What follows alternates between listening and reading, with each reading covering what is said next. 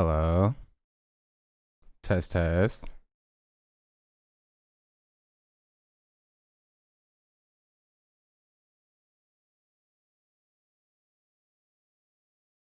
What's up, chat?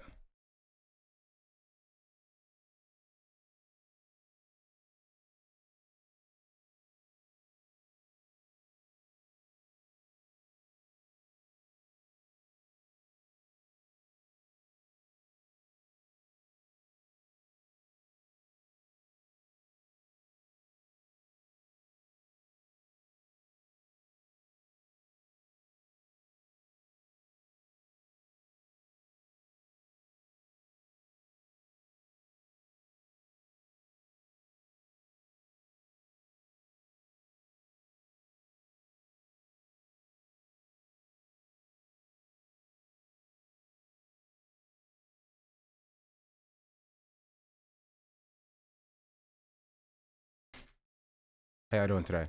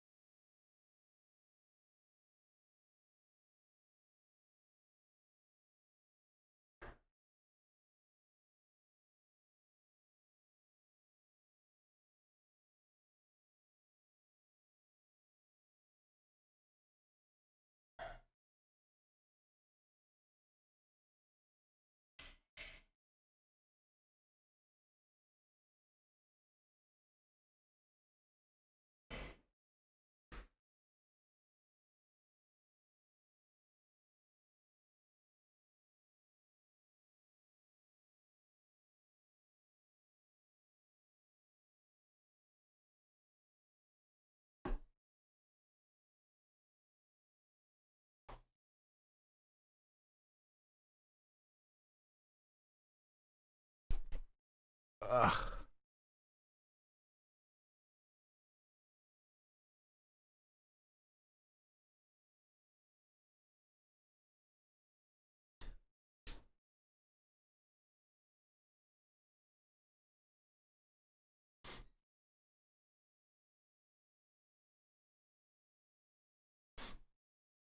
Some people may say I'm late. Others may say that I'm just on time.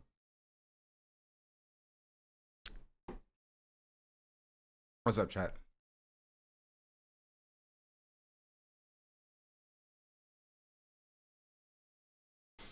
I hope you're all well and good.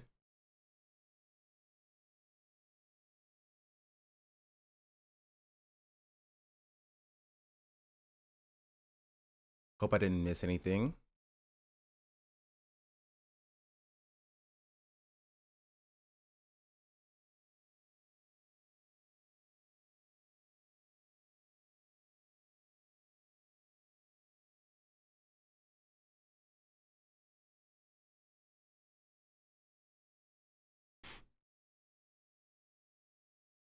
Hmm.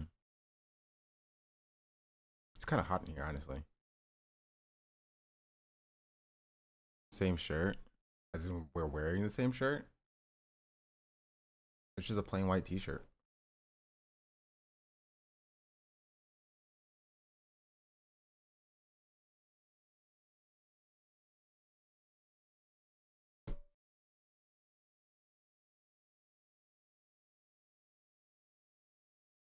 Anyway, I hope y'all are well. I don't remember if I was live yesterday or not. No, I was live yesterday. The debate happened. I can't find it anywhere. No, the debate did not happen. If it happened, we would be watching it right now. So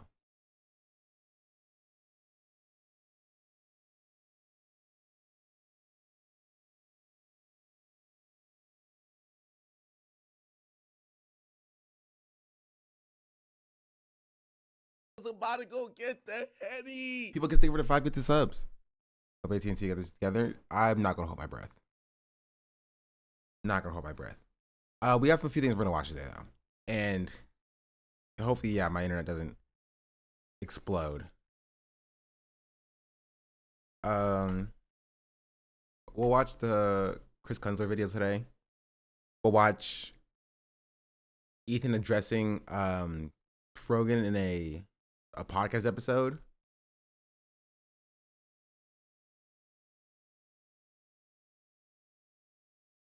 If you ask me if I watched Kill Tony at all, the answer is going to be no. So do what you will with that information. Did you see Sinners yet? I saw Sinners yesterday.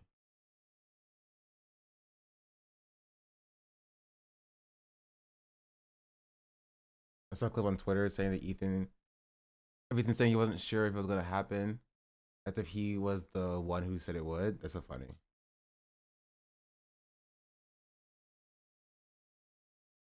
Which we'll get to. If he said it yesterday, we'll get to it. We'll get to it.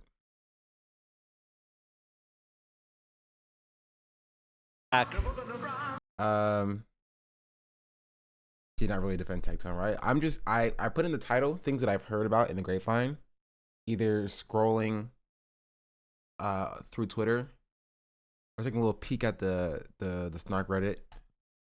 I don't know. I haven't seen any of it.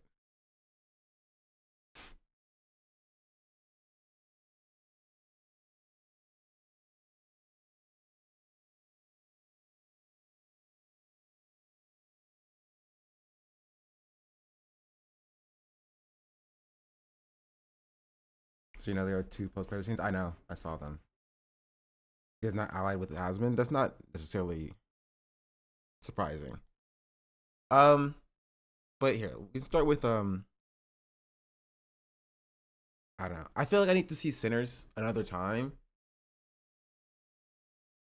just to get a good understanding. See it in IMAX. I saw it in PX, not IMAX.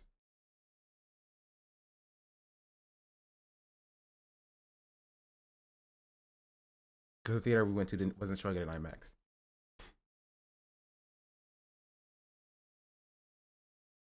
This was great. You can see it online. I mean, you can see any movie online if you really try hard enough. Why does my chat reader say that Hassan's live? It's definitely not live. Let me close it, open it back up.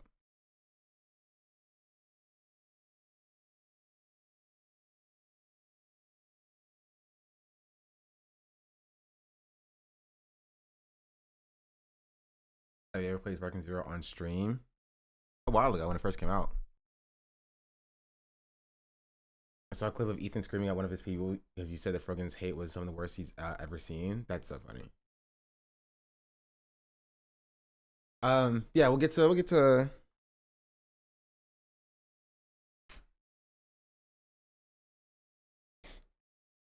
we'll get to all that. I will say I saw something with my girlfriend, and I love her, but she's a we're like the opposite kind of people. She's the type of person to go and like search for spoilers online for the movie and get breakdowns of the movie before she's even seen it in the first place. And I'm the exact opposite. I want to see nothing about the movie when I go into it. And so we're in the movie, and she's like, "Oh, look at his eyes." I'm just like, "Please, just I let me watch the movie." Did you catch that? I'm like, just please let me watch the movie.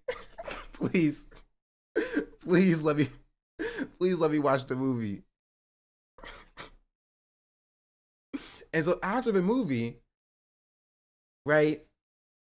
I was getting a little frustrated because like she'll ask me my thoughts, and I will be trying to give my analysis about like what I saw, and she's like, "No, you're wrong. Actually, it means this." I'm just like, "It's a movie.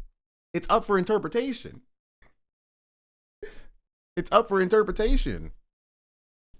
Let me just say what I think it may have meant before you just be like, this is what the internet is saying."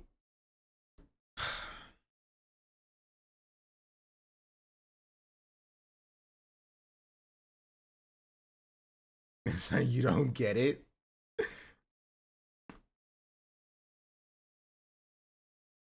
Honestly, she's like Twitch chat actually in that way. Y'all are very similar. It's okay if you had the wrong interpretation. It's not even a wrong interpretation. What are you talking about? I could be correct and the internet could be wrong. You know what I mean? There's no wrong interpretation.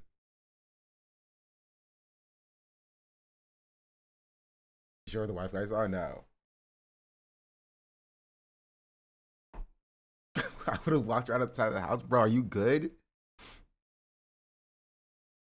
I did love the symbolism. There were so many cool little signs. You have to make a video on sinners with your opinion so you can say the internet is correct, actually. I have to watch it again. Because we're smart and funny. Yeah, but that's not true. I have to watch it again. Because I feel like I got the surface level stuff. But then I feel like there's like an extra layer that I have to like dig into that I need another watch to get. It kind of felt, and I don't see this in like a, I don't know how this would be taken as like a critique way. It felt a little bit like a Jordan Peele movie, a tad bit. Maybe it's just because like there's not a lot of directors who are dealing with like the intricacies of like the black identity from a historical lens. Um, right, but at certain points, it felt like you were kind of watching a Jordan Peele uh esque movie. It felt different in some ways as well. Uh, you can't even do that.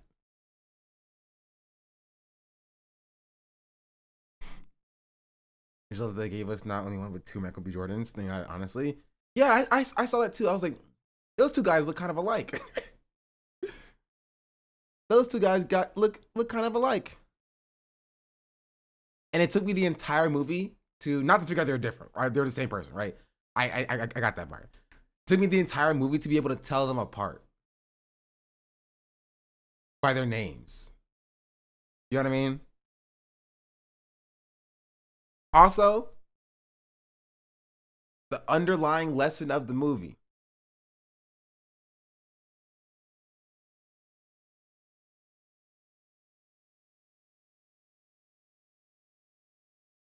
Never let white women in your house. That's it. If you get one, if you get one lesson from the entire movie, that's what I got. That's what I got. I'm sorry, that's what the movie said. That's what the movie said.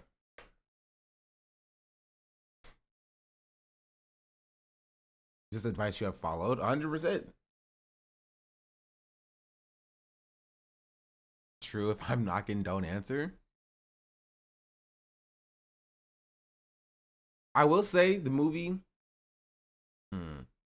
I don't want to start dropping spoilers, so I'm talking very generally and vaguely. Right? and that is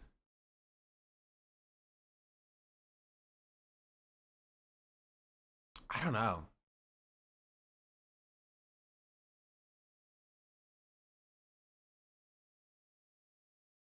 I really think some people should watch Eyes on the Prize of watching Sinners. It made me enjoy a period piece with vampire twist instead of a black vampire movie. Just drop spoilers. I basically seen the whole plot on TikTok, and that's so lame. You should watch the movie itself. There's a reason why I don't even open TikTok anymore. It's still on my phone because I think you still can't re-download it if you delete it. Which whatever happened with the TikTok ban?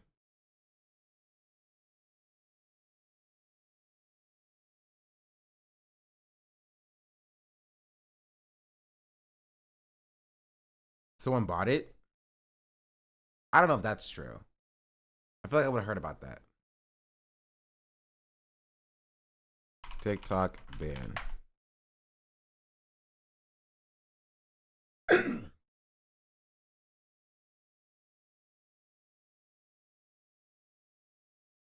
Trump issues another TikTok ban extension. That's the last we've heard.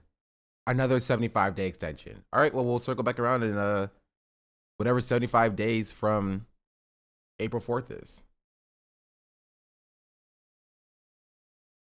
I'm gonna go see it so you can spoil it. You just say so I can meet you. Nah, I'm not gonna spoil it. I'll give y'all a couple days. I also want to see it again. Right? I want to see it again.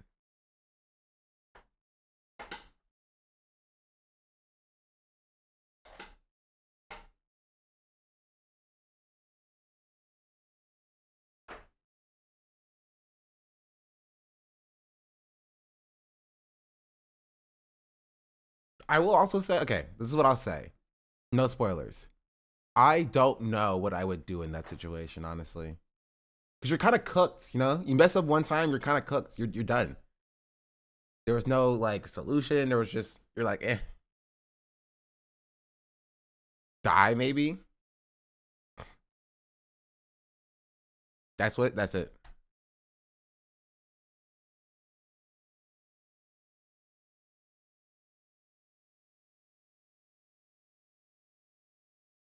But yeah.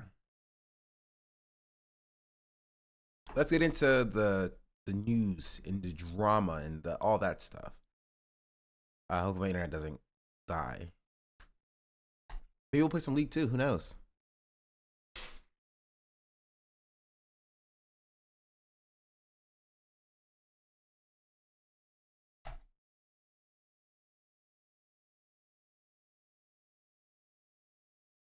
Amazon will transparently show how much tariffs contribute to the price of products. White House calls it a hostile action. That's kind of funny. Maybe we'll get this as well. Where do we start? Did we start with Ethan yesterday?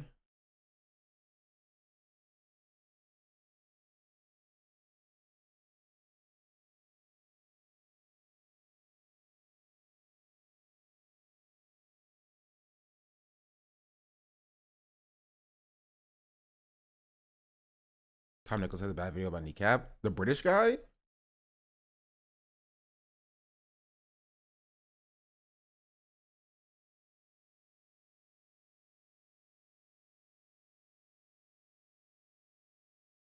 Not a British guy.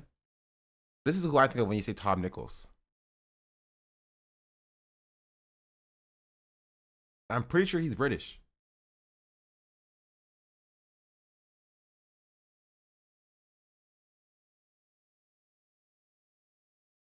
There's no video about kneecap here. Because it's this. Who killed postmodernism?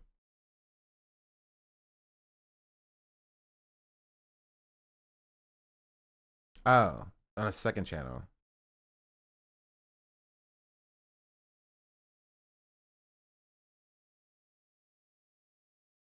Also, I heard kneecap Do that. I walked it back.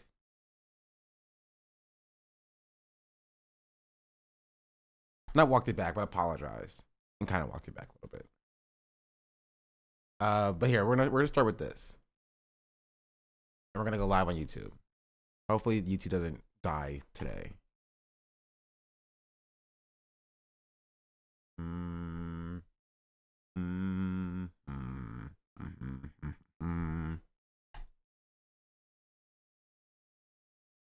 so they can leave the country.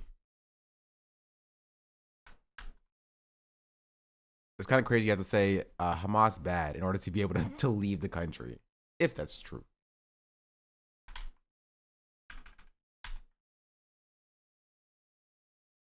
Save. Start. All right. Let us begin. And I'm running for office. Please vote for Ethan Klein, 2025. You know, guys, I'm all dressed up once again because when it's time to come tap dance on the haters, I gotta look pretty doing it. These So he's gonna talk about oh, you guys can't even see this. I thought you could see this in the entire time. haters are not gonna catch me. Click back. And I'm running for office. Please vote for Ethan Klein, 2025. You know, guys, I'm all dressed up once again because when it's time to come tap dance on the haters, I gotta look pretty doing it. These haters are not gonna catch me, clip me not looking like a doll, right? They won't catch me sliding along. They won't catch me without my Vacheron skeletal perpetual in platinum. You know what I mean? They're not gonna catch me slipping. Okay, can we skip this?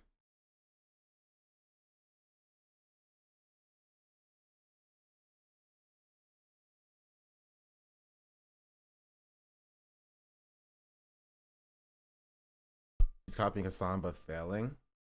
Well, I would think he's more copying me. You know when I put on the streamer where it's fit to flex on the haters? He's like doing that, but like his fit's not as good as my fit was. I'm gonna be real. I'll do it better. Titty Fresh ain't doing good, so I guess he can't wear clothes for free anymore.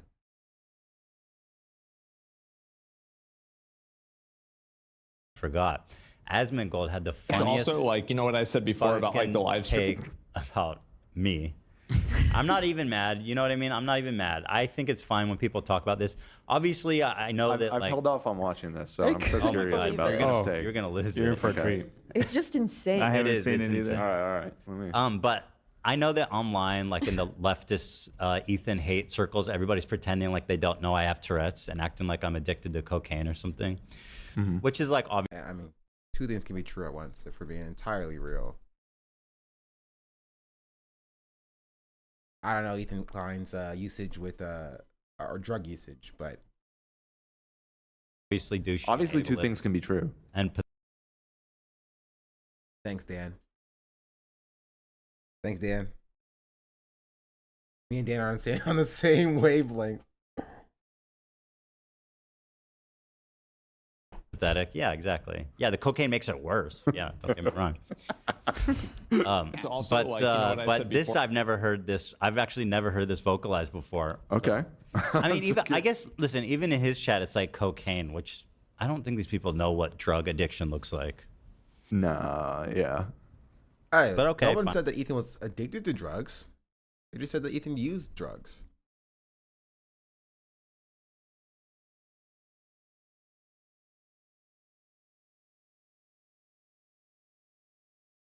He's saying that because people are calling him a cokehead because of his sniffing takes. I know what he's saying.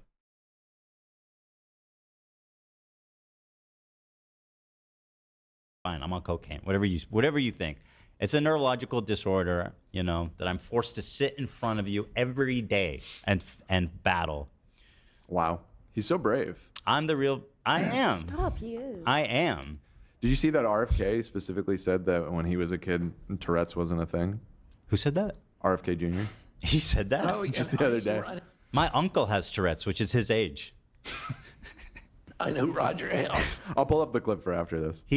There was a good Jon Stewart segment about him. He Just read Is that and it makes him live streaming with like those, So here's Asmongold on my Tourette's. okay? or about like the live streaming, like him live streaming with like those ticks and stuff like that. I think it does delegitimize him and it makes him look unhinged. What? Okay, that's insane. That is a crazy take. That is wild. And I love Ethan being like, yeah, this doesn't bother me. This is actually kind of funny. But like, if you say Ethan's crashing out, you're ableist. You know what I mean? Like, it's always just a level of charitability for right wingers and reactionaries, right? He's like, yeah, this very clearly is ableist, right? Is like you know, well, he's not a leftist, and I don't have a problem with him. Like, I have a problem with Hassan, so like, who cares, right? Who cares? But like, you know, if you say Ethan is crashing out or Ethan needs help, you're ableist. Because people don't understand like what Tourette's is. Like, for example, if you go back and you watch a lot of my old videos, I used to cover my mouth a lot whenever I would smile because I was missing all my teeth here, right? And so I didn't want people to see that because I thought it would look bad. So in often cases, there are things that you probably just shouldn't display to your audience, or you should try to avoid displaying to your audience, even though... Asmongold, I don't know if you know this, but it's not really up to me. Trust me, I wish that I wasn't... That's insane.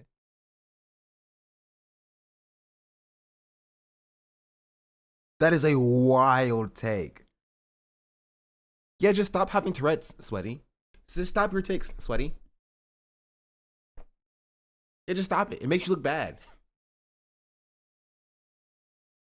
You want to guess why Asmon lost his teeth on the side? No, I don't care. Ticking out and people thinking, I love how he goes, it delegitimizes you. I'm trying to navigate my way through his logic. So is he insinuating that like you're insecure and you shouldn't be because like does he mean that he makes his point. No, he's ableist. He's saying that like displaying your tics makes people like you less because you need to be the perfect human being. That's really it. Right? It's literally Nazism. It's straight up Nazism. It's like if you have a visible disability, and if you're not like the perfect specimen according to Asmongold, you should not be seen. You should be hidden away. You should be locked away somewhere. That's what it is. This is ideologically consistent for Asmongold. Right? You cannot be anything other than what he's deemed as like normal. And if you are, you can't show that because you are now, delegitimizing yourself. You know what I mean? He drives it home. Okay, let's All right, let's hear him out. But isn't he famously have a lot of ticks? Doesn't he like tick out on? I don't think he really. Not really. I think he's just gross, right? No, maybe. He's got other. But he'll like he's got other issues, but not ticking. He'll like hit his head on the keyboard and shit. Oh, okay. No, that's not true. He has an eyebrow tick that he's always doing like this. I'm seeing that right now on Reddit. No, he has a. So the post is he has a pretty prominent eyebrow tick. This is on his sub, and it's the post is titled "Is his eyebrows tick contagious?" Well, actually, like we touched on, if you have Tourette's or maybe even a tick disorder, it can be contagious. I think he's just like mega expressive with his. No, it's a tick. Oh, fair enough. I mean, I think I've even. You're heard more tuned into this than because I can't say I've ever even noticed the eyebrow thing. It's. Is that I don't know if that's like Ethan's not like a neurologist. He can't make that call though, can he? He can't say no. This is definitely a tick. Like he's like tick investigating like Asmon, being like, he's does that have false teeth? I don't know. Certainly a tick. It's a meme in his community. Okay. Wait, yeah. There's a highlight on our channel called "Battle of the Eyebrows: Asmongold versus Ethan." I think that's what ticks are. Yeah, it's a tick. But I mean, listen, it's. I don't know. Ethan is just, sure. It's not a like strong one. My Tourette's used to. No, you're probably right. I used to have a similar one where it was just my eyebrows, and people said the same thing. Yeah. I just thought you were expressive, which is great. I don't want people to. Don't want people to focus on Does it that. matter? Not really, but it is such a weird thing for Ethan to say. Right? It doesn't matter, but like because it doesn't matter, why Like, how does that change the argument you're making? Like, it doesn't make sense to me. But anywho, they're a part of your identity, because it could lead people to have conclusions about you or draw those conclusions that are not charitable. And I know it might sound like a heartless thing to say, but I'm a pragmatic person, and I'm just being honest, and I'm trying to look out for what I think is in somebody's best interest. so like I'm not saying What are that you're you not, saying he's I'm not supposed to saying do you're not about it? pragmatic or that you're not being Content Cop style video by him by the end of the year. No. honest, which I appreciate the honesty, of course. It's just, what do you want me to do with that info? You know? Right. How are you helping me? That's like when the doctor goes, there's this famous Brian Regan joke. He goes, I went to the optometrist, and he looked at me. I did not think we were going to get a Brian Regan mention in 2025. He said, I just want to let you know your left eye is slightly set lower than your right eye. There's nothing I can do about it. I just want you to be insecure about it for the rest of your life. Like, what do you... comedian that...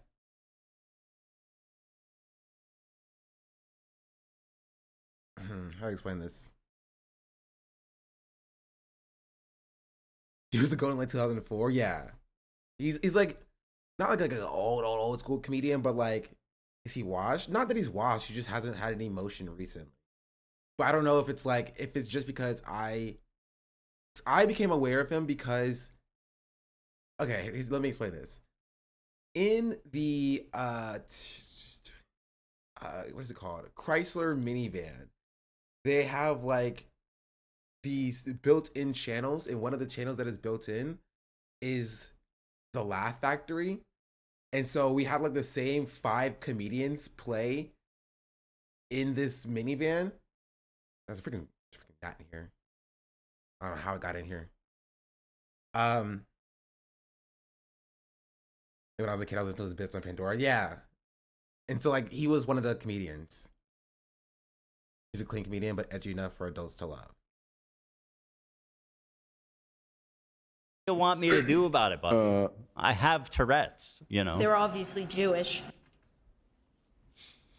I don't know what that bit's about. Brian Regan, is he Jewish? Maybe. What was the relevance of that one? Okay, it's not just me. Okay, they were all confused. We were all confused. Cosmopolitics, thank you for the raid. Welcome in, Raiders. Hello, we're talking about Ethan Klein. I'm so sorry. 10 gifts itself, we moved to League of Legends. I won't move to League of Legends right now. But maybe I will in the future. Do we know who does the soundboard? It's Zach. Zach does the soundboard.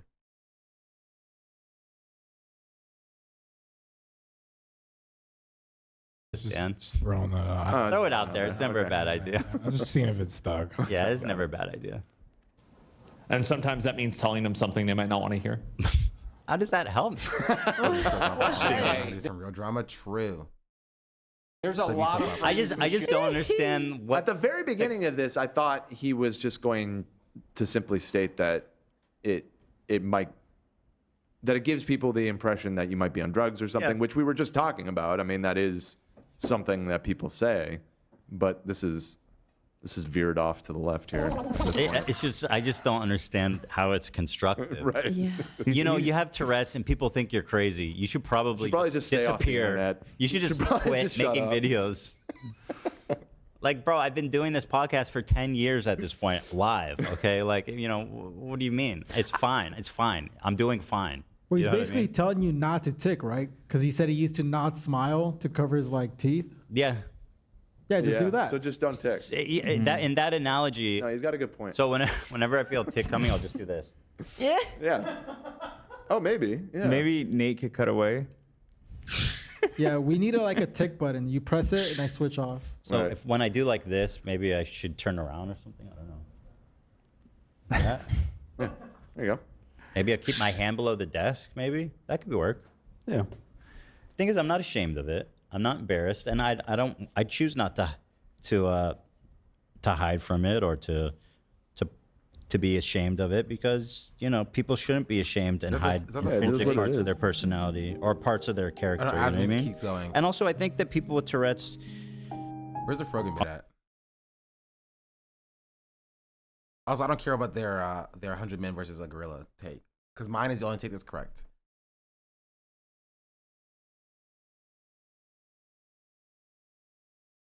That's an I insane. remember the fuck story up, a little man. bit differently, but I guess I'll take your word for it because you did do the work to fix it. I mean, this is like a 5-year-old thing. Yeah.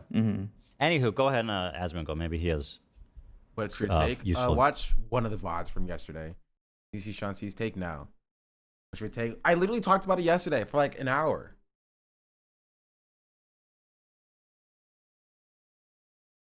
Advice for me. Wouldn't be the truth, but that's the truth. But I did see T-Pain's video that he posted, and basically somebody stole my take because nobody is taking into account the morale. People who are like, oh yeah, like the 100 men can definitely just jump on and beat up one gorilla, right? They all just jump them together. I'm just like, yeah, but once you see the first 5, right, 5, 6 men get their heads taken clean off, you running away, right? But you switched from 1-on-1 to group fight. No, I did not switch from anything. I gave context based upon everything that we say, right? What is the scenario that works to take down one gorilla? I don't think 100 men in one arena versus one gorilla is going to work with no plan. Because if there's no leader, the morale's cooked. The morale is cooked. Because once you see a gorilla taking buddy's head clean off, like, you're not fighting him anymore.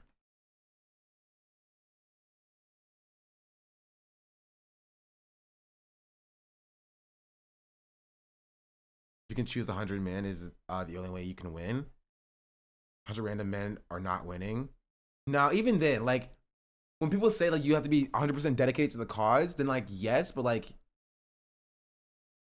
you never know how somebody's going to react in a situation where like they see their buddy's head taken clean off. You know what I mean?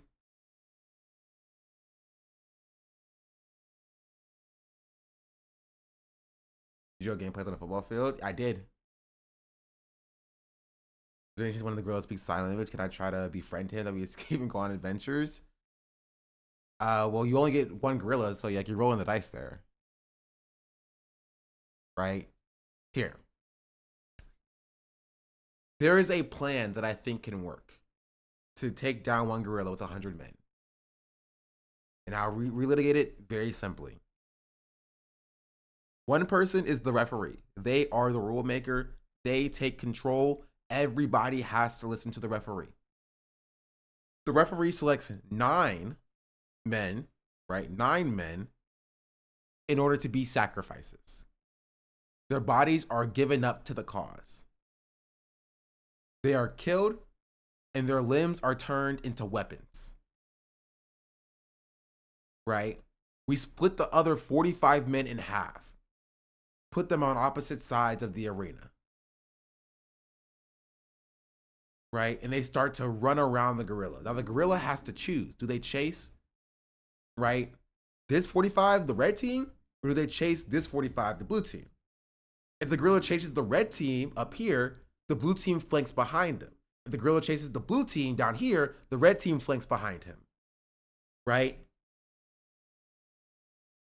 And so the red team, and so if they chase the blue team, red team flanking behind him, they come up behind him with the weapons, and they just beat the gorilla with the bone clubs and bone spears. And when the gorilla turns around to fight them, the blue team takes out their bone spears and bone clubs, and they beat them up.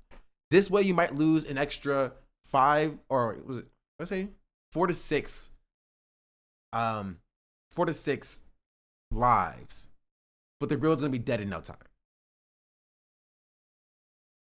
That's it. So complicated for what? I have a plan to take on a gorilla with 1 man, but everyone be supposed to be a hater and it's legitimately the best solution. No deaths. You gotta suck it till you fall asleep. Boom, you win. Insane. Femur to the face? Exactly. Y'all don't understand.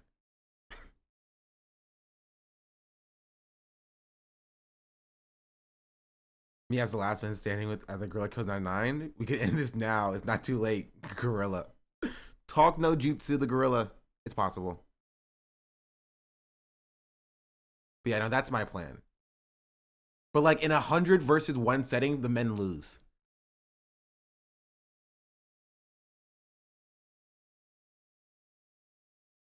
Okay, maybe not lose, but they lose a lot of men.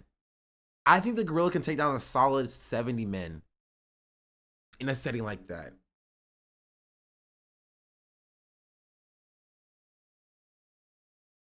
Do you win if you befriend the gorilla, or is it a draw?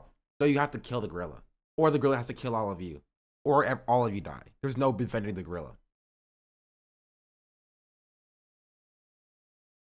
100 is enough to overwhelm it. You just take heavy losses. You're not wrong if all 100 men are dedicated to the cause, and they're not. Right? Because again, think about if you were there, chat.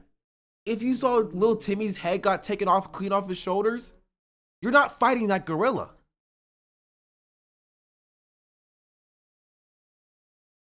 So like, you're not doing 100 men versus 1 gorilla at that point. You're doing like 5 men are already dead, 40 men are running away, and you have 55 men left. Wait, is that? No. Yeah, it's 55. 55 men left. So it's 55 men versus 1 gorilla. And I don't like those odds for the men. I wouldn't fight the gorilla in fear of Maya judging me. Tim knew he was getting into. That's on him.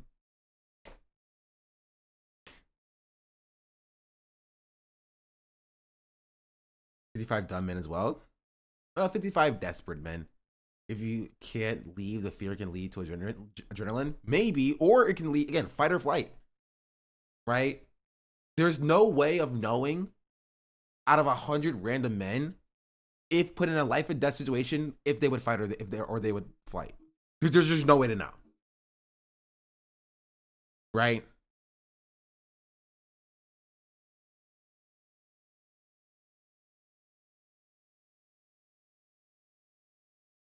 Or you just freeze, not even fight or flight. Yeah. If the men know the stakes, they win. You don't know that. There's a lot of people who think that that's the case. It's in your id part of the brain. You just don't know how you'd react. Yeah. Wait until like 20 dudes die and then make a weapon out of their bodies, like existence, and cap that ape. Is this a reaction to a reaction of a reaction to a reaction that you're about to divide by 0? No, we've been deeper before. I do have to run to the bathroom though. So here, enjoy this. I'll go run to the bathroom.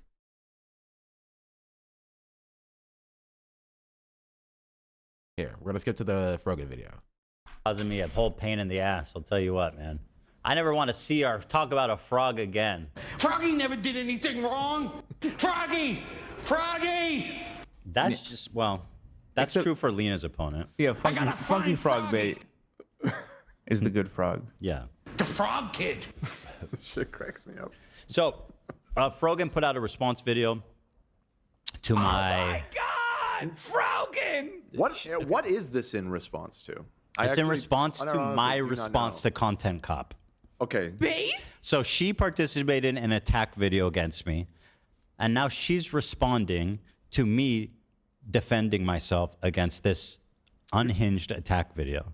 I mean, your response was primarily to Ian. Absolutely, it was. Okay. I believe we barely even mentioned her. I mean, certainly she was mentioned in the beginning when she was, yeah, but... I was kind of trying to be nice. I was like, she's too dumb to even get mad at. Yeah, not everybody would interpret that as being nice. Sure. I mean, you know, there's calling someone something dumb. Unpacked there. I said, I did story. I said, I don't want you to take this the wrong way, but I think you might be the dumbest person alive. See, that doesn't... Like, I could see how somebody was maybe not seeing that as, being listen, nice. if she took that the wrong way, that's on her.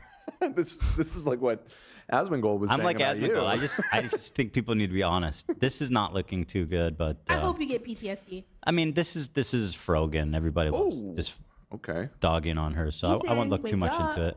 The new cope is that the dislike extension isn't accurate, which is true to an extent. I think it's pretty much accurate because I've seen it against my own videos where you can actually see the. Yeah, I've done comparisons on our channel. Granted, our sample size would just be our audience, so it would be the same set of people that have the extension. The way it supposedly works is it takes everybody who has that extension that shows the dislikes and multiplies that by how many views it has to kind of extrapolate. And so it's not going to be perfect, but yeah, at least on the podcast channel, what it shows on the extension is pretty close to what it actually is. It's like close enough. Even like, yeah, within 10%, I think. Something like that. So anywho, and I mean, at this point, everybody has this extension, I feel like. Like, it's got to be extraordinarily popular.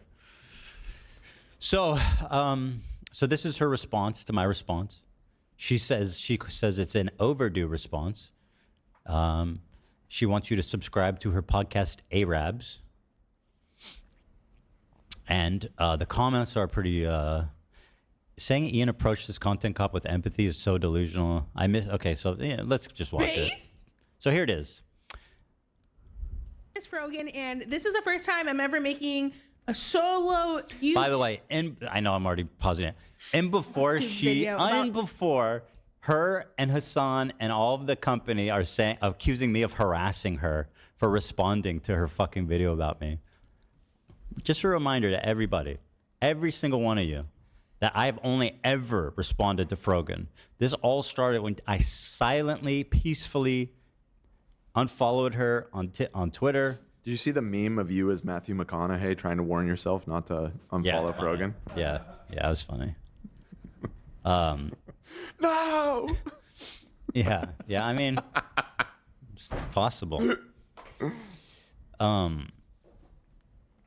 What was I saying? Yeah, so before they accused me of harassing her, I've only ever unfollowed her quietly, and she started calling me Islamophobic, saying I hate Arab people as a result of that. And, you know, obviously I had something to say about that, right?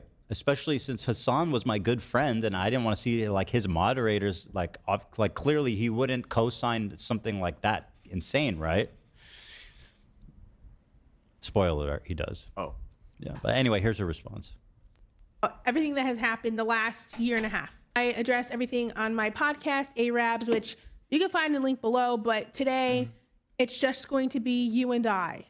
I think the content cop was great. Let him chat. I'm sure he was like, Frogan, I apologize for everything that I've said and all the hate and harassment I sent to you. And I acknowledge my role in this campaign, and I will work to be better. I'm sure he said those words exactly, actually.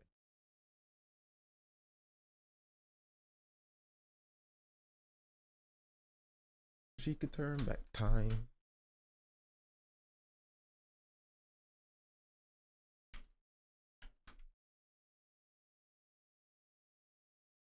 Causing me a whole pain in the ass, I'll tell you what, man. I never want to see our talk about a frog again. Froggy never did anything wrong. Froggy! Froggy! That's just, well, that's true for Lena's opponent. Yeah, funky frog bait is the good frog. Yeah. The frog kid. This shit cracks me up. So, Frogan put out all the reasons why Ethan does not want to do anything with Hassan live. People just wants complete control of any situation at any given time. Everything is lying. The person he's against is more competent than him. He fails and loses control. Yeah, that's what I say. Or these sound bites? I don't know. A response video to my... Oh my God, Frogan! What is this in response to? What is that soundbite? They have a lot of Frogan soundbites for someone who's not doing a targeted harassing campaign. It's in response to my response to Content Cop. Okay. Base? So she participated in an attack video against me, and now she's responding to me defending myself against this. Wait. Okay. This is interesting because I don't know why he's characterizing it like this. Because he's also demanding that Hassan respond to his video. And so while demanding that Hassan respond to his response to the Content Cop, he's now getting mad that Frogan is responding to his response to the content cop, even though he was also dogging Frogan in that response as well.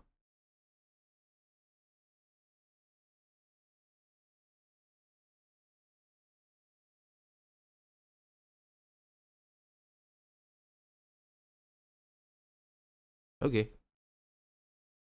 Unhinged attack video. I mean, your response was primarily to Ian. Absolutely, it was. Okay. Okay, but like, so if that's the case, then why are you demanding Hassan watch it? He's like, did Hassan watch the response yet? Did Hassan watch the response yet? So if it was a response primarily to Ian, why do you care whether or not Hassan watched it or not? And if Hassan is supposed to watch it because you also responded to him, then why is it incorrect or invalid for Frogan to also respond because you also responded to her in that response as well?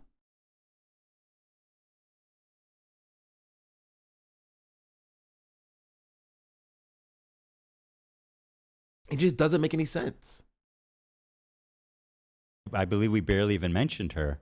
I mean, certainly she was mentioned in the beginning when she was, yeah, but I was kind of trying to be nice. I was like, she's too dumb to even get mad at.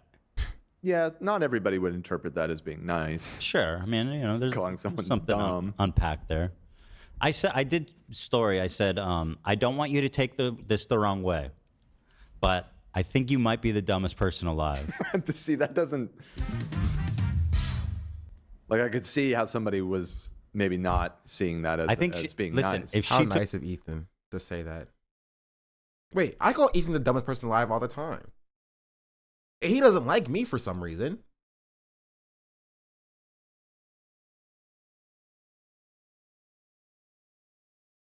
Are you being nice? I'm always nice.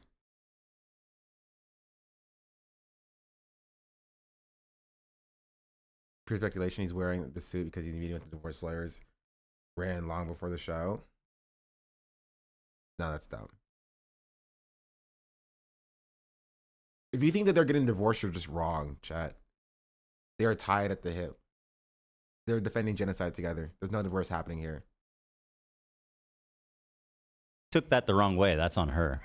this is like what Asmongold was saying. I'm like about you. Asmongold. I just think people need to be honest. This is not looking too good, but I hope you get PTSD. I mean, this is Frogan. Everybody loves this dogging on her, so I won't look too much into it.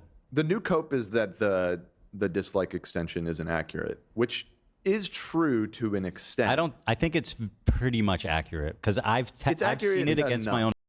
That's not entirely true. You can't say it's pretty much accurate. Katie Ellis gifted a tier Right, 1 it sub is to Fossabot. inaccurate. They have given 185 Right. subs in the channel. It's not like insanely inaccurate, right? I think the Frogan video does have a lot of dislikes. It's not surprising to me, right?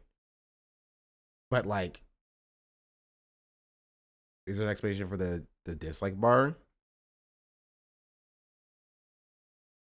It's not insanely representative of what the dislikes actually are. You know what I mean? Guys, I don't know why Ethan picks and selects who he addresses. He's never addresses the facts in the response video. It's just response to the drama because he's Islamophobic. Did Ian literally post the ratio? No, one of Ian's team members posted the ratio. On videos where you can actually see the I've done comparisons on our channel. Granted, our sample size would just be our audience, so it would be the same set of people that have the extension. The way it supposedly works is it takes everybody who has that extension that shows the dislikes and multiplies that by how many views it has to kind of extrapolate. And so it's not entirely incorrect. It's an extrapolation. And it's supposed to try to be indicative of what the dislikes would be if you could see the dislikes actually. The problem is that the people who are more likely to dislike videos are people who download the dislike extension. the extrapolation may not be accurate or as accurate as people like to assume that it is. Right? Because there's a higher sample size of people who are disliking things as opposed to the actual general YouTube population. You know what I mean? Like to put it this way, this is a very bare bones statistical explanation. If there are like, we'll say this bar here is like 100% of YouTube.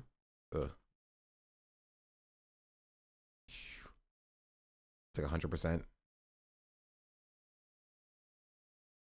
of YouTube, right? If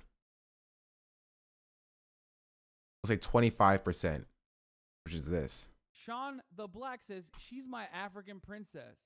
Yelly Silver just subscribed.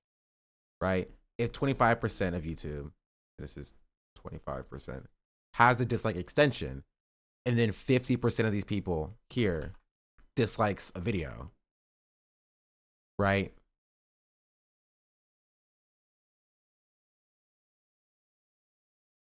These are like, 50% of the video. That's 12.5% of people who dislike the video.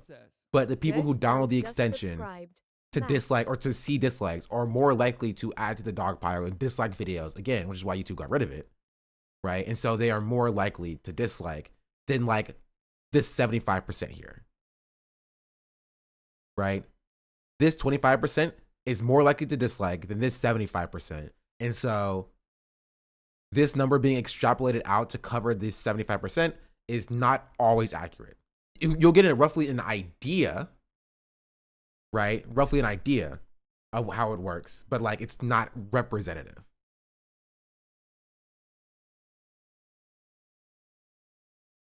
Yeah.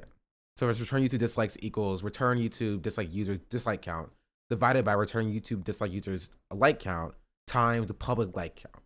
So it's getting the ratio of the people who have the extension and how many people like the video versus how many people dislike the video with the extension, multiplying it by the public like count to get roughly what should be representative of the dislikes on the video. The problem, again, is that return YouTube dislike users are more likely to dislike videos than they are to like videos because they're downloading an extension to bring YouTube dislikes back.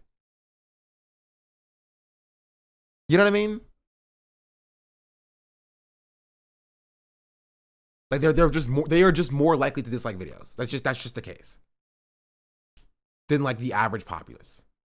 And so it's not supposed to be accurate. It's not accurate.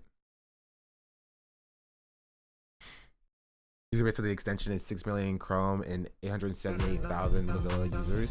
Using the opportunities and dislikes, it's not that many people. They are coping. The lol mighty just subscribed. Essentially, it's representative of the users of return dislikes YouTube users. Yeah. Yeah. Right. Which again, I don't think it's nothing. Right. I don't think it's a decent representative size. But because people who are more likely to return YouTube dislikes are people who are haters, right? I have the extension because I'm a hater. You feel me? This is what haters do. Haters will download an extension to bring dislikes back. And because of that, right, Frogan's videos and like Ian's videos are going to be like more disliked than like the average YouTube dislike thing. You know what I mean? Only drama enjoyers would have that extension, so it's like asking what percentage of drama enjoyers dislike the video. Exactly. Exactly. And it does try to correct that by extrapolating it, but like it's not perfect. But Ethan's stupid, so he doesn't understand this. It's not going to be perfect, but yeah, at least on the podcast channel, what it shows on the extension is pretty close to what I think it actually it's is. like Close plus- enough. Even like, yeah, within 10%, I think. Something like that. So anywho, and I mean, at this point, everybody has this extension, I feel like. Like, it's got to be. Oh, you're so... He knows you can check the numbers. Like, the chatter is saying... Yeah, like 7 million people. He knows that YouTube has way more than 7 million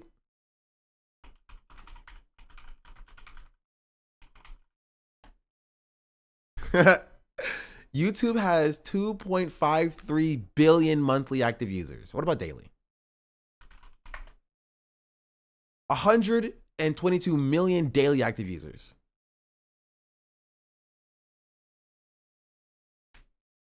Okay, what about in the US? Even though it's like, that's not even the best.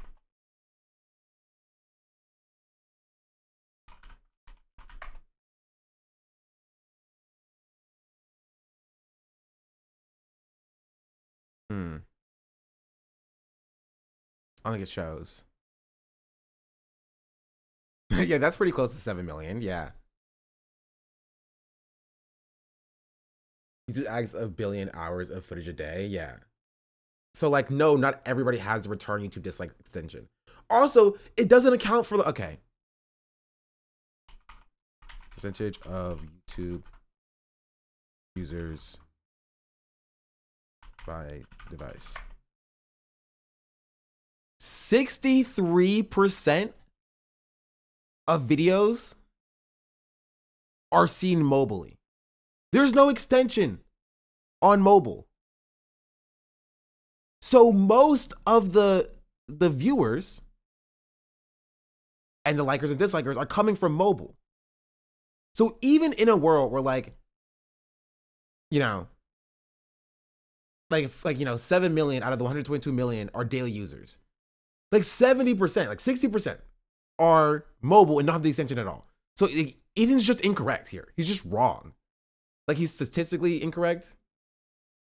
It's not true. There are apps on Android that use the YouTube API and show dislikes. That's not the same app though. Yeah, you're not understanding. This YouTube return YouTube dislike is a specific extension. They don't have access to the other extensions that return dislikes. So unless they all are using the same shared data, they don't have the same count. They have their own sample size and they do their own extrapolations in order to get their own dislike count. But that's not representative of like the entirety of the YouTube sphere. And even then, most users on Android are not downloading a return YouTube dislike function. They're not. They're not. They are not. Meemaw, who watches Candy Crush videos on her Samsung Galaxy S21 or whatever, is not downloading a return YouTube dislike extension.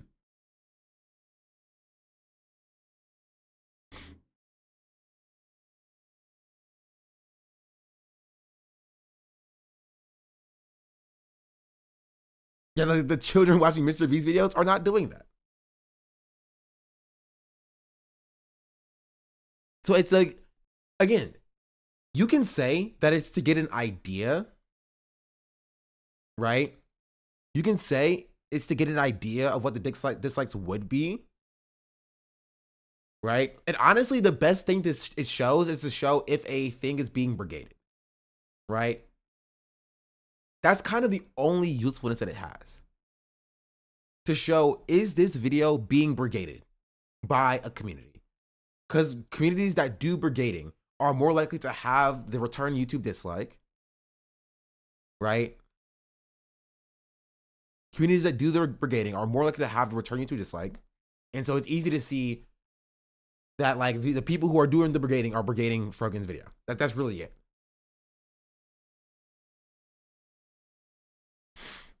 So yeah, again, you can say that it gives you a good idea of what the dislikes are, or how like the most tapped into drama people feel about a thing, but you cannot say it's accurate, right? Yeah, so of course Ethan's podcast episodes are accurate, right? Because his community are the community that's doing the brigading.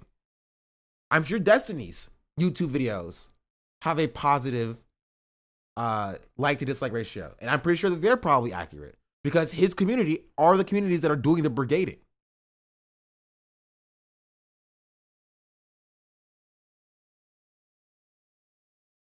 That's it.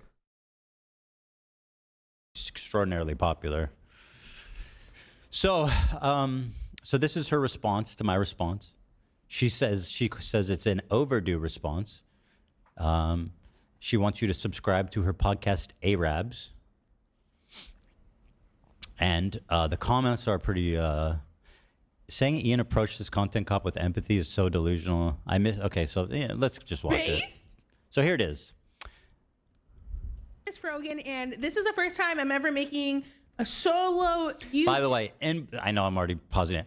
And before before her and Hassan and all of the company are accusing me of harassing her for responding to her fucking video about me. Just Okay.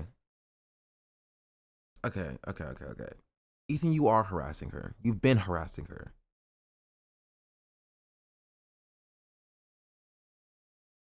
You've been harassing her. Like, this is true. This is objectively the case. a reminder to everybody, every single one of you, that I've only ever responded to Frogan. This all started when I. This is not true, by the way. This is objectively not true. He has a soundboard of Frogan's voice to play pretty much every single podcast. Does he think that that's not a response? Does he think that that's not provocation?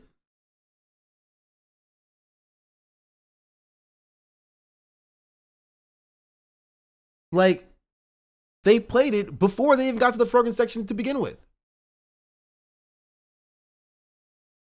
Like, what are we talking about here?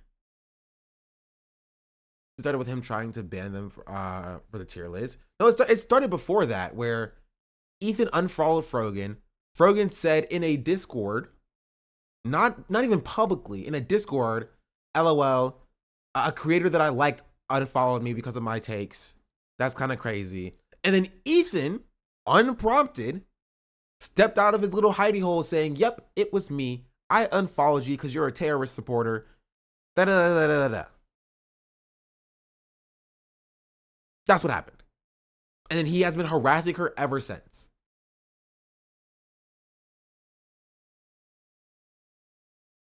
Ever since. Even if Frogan was like responding and like provoking Ethan, right? It would be like Ethan launching a nuke at like a mosquito. Completely unnecessary. Frogan is infinitely smaller than he is.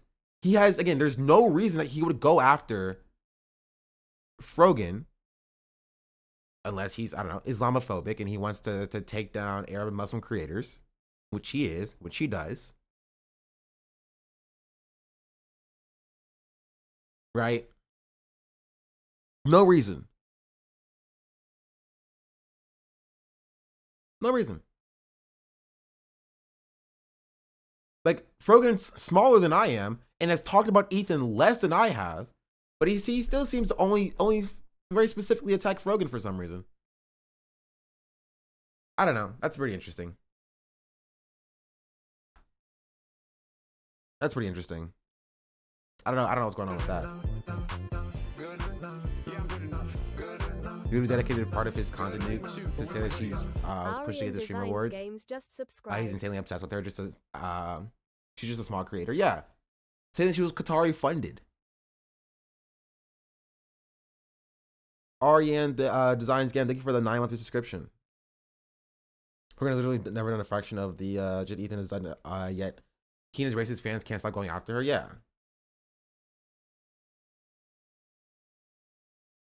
It's very interesting that he doesn't go after any pro IDF creators. Very interesting. No, because he's like pro genocide. This isn't a surprise.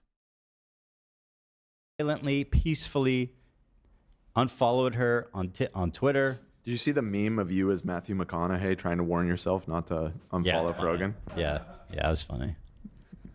No. Yeah, yeah. I mean, it's possible. He's scared of you. He's Islamophobic.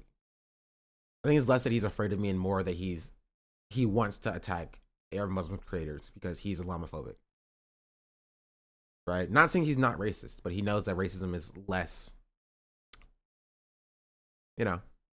doesn't fly as much.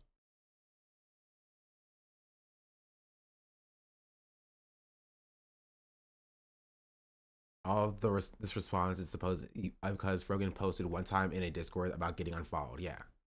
Not even naming Ethan, by the way. She didn't even name Ethan. Ethan made it known himself that, like, yep, it was me. I did it. What was I saying? Yeah, so before they accused me of harassing her. I've only ever unfollowed her quietly, and she started calling me Islamophobic, saying I hate messages leak. Haters who were just chilling. I think it was in Hassan's Discord. And like Hassan's Discord has like a just, Hassan has a conflict of haters. So they one of like the Destiny fans in there probably screenshotted it and leaked it out. hate Arab people as a result of that. And, obviously I had something to say about that, right? Especially since Hassan was my good friend and I didn't want to see like his moderators, like clearly he wouldn't co-sign something like that insane, right? Spoiler alert, he does. Oh. Yeah, but anyway, here's her response. Everything that has happened the last year and a half. I address everything on my podcast, Arabs, which you can find the link below, but today it's just going to be you and I. I think the content cop was great. I feel like Ian approached it in a way that nobody else does.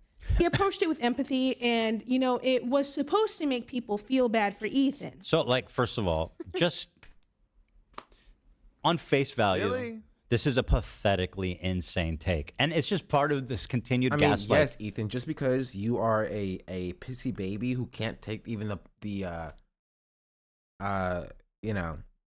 modicum of criticism doesn't mean it was not approached for an empathetic worldview or with an empathetic worldview.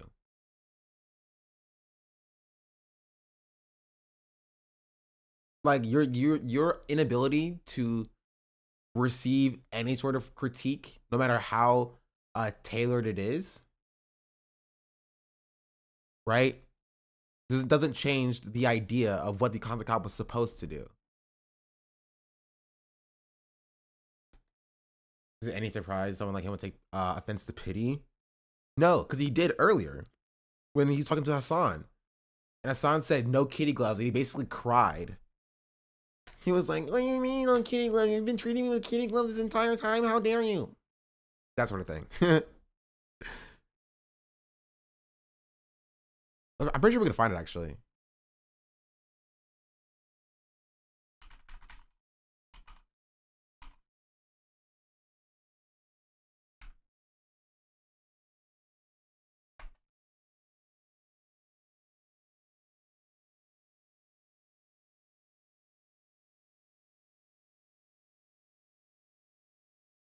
Where's the old You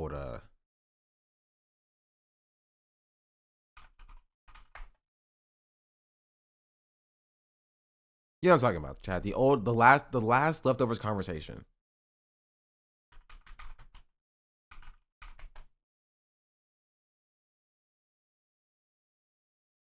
This one?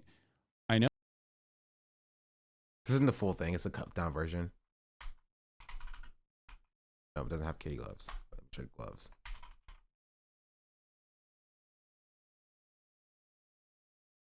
Are you wearing baby gloves for me? No, I'm not wearing baby gloves for you. I think that you are a very kind-hearted person who literally lived in Israel. So you, of course, have biases, just like I do, right? Biases in the other direction. But you are someone who is ultimately led by empathy. That's not. I'm not saying it's baby gloves at all. I think if you are faced with helps that I'm not saying that we should kill all Palestinians. Certainly, that would be a different conversation. Yes, exactly. But I don't think this is something that I've explained to my audience time and time again, which was that. Do you see me? You. Oh my God. This is it. I should bookmark this at this point.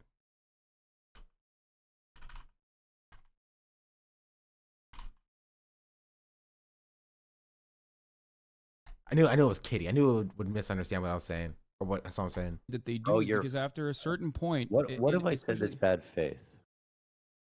I think you want me to be totally honest. Yeah. No kitty gloves. Okay. Fuck you, bro. No. That insinuation is so stupid, man. No. Please don't get mad at me. I'm gonna be. I'm gonna fucking be 100. moron. You just talk down to me the whole time. No, absolutely not. I think you're a very smart person, but you do get a little emotional on this kitty issue. gloves that's on. Tell me. Okay, I think that. So yeah. Ethan getting mad at like perceived pity, right, is exactly this. All right, no kitty gloves. How dare you? Be honest. Yeah. No kitty gloves. Okay. Fuck you, bro. No. That insinuation is so stupid, man. No. Please don't get mad at me. I'm gonna be 100. Moron. You just talk down to me the whole time. No, absolutely not. I think you're a very smart person, but you do get a little emotional on this kitty issue. gloves that's on. Tell me. Okay, I think that what you also, Katie, thank you for the gifted sub to Fossilbot, and then Yelly Silver, thank you for the tier 1, and Ghost Dunk, thank you for the 7-month subscription, and the Lol Mighty, thank you for the Prime. Much appreciate it. Said about people that should go on a 19-month crash out instead of just going to therapy. Should have kept the gloves on. Honestly, he should have took the gloves off earlier. From the river to the sea being akin to a Nazi slogan, or the fact that like it's a Confederate flag. Those comparisons, because I know you personally, and because I know you're an empathetic person, because I don't think you're a bad faith person at all. But anyone else that says something like that, it's going to come across, especially from the people that don't know who you are and what you represent, it's going to come across like you are making a bad faith argument that Ben Shapiro would make, or any number of other conservatives would make in this circumstance. You're giving him so much grace.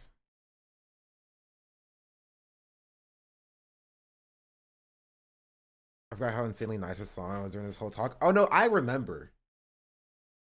I remember very vividly because I was watching at this point. And it was on emote only mode, and I was live, and chatters were coming into my chat to talk about it because they couldn't chat.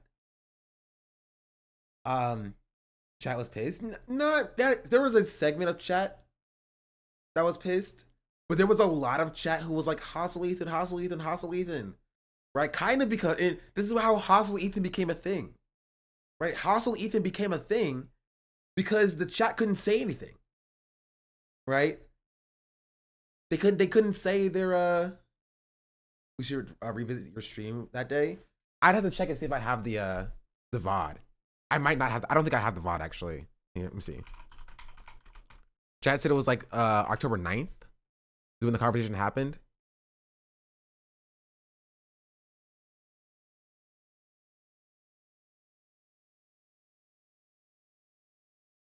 Or was it the I don't know. Or was it, I think it might have been the 12th actually.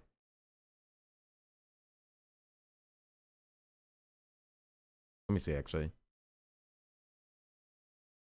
November 9th, that's what it was.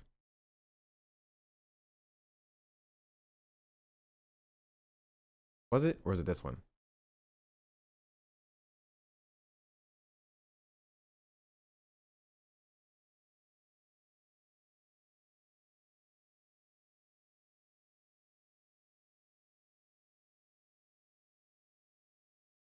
I don't think it was this.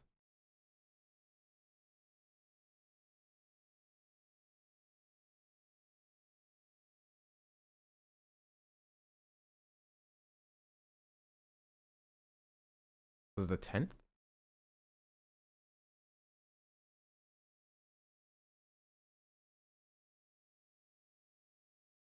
No, this is only just Detroit Become Human.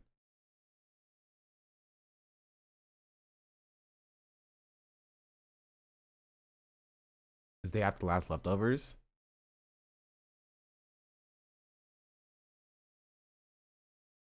When was the last leftovers then? Let's see. Good thing I can look up leftover because it's still up on his channel, even though it's like the worst thing and he's platforming a terrorist supporter.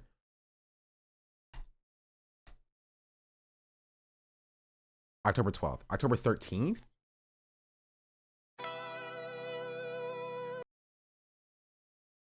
You know what we should do one day? Which maybe we'll do today after so it was this stream.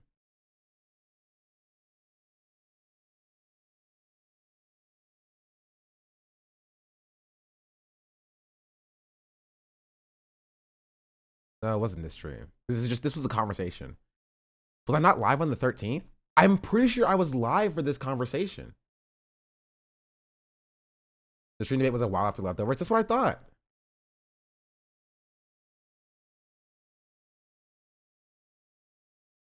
And I took a week off, so I couldn't have been during this week.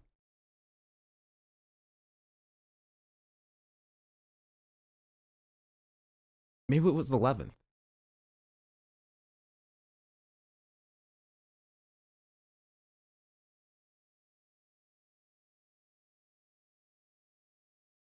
You can't go out and be like, yeah, Frogan, she serves the top of the hour ad break. You could, I'm so sorry.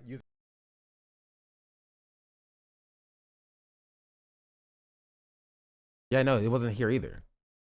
November 9th? What I thought. November 9th.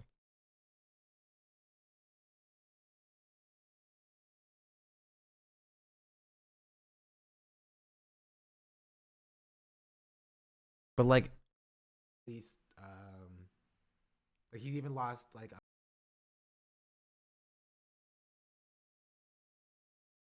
Yeah, I was live for 11 hours.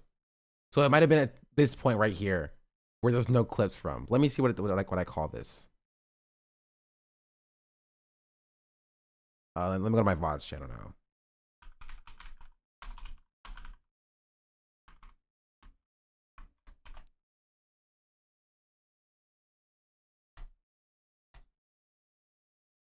I actually might have to go to my let's see.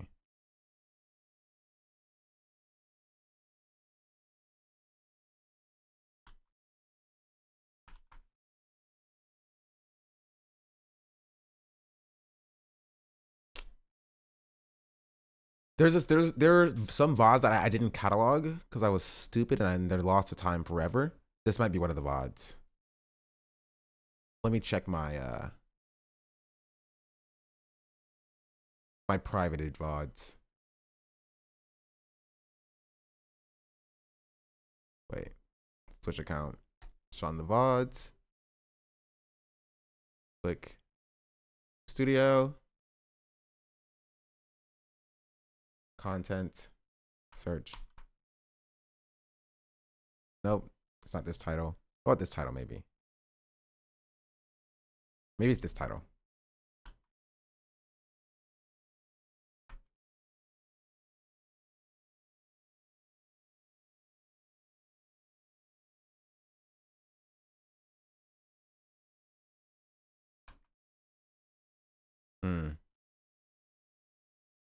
Wait, let me see.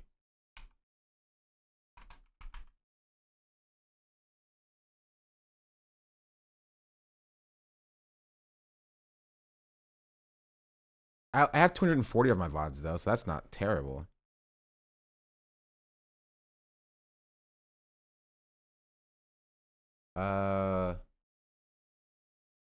April 2024, 07, 08, 09. Yeah, I don't think I have my November VODs now that I think about it. Wait, capitalism versus communism.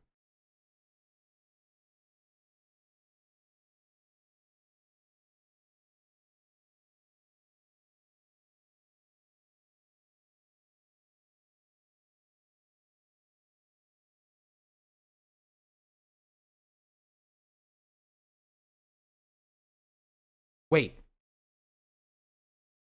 How long was the stream? 11:45. This is 11 hours and 30 minutes. Is this it?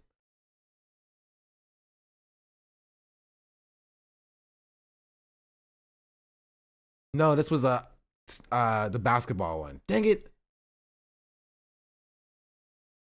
Okay. But can I filter by length? I want something that's long. Hey yo.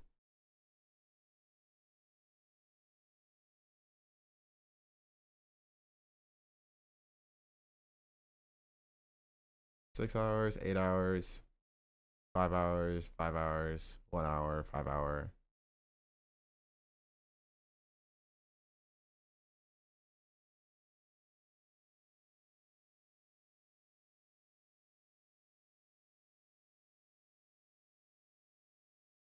Yeah, I might not have saved this VOD. Unfortunate. 7 hours, 8 hours, 2 hours, 6 hours, 7 hours, 7 hours, 7 hours. This is why I stream on YouTube now as well.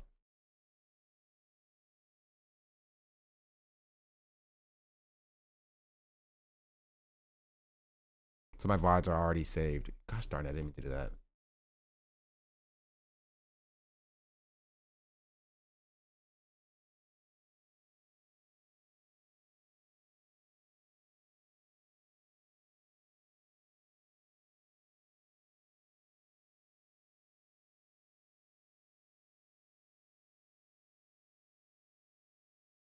Yeah, no, I don't have it. Wouldn't shock me if you didn't save it. It was spicy. It wasn't fed posting in chat. No, that's not why I didn't save it. I didn't save it because I forgot to export it.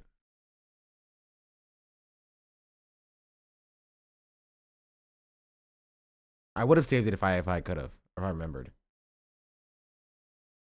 Yeah, no, it's not here. Unfortunate. Unfortunate. But it might have been this day. I did cover it though.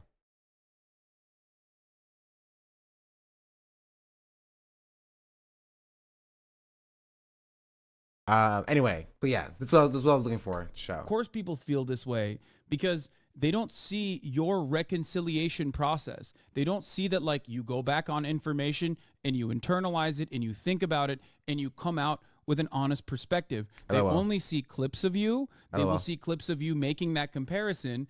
And how is that bad faith? You're saying people take it out of context. That's not the same thing as being bad faith. Well, I don't think it's being taken out of context because you're saying this in defense of bastardizing the perspective of Palestinians or minimizing the voice of Palestinians. Hassan was so raw. We tried to warn him. I think not necessarily that Hassan is wrong, but just that, like, here, kind of like this. Hassan was used to shooting at people without bulletproof vests on, right? And so he's used to, like, you know, getting through to people. But Ethan was wearing a bulletproof vest, and Hassan, you know, tried to shoot him like he tried to shoot everybody else, and it just didn't work on Ethan. Or tried to shoot him with the change gun, right? He shot people with the change gun before, bow. He shot some shadows with the change gun, bow. They changed their minds, right? But he tried to shoot Ethan with the change gun, bow. Ethan was armored up, bulletproof vest. You know what I mean? And so it just didn't work. So it's not necessarily that the tactic doesn't work. It's just that the target is just not conducive for it. Right? We all give people we know the benefit of the doubt sometimes. You act in good faith, to be honest, but I don't think that's a bad thing. Or end up like Ethan acting in bad faith and trusting no one. I don't think you're wrong, but I think that there is a limit and there's a line. And I think Hassan extended charitability past where, like, I think it was like productive. Right. And so it's not just a one size fits all. It's super easy to be like, oh yeah, just be charitable, be super nice to everybody, and then, you know, we'll save the world or whatever. Right. But there's a time where, like, you have to address people for being what they are, and that is bad people who are doing things in bad faith, doing things in an unproductive manner that are, like, causing problems. Right. And, like, you let that go for so long because of, like, charitability. Gets to Ethan doing what Ethan is doing. I didn't mean to close that freaking tab. What Ethan is doing here. You know what I mean?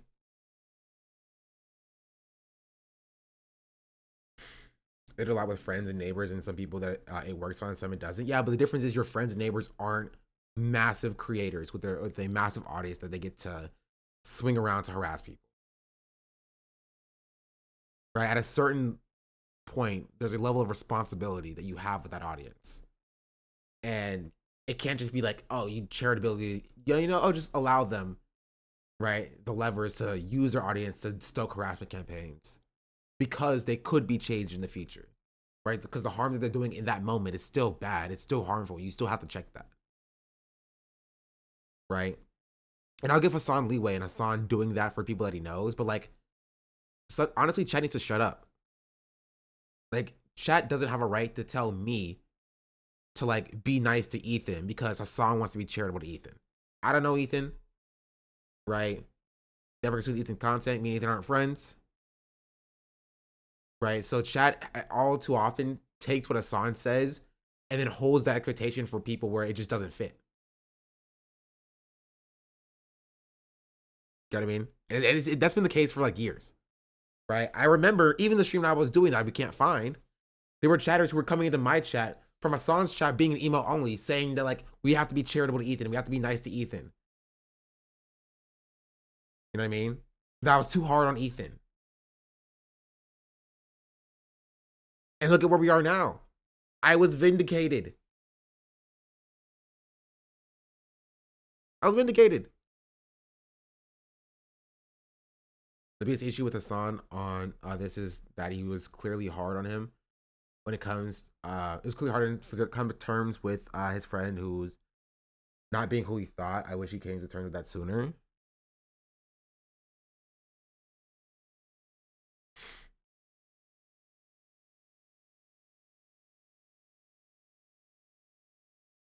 That you and Ethan were best friends? Oh yeah, that's my bestie. Content Cop was great. You know, I feel like Ian approached it in a way that there is an extent of like, not necessarily be nice to Nazis, but if you see somebody who like is not like an out and about, swastika arm band wearing, Sig Heiling Nazi who is exhibiting Nazi tendencies, like if you see an Asmongold in your personal life, you should try to convert them away from that. Right? Somebody who's like, yeah, well, life would be better if we just take all the R-worded kids, the bottom, 5 to 10%, and we put them somewhere else. You know what I mean? You're like, you're gonna be like, okay, let's not do that, and let you explain to them, right, why that's incorrect if you think it can be saved. But like out and about, like neo-Nazis who are like marching in the street, yeah, I know those people are not saying that they're a lost cause, but like they are a danger to the communities that they're in, is what I'll say. Even no one needs to coddle an adult Zionist baby feelings. He should feel bad about his views. They're hurtful and hateful. Great word, everything. Sean, thank you. I appreciate that. To the gulag with you. People like Asmon think that they are so enlightened. Yeah, and if you can walk them back, then try to walk them away from the ledge. African princess. Right? Sakuga just subscribed. There's a level of nuance here. It's not as simple as just, shoot every person who has bigoted views on site and, be charitable and allow them to believe what they believe regardless, because you are leftist, you have to be nice to everyone, right? There's a middle ground there. There's a sliding scale for how much force is used for converting somebody away from their bigoted views, right? It's not as simple as like, shoot a 18-year-old kid who says, haha, women suck or whatever, and like hug a Nazi. Like you don't have, it's not a binary. It's not one or the other. You know what I mean? There's plenty of daylight between it's not my job to educate you and hug your local Nazis. Exactly. Ethan is more dangerous than Asmon. Artie pretends to be progressive because already progressive people, they cause already progressive people to become reactionary. I mean, I never buy his progressivism, so that was just me though. Swift Clutch, thank you for the Prime. 4-month free subscription, much appreciated. Ethan is bad, very bad, but not worse than Asmon. I think they're different kinds of bad, honestly. But to the point where they will like agree with each other. Right, so it's very hard to be like Ethan is worse than Asmon or Asmon is worse than Ethan because they serve similar purposes but in different ways. Asmon's larger than Ethan is. He has a bigger audience than Ethan is. And he definitely has more out and about, like, domestic fascist rhetoric. But Ethan is still a very large creator, right? In his own right. And he is still doing genocide apologia, Hasbara, and pro-Israel Zionist rhetoric. Right? And no, I didn't see them trying to get ICE involved for a song, but it doesn't matter. It doesn't matter.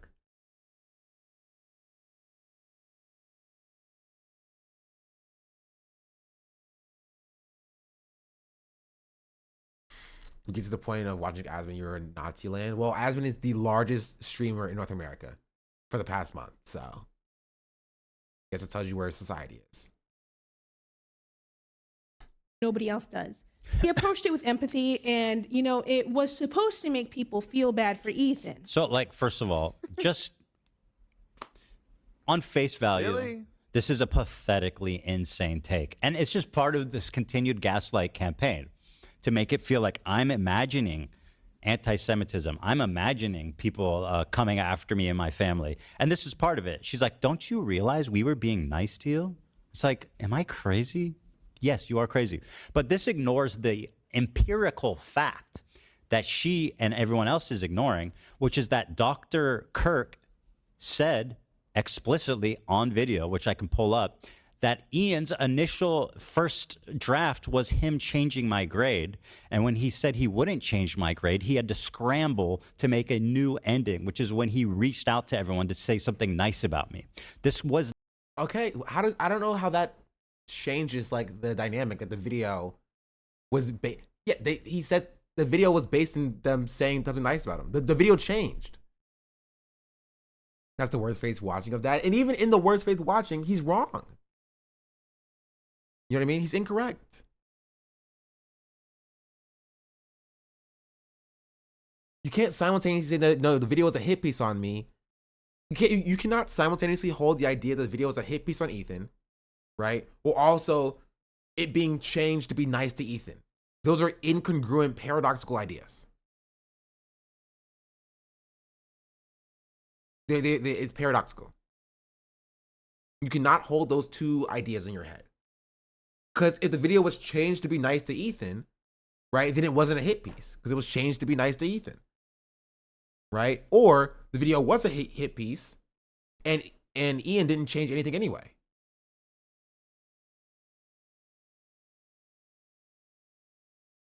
You know what I mean? It's not his intention setting out making this video. It was literally a plan B because Dr. Kirk the nice fucked part him. wasn't genuine. But you can't say this wasn't there. Right? And obviously, there's also no evidence that like the nice part wasn't genuine. Right? Because again, a good faith interpretation would be that Ian, after talking to Dr. Kurt Honda, right, realized that maybe it would be better for us to have a better approach to reaching out to Ethan as opposed to like just like dogging on him so heavily. You know what I mean? Like people's minds can change.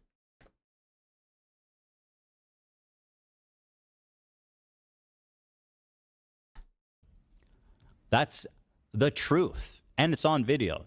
So this whole gaslighting thing of like, oh, we were being nice is completely a fucking lie. A knowingly lie, frankly, because they weren't setting out to be nice. And Dr. Kirk, God bless him, basically proved God bless him after I set my audience to harass him. Yeah, Ethan. that to us. I'll pull that clip God bless up. him. I hope he's okay after I set my audience to harass him. Also, Saga, thank you for the 22-month resubscription. Jeez Louise. You can find it.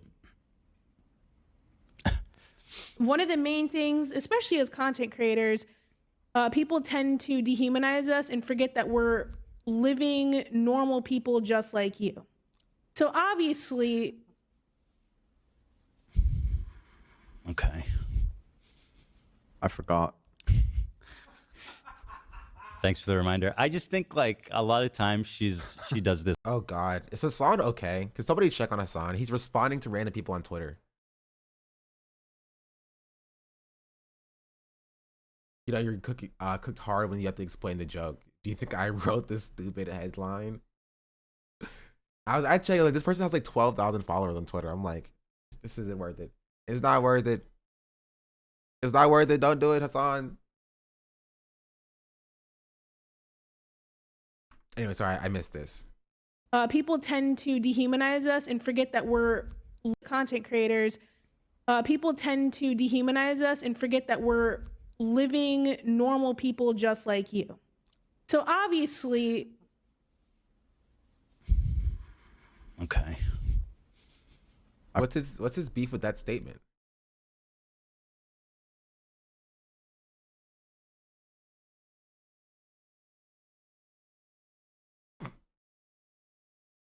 True. Rose wake up and tweet about politics immediately. Like, bro, have you even tried to have a good day yet? Actually, no, I would like this. I'm not liking Kendall's tweet. I refuse. Peyton 8742 just I forgot. subscribed. Thanks for the reminder. I just think like a lot of times she does this where she's like, listen, I get it. Ethan gets it. And I'm like, you're not really a content creator. Like, I mean, you are. So why are you focused on her? See, this is why it's so stupid, right? You can't play this game. You can't play this game of like, oh, you're barely a content creator. You're a small creator. Da, da, da, da, da, you're a nobody. But also, I'm going to spend the next like 2 hours dogging on and harassing you. Right? And I spent the last 18 months dogging on and harassing you. Right? If frogan is not a content creator and it's just a person, right? Barely, a blip on Ethan's radar, then why does he employ his employee to have like 6 different sound bites of her to play at any given moment? It kind of sounds like harassment. I'm gonna be real. It kind of sounds like harassment.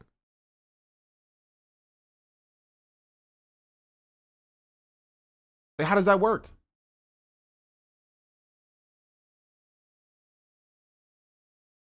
So she gets posted on the subreddit every day. She must be the evil, and it's most evil person.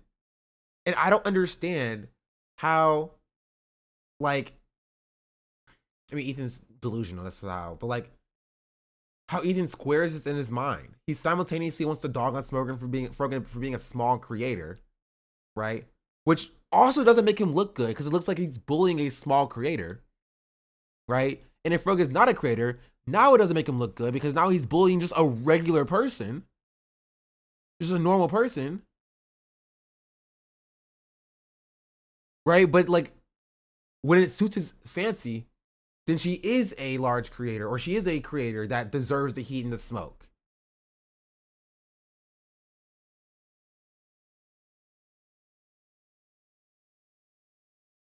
Like, you kind of are, like, barely. Her Like, career, what does he mean by this? What does he mean that she's barely a content creator? Like, she doesn't produce enough content? She's not big, like a big enough creator for him to like consider her a creator, which again doesn't make sense because like he harasses her like every day essentially.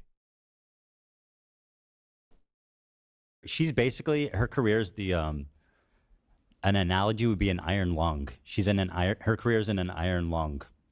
That's how much life assistance she needs. Yeah.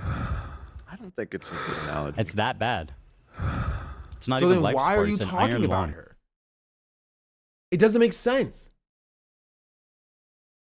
Like it doesn't make sense. Does that even mean terrible analogy? What does that sound bite? I have no idea. Crew real quiet about the blatant bullying now. I mean, Dan will like chime in being like, I don't know if that's true. He'll never say like, no, she's a content creator, right? Because they can't defend Frogan, right? They defend Frogan, Ethan kills them. He'd be like, well, no, she's a creator, I think. Like that's it. That's all Frogan gets.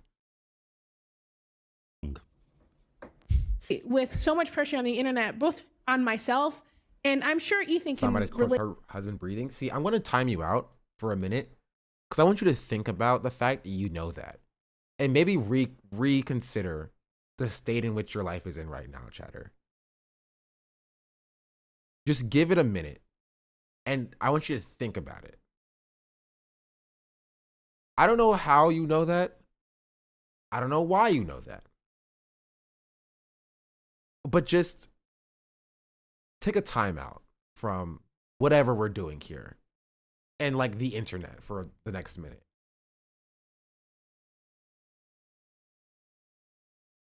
To this too. It's fucking hell. It's hard to manage. You can't relate. Again, what I experience and what you experience, I know you want to think of yourself as the victim and everything.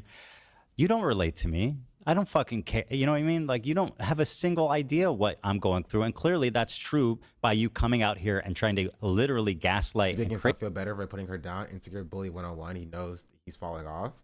Crazy make me pretending that you guys did this to be nice. What a joke. Also, yeah, like I just want to point out that Ethan is a multi-millionaire white man in freaking California, and then went to live in an apartheid state, and then moved back to California. But yeah, no, he's the epitome of victimization, right? And there's no way that a hijabi Muslim woman would know how it feels to be oppressed by some level or degree, especially after being the target of like mass harassment campaigns from channels that are like 3,000 times her size for the last 18 months. You know, Ethan uniquely knows how it feels to be oppressed.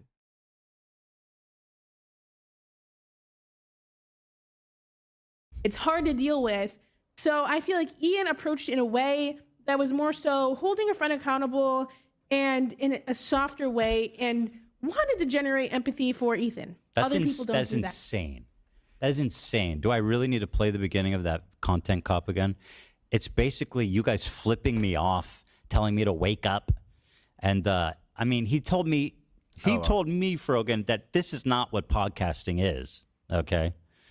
That one hurt bad coming from Ian. This is not what podcasts are.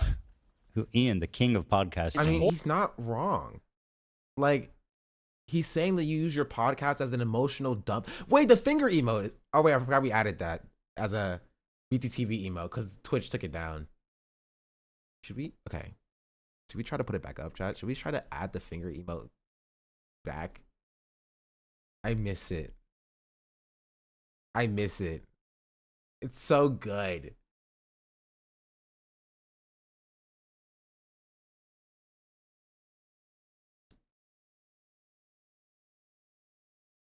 Set up it was fired. Listen, chatter, you don't understand. It's such a good emote. Such a good emote. Horrible. Yeah, and once again, the original premise was not to be nice. What about the final product? He likes to harp on like, oh well, the original premise wasn't to be nice. Like, what about the final product? Things change. Ethan, when watching a movie, he's like, hey, this wasn't the original manuscript. He's like, yeah, I watched this movie, right? But when you read the first draft of the screenplay, it sucked. So I have to get this movie a 1 out of 10. Like, maybe the final product is different than what the original screenplay was, and that's okay. I don't know. That. And I've even said this before. I feel like we need to stick to the basics as to why Ethan Klein deserves to be criticized, and that is for being pro-Israel and trying to deplatform pro-Palestinian content creators.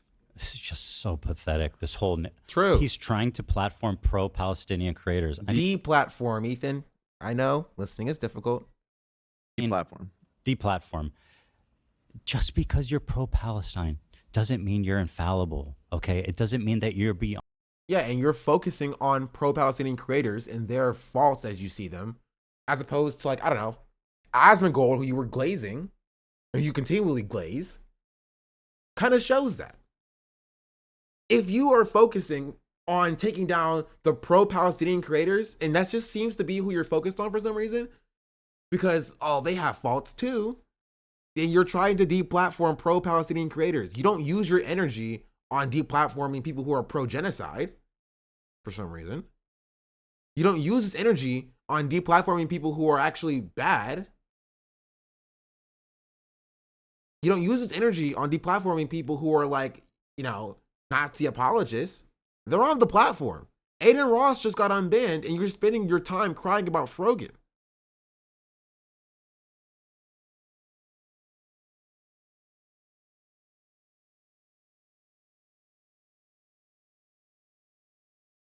So yes, you are trying to deplatform pro-Palestinian voices.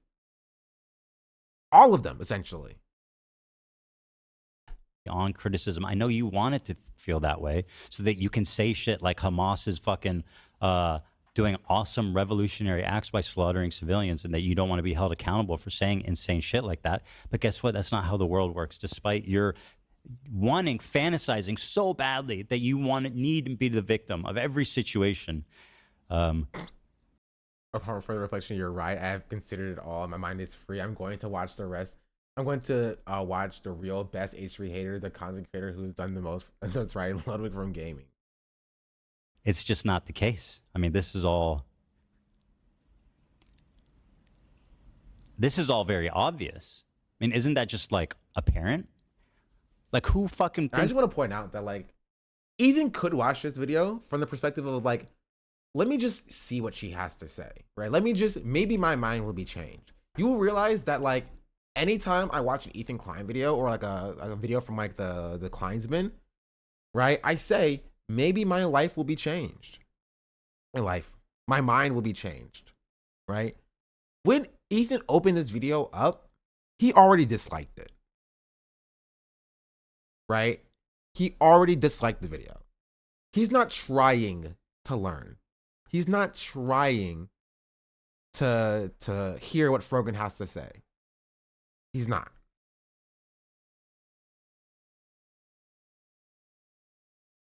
Viewing as a performance. The viewing is not even a performance. The viewing is facilitating more harassment. That's it. The viewing facilitates. Like, the only reason he's watching this now is because he knows his audience is going to go and stoke more hate to Frogan. And that makes him feel good, right? Like, you know, the conversation about like controlling men, doing things to make women feel small so they can feel powerful. That's Ethan Klein, right? Ethan swinging his dick of his large follower base, his large viewer number. He's dick swinging around, right? Because it makes him feel good. There's a reason why he's like so specifically focused on Frogan, right? He'll talk about denims, right? He'll be like, oh, denims called TPS, da, da, da, da, da, da, right? But he's so strictly against Frogan, right? Because it makes him feel powerful. It makes him feel powerful. It makes him feel strong. Feels like a strong man by taking down Frogan. So yeah, you're a small content creator. Dunk. Because it makes him feel strong. He doesn't feel as strong going after Mike from PA. He doesn't feel as strong going after Denims. He doesn't feel as strong going after Ian. He doesn't feel as strong going after Bada Badada. He doesn't feel as strong going after Hassan. Right? Or you. I mean, he's racist. That's why he doesn't talk about me. But it makes him feel super good. It makes him feel super good to dunk on Frogan.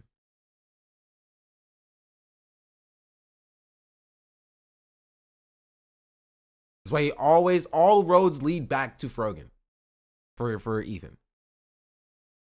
He also doesn't have to do much because he knows saying this bad Muslim woman bad and the worst people will nod. Yeah. John is the Kendrick of Twitch. True. And Ethan is the Drake. Ethan's hate for Frogan is weird. It is weird.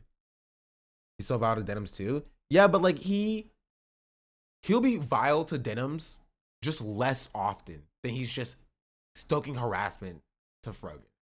He's misogynistic, so don't get me wrong. He will be misogynistically gross and disgusting to Denims as well, right? But like, again, all roads lead back to frogan. He just has less smoke for Denims.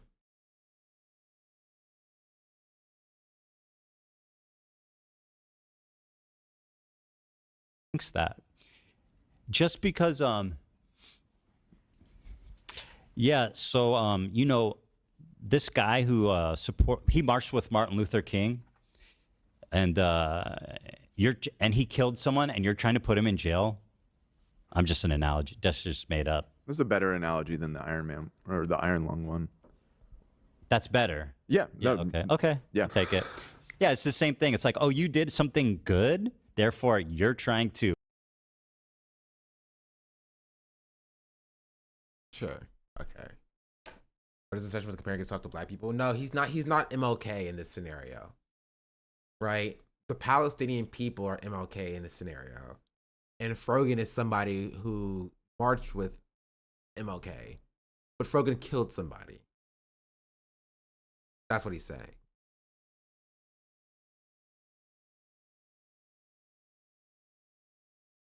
He's saying Frogan is the one who murdered someone? Yes. Like Ethan is the black student.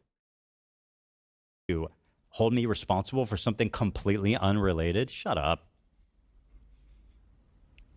I mean, you going after Frogan is not completely unrelated. And this is impossible to get this person to understand, right? Which is why it's almost not even productive outside of like defending Frogan to talk about, because Ethan doesn't care. It's almost impossible to get Ethan to understand this. You know what I mean? Because he doesn't care to understand it. Like, explain to Ethan, you're attacking these creators because they're pro-Palestinian, right? He's not going to compute in his mind. He'll just be like, no, I'm attacking them for something different. Right? I promise. There's just always something different to attack them about. And I never attack anybody else for anything else ever. And mostly just only pro-Palestinian creators. So, but it's not because they're pro-Palestinian. Like, it's impossible to get this down to him. Zero accountability. Holy shit. I think it's insane to involve his children and anybody else that really doesn't deserve the criticism. I think Kayla deserves the criticism as well, too. So what I'll say to her credit is I don't believe that I've seen, maybe you guys will prove me wrong, that she's ever done this Ethan's kids are eating shit and all this stuff. And she says people shouldn't come after my kids, which by the way... it would suck if somebody said that Ethan's kids got Giardia from their dog. That'd be crazy. Ethan would probably hate that person. Who started that story, by the way, chat? I don't think we ever figured that out. Who started that?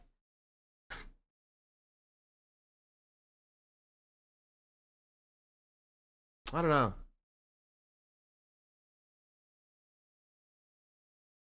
I don't remember. Yeah, it must have been AI who started it or something. Way is I've never seen that was like that was Denims primarily, yeah, and like people and around her. Yeah.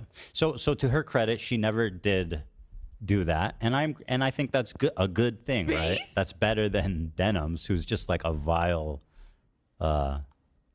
heartless freak. Yeah, I don't think she participated. Yeah, how dare Denims repeat what Ethan himself had said?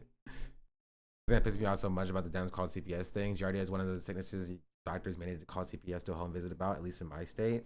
Again, I don't know, right? All I know, and I can always speak about what I know, is that Ethan Klein started the claim. Ethan made the claim himself. So, I don't know. He can't be mad at anybody else. He can't be mad at anybody else except for himself.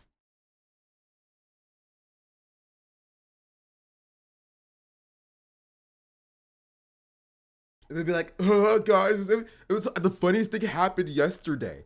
The funniest thing happened yesterday. My son got a cookie out of the cookie jar and I punched him in the face. I punched him in the face because he got a cookie out of a cookie jar. It was so funny. And then when CPS showed up, we were just like, bro, who told CPS that I punched my kid in the face? Who told them that I was beating my kids up? And that's like being mad at like the people who said that. Why would you make the claim? Like, I don't know. Even if you were joking, maybe don't joke about punching your kids in the face on your podcast.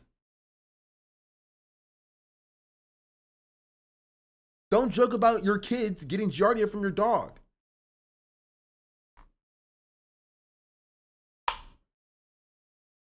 Maybe don't do that. And if people see that and they're just like, man, I can't believe Ethan is doing this to his kids, you only have yourself to blame.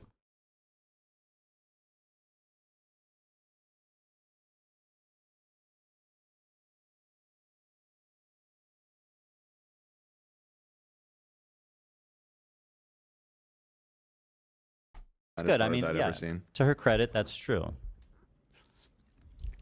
She says some batshit crazy things on the podcast as well. By the way, she goes, Ethan needs to be criticized for being pro-Israel, and also Hila said batshit crazy stuff. Okay, well, clearly you're going to have evidence to support that, right? You said Yoav Gallant was a good guy.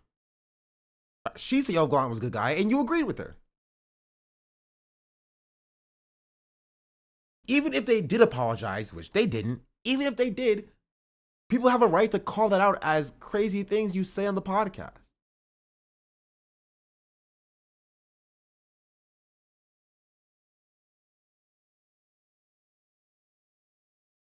Like, what are we talking about? Even if you apologize, you said a crazy thing, people, what's it called? Call you out on it, and then you apologize, and that's what Frogan is describing here. But they didn't apologize anyway, so. And I've said this, and I'll say it again. If you're spewing pro-Israel propaganda, I'm going to call you out about it. I received a text. Okay, well, if you're calling people out, get ready for them to respond. Like, it's not brave of you to be like, I'm calling you out because I disagree. And then when they wait, is he not doubting or discounting the fact that he spreads pro-Israel propaganda? He's not gonna say, I'm not spreading pro-Israel propaganda? Is he wait, okay. He has to say that, right? He has, come on. I'm going to call you out about it. I received a text. Okay, well, if you're calling people out, get ready for them to respond. Like, it's not brave of you to be like, I'm calling you out because I disagree. And then when they respond to you, you go, I'm being bullied and harassed. It's insane. It's cry bully behavior, which is my criticism of you from the beginning. Just cry bully behavior. And she's being enabled by people like Hassan, who are like, people only criticize her because she's a hijabi. And it's like, dude, this is not helping anybody. Okay, so a few things. Number one, he's not going to say he's not doing pro-Israel propaganda. So I guess this kind of confirms that he's doing pro-Israel propaganda. Right? He's not denying that. Number one. Number two, you're Islamophobic.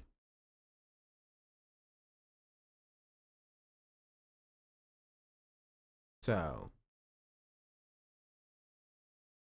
yeah.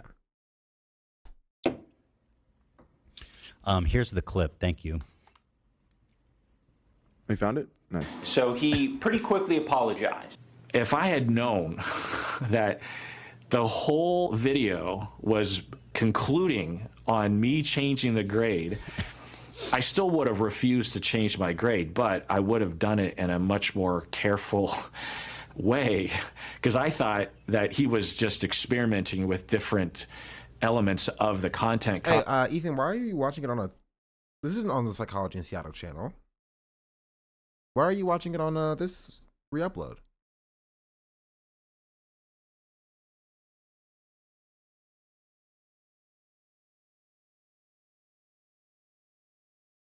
I'm just curious. curious why Kurt felt the need to take it down because he was being harassed by a certain someone. Also before I forget, later this week I will be on the front page of Twitch. And I don't remember what I said I was gonna do, so I need ideas for content, chat. So maybe we'll do a tier list. That'll be fun.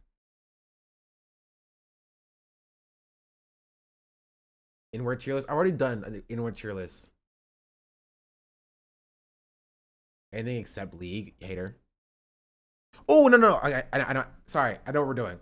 We're doing we could also do a tier list. We're doing Twitch controls Elden Ring. That's what we're doing. So I have to make sure that's working. Chat controls my Elden Ring. I think that's a good content for the front page. Black hair tier list. What would you even tier list there? Assemble your 100-man team to fight a gorilla for content creators. Oh, black hair in anime.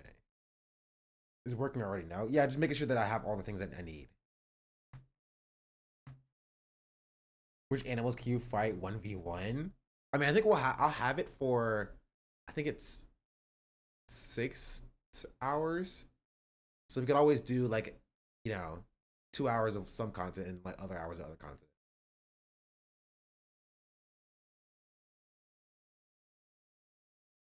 I don't know, 100 gorilla versus the T-Rex. The gorillas would sweep a T-Rex, chat. It's not even close. 100 gorillas will demolish a T-Rex. How many rats can you beat in a fight? All of them. T-Rex all day? No, you're wrong. You are incorrect. If you think a T-Rex can beat 100 gorillas, T-Rex for sure. You're incorrect. A T-Rex has 1, maybe 2 avenues of attack. They have the jaw, and maybe like they can step on things. Maybe 100, at least a gorilla. Tail. What is the tail gonna do? What is the tail gonna do? Nothing. Exactly. Nothing.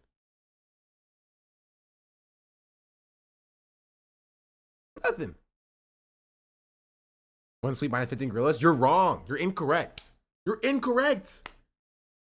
You are incorrect. Incorrect. Do you think even if the T-Rex can start the tail whip animation, right, and doesn't get animation canceled, which it definitely could and would get animation canceled, right?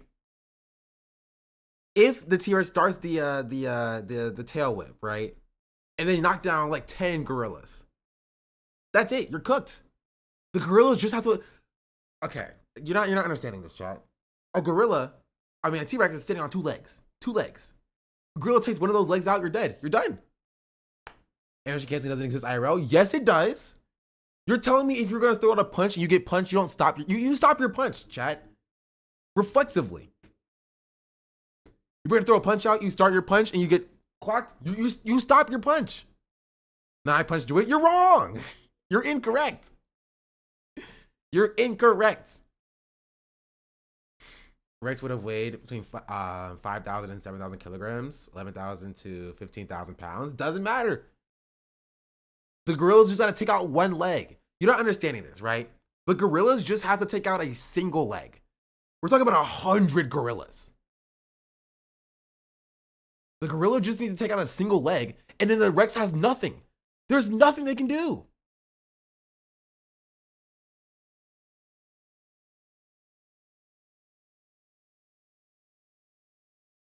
Yeah, but would the gorillas want to? Yes!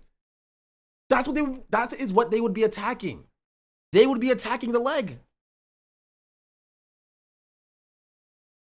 A better question is like maybe like 20 gorillas or whatever. The Spinosaurus would win 100%. Yeah, because Spinos are aquatic. Right? They just swim better than gorillas can swim.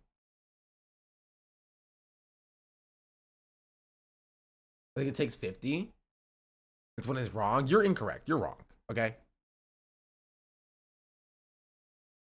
You're wrong. Okay, yeah, we'll look at the iguana tail whip. I'll just see.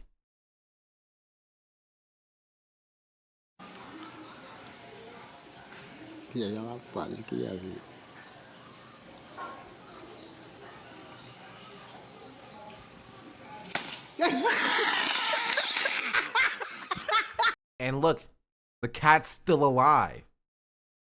What are you? The T-Rex is gonna tickle him? The T-Rex is gonna tickle him with the tail?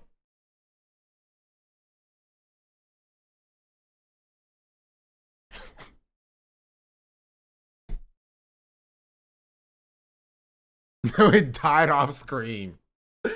Yeah, tail whip does 0 damage to Pokemon. Chatters, come on. Speaking of which, I need to open up my packs.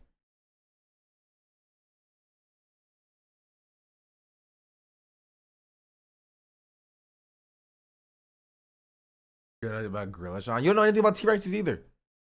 You're so wrong. It's not even funny. You're wrong. You're incorrect. I'm not hearing anything. You're wrong. You're incorrect. I don't think y'all understand how many gorillas 100 is. 100 is a lot of freaking gorillas. So easy D&D stat blocking for an ape shows a challenge rating of 1/2 and a T-Rex challenge rating of 8, implying that you only need 16 apes to have an even fight. Exactly. You are underestimating how many 100 is of gorillas.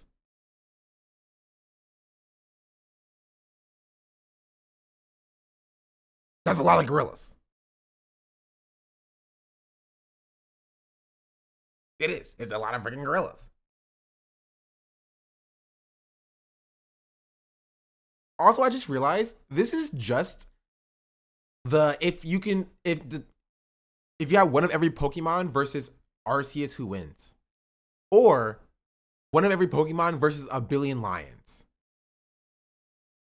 It's the same. We do this every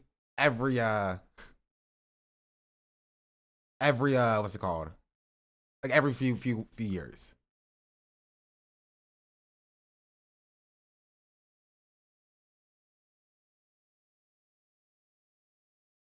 So we need distance, even if the T-Rex got it off once, they'll get swarmed after. Yeah. 100 may be too many. I stand by the T-Rex beating 50 gorillas. Maybe. Right? But like again, purely on the nature of one T-Rex versus 100 gorillas, the gorillas win. And it's not even really close. The T-Rex is like 5 times the size of an average gorilla, and I think a T-Rex could clear like 4 or 6 with his bite damage, but once they climb on, the T-Rex is cooked. Yeah, it's not even close. Goku versus 100 Power Rangers? Now that's a question. Goku versus 100 Power Rangers. That's a question. Because it depends on what the Power Rangers, like what Power Rangers it is. Right? It really depends. Because Power Rangers scalings is insane. Which Goku though? There's only one Goku. There's only one Goku. Goku wins no context. I think you're drastically underestimating how far Power Rangers scale. It's like 3 or 4. I guess if you count like GT Goku as a different Goku, then maybe there's 2 different Gokus. But Super is a continuation of Dragon Ball Z, which is a continuation of Dragon Ball. And GT is a continuation of Dragon Ball Z, which is a continuation of Dragon Ball. It's either GT Goku or it's Super Goku. Those are the only 2 different like variations of Goku. Core Power Rangers is the strongest? It depends. 100 Gokus versus 1 Gurren Lagann. I haven't finished Gurren Lagann, so I can't speak on that. Even if 100 gorillas just ant swarm the T-Rex with no discernible strategy, it'll be enough. As well as the T-Rex, yeah. But what Super Saiyan for Goku? Honestly, it doesn't even really matter. against some of the most powerful Rangers. Like, we're talking about like time-bending powers. The Morphin Grid is insane. We start getting into like the comics and stuff. You feel me? Like, it gets crazy. But I don't know. Rangers are incredibly powerful and they people don't understand that. Yeah. 100 Rangers is a lot, but it really depends on like which set of Rangers they are and what their powers are and where the powers come from. Because some morphers tap into the Morphin Grid, like, you know, not stronger, but have a deeper connection to the Morphin Grid than other Rangers do. Not all Ranger teams are built equally. Rangers are powerful, yes, but not Goku powerful. I think you're overestimating how powerful Goku is. Beerus has time powers, but Goku hasn't beaten Beerus. Goku's now, currently, is still below Beerus level.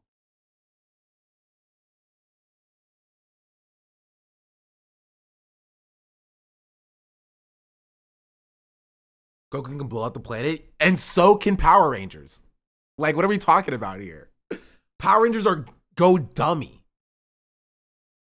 And we're talking about 100 of them. Power Rangers are stronger than you think. Don't need a drop, like you coming to bend or you not. Get away cause I don't like the cops. You getting thrown out if you with my op. Creep behind them but don't make it hot.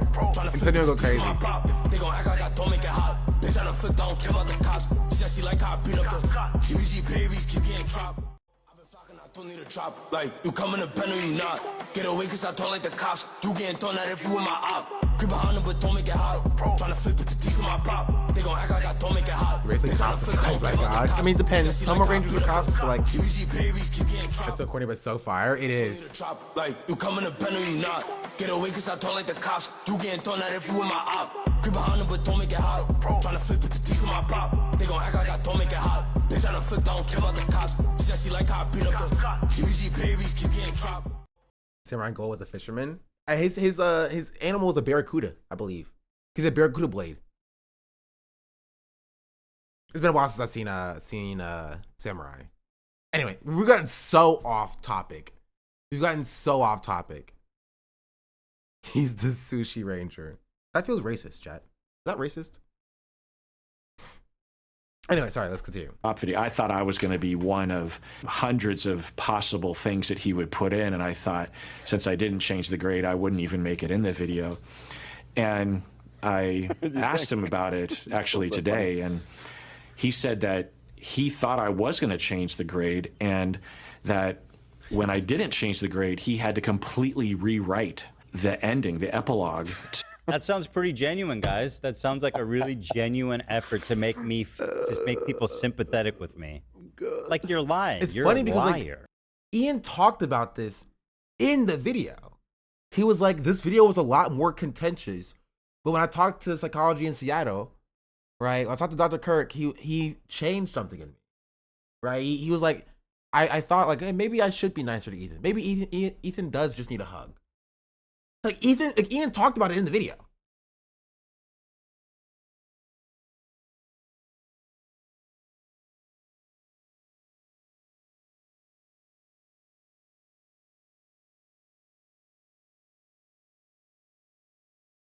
We got 100v1 tier list based on how fun it is to debate. Okay, but to be fair to Frogan, she may not have been on the loop in all of that. Personally, I wouldn't even I wouldn't agree because she was there from the inception, and all of them got this like half-ass phone call. How do you know? I'm explaining. Okay. Well, she was there when they were doing the dancing bullshit, which I'm assuming was like, you know, during the making of. Sure, I just don't know though. Well, so the reason I think she knows is because everybody got this half-assed call, like probably 2 or 3 days before he posted the video, or maybe even less, being like, "Can you say something nice for Ethan?" Because they shot them individually instead of when they were all together. That's the rationale. I'm supporting. Why? It's like, yeah, no. Why are you asking last minute to say something nice? Like you didn't. It's so funny because like again, Ian, we can pull this up. Ian talked about this in the content cop. 105th grader versus a gorilla. Okay, that's literally just the 100 men versus a gorilla, but like worse. From anyone except you guys. You have laid the groundwork for this. I'm going to rate your own official apology rating system. So I'm going to rate Ethan's apology a B-. That's just based on my own feelings and my own rubric. When Psychology in Seattle was watching these video clips of Ethan, he said that it looks like Ethan could just use a hug. Now, of course, it kind of pisses me off to hear that shit because I'm like, what are we doing? What are we saying? He needs a hug? No, he doesn't need a hug. He needs a good fucking ass whooping is what he needs. I think something that's very important to me in bringing back Content Cop is to be fair. I think that was something that was not illustrated in previous Content Cops that I think should have been and probably wouldn't have left me with so much regret. Ethan deserves all of the criticism that he's getting. I think it's very valid. But I also think, at the end of the day, we should acknowledge that he's human because he is human. And he is in a situation that's making him extremely scared, paranoid, defensive, sensitive, and I'm sure other features and feelings. In the spirit of Kirk saying that it looks like Ethan could just use a hug, I have challenged some of his most powerful haters to put down the haterade and just say something nice and charitable about him because I think he deserves it. I just want Like how is that like not what you see? Right? The video was contentious and it was intended to be more contentious, but after talking with Dr. Kirk, right? Ian decided, all right, we're going to sit down and acknowledge Ethan's humanity and we're going to say something nice about him. And he sees it as like as invalid because the video started as something more contentious. Well, you should have talked to a therapist who would have guessed. Yeah. Know that I was even part of it until like 2 days before. You can't like make this grand claim that it was meant to make people sympathetic for me when like it's bullshit. It's just a lie. Does that make sense? You seem confused. No, I agree that I think that Ian scrambled and that was never his intention and that's bullshit. I'm just questioning the level of Frogan's involvement in the making this video beyond doing the Fortnite dance and then sending that video. I don't think she was like on the ground floor planning it with them. I don't think she was writing it, but I don't think she believes this because like up until 2 days before, she thought this was just like an epic takedown. And then all of a sudden it's like, hey, by the way, can you send something nice? I guess I get what you're saying. And by the way, Hassan's not going to appear in it. And by the way, Shonda Black the next day after. Hey, wait, he talked about me. Hey, we mentioned. Wait, I thought he didn't know who I was. Oh, he's so obsessed. Oh, he's so obsessed. Wow, Wild Sean mentioned. He's so obsessed. I know. So obsessed with me. No, Ethan, I have a girlfriend.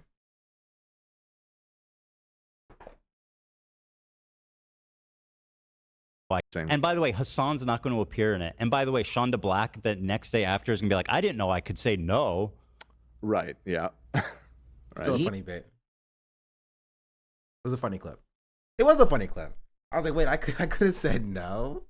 Ethan, wake up. Oh, I have my own soundboard. We're here, chat. We made it. We made it. I'm on my own soundboard. W. You had mentioned. Bro, why are you there? Why? I love how he put, okay, let me get this straight. So he directly mentions me without any provocation, right? His stupid soundboard guy plays a soundboard of me, and he's still trying to pull this, why are you even there? I don't even know who you are. Why? To that hour-long Content Cop video, and he had to, and maybe influenced to. Soundboard bit is probably the most levered due to platform Black Voices. True. Make it more positive, and then he reached out to all those content streamers, not even 5% of his size, because he's stupid. And he's like the Jake Paul of streaming. Does that make sense, chat? Do I need to explain that analogy? He's the Jake Paul of streaming. Only picks fight with people that he knows that he can win.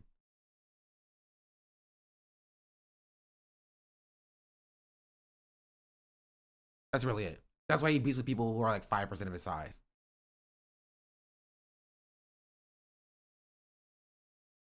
Except for Hassan. No, even with Hassan, like, it's not even just about like size. It's about like the amount of like the hate complex that Hassan has as well. He can just, you know, jump on the bandwagon of the hate complex. Because it's very easy to just say Hassan bad and profit. Right? Same with Ian. He only picks targets that he's aware that he can like garner an audience against them. People who are smaller than him, people who are left wing, people who are pro-Palestine, things of that nature.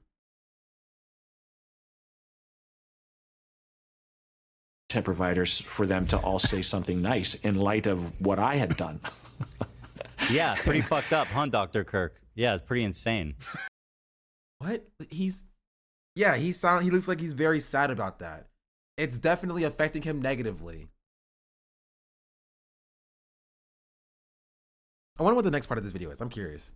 So we have a link to this video, chat. I want to see what he's pausing it on. Because I watched this entire video. I didn't get that Kirk was like had a problem with that. He's happy that he had that impact. Like,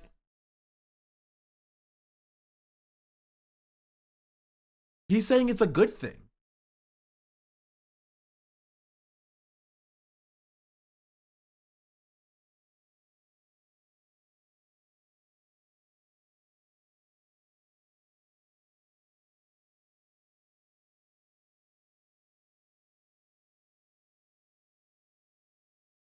Hey, deserving listener. Why he's never gone out the West Side Tyler? Don't bring up that person's name in my chat. 3245.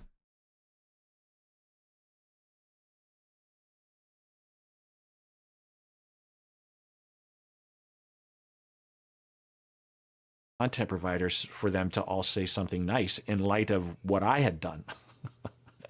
and I thought, oh my God. I mean, it is what I was hoping. I mean, not that specifically, but that message I was hoping to influence. I didn't. Oh, it looks like Kirk actually was hoping to have that impact on Ian.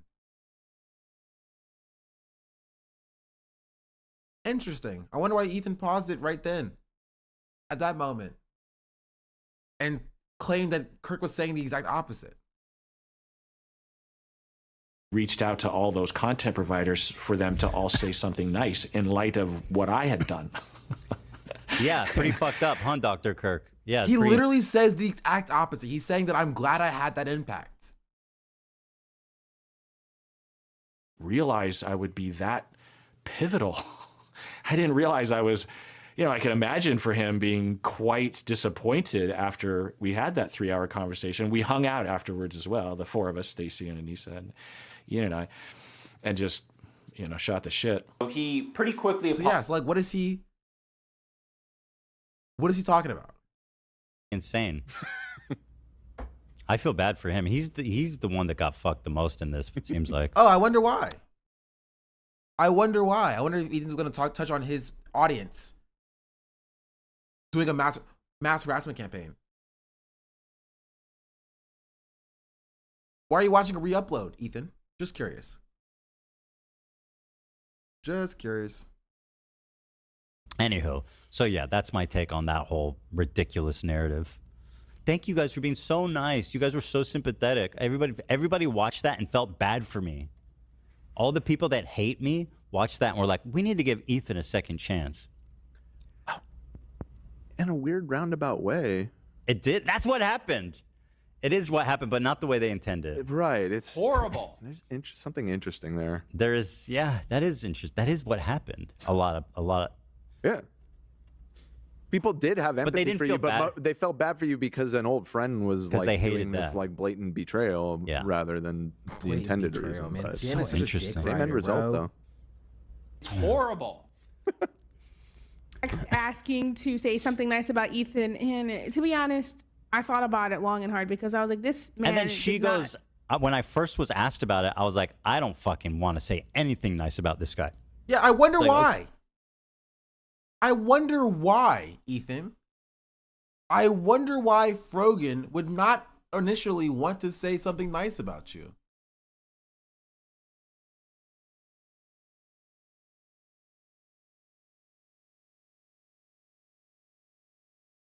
That just genuinely.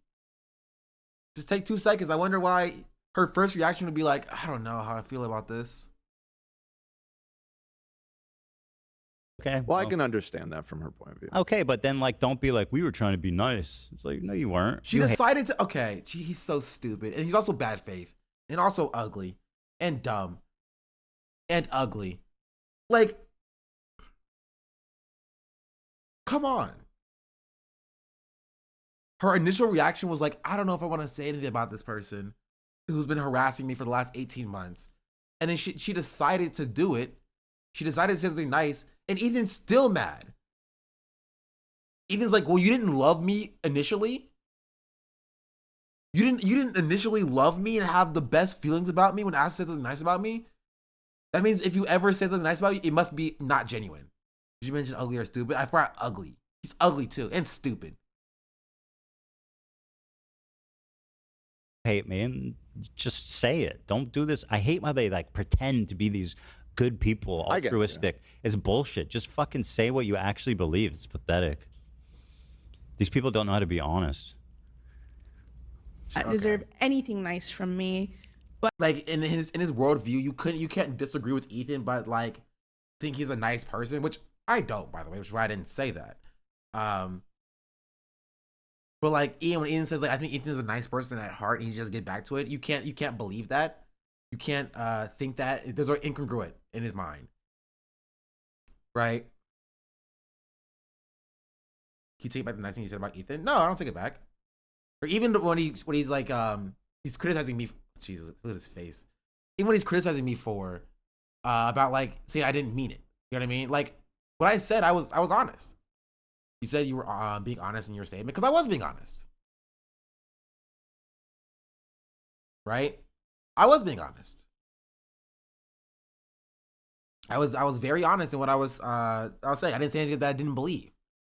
I think that is good that he took those steps to move away from the anti-SJW pipeline, right?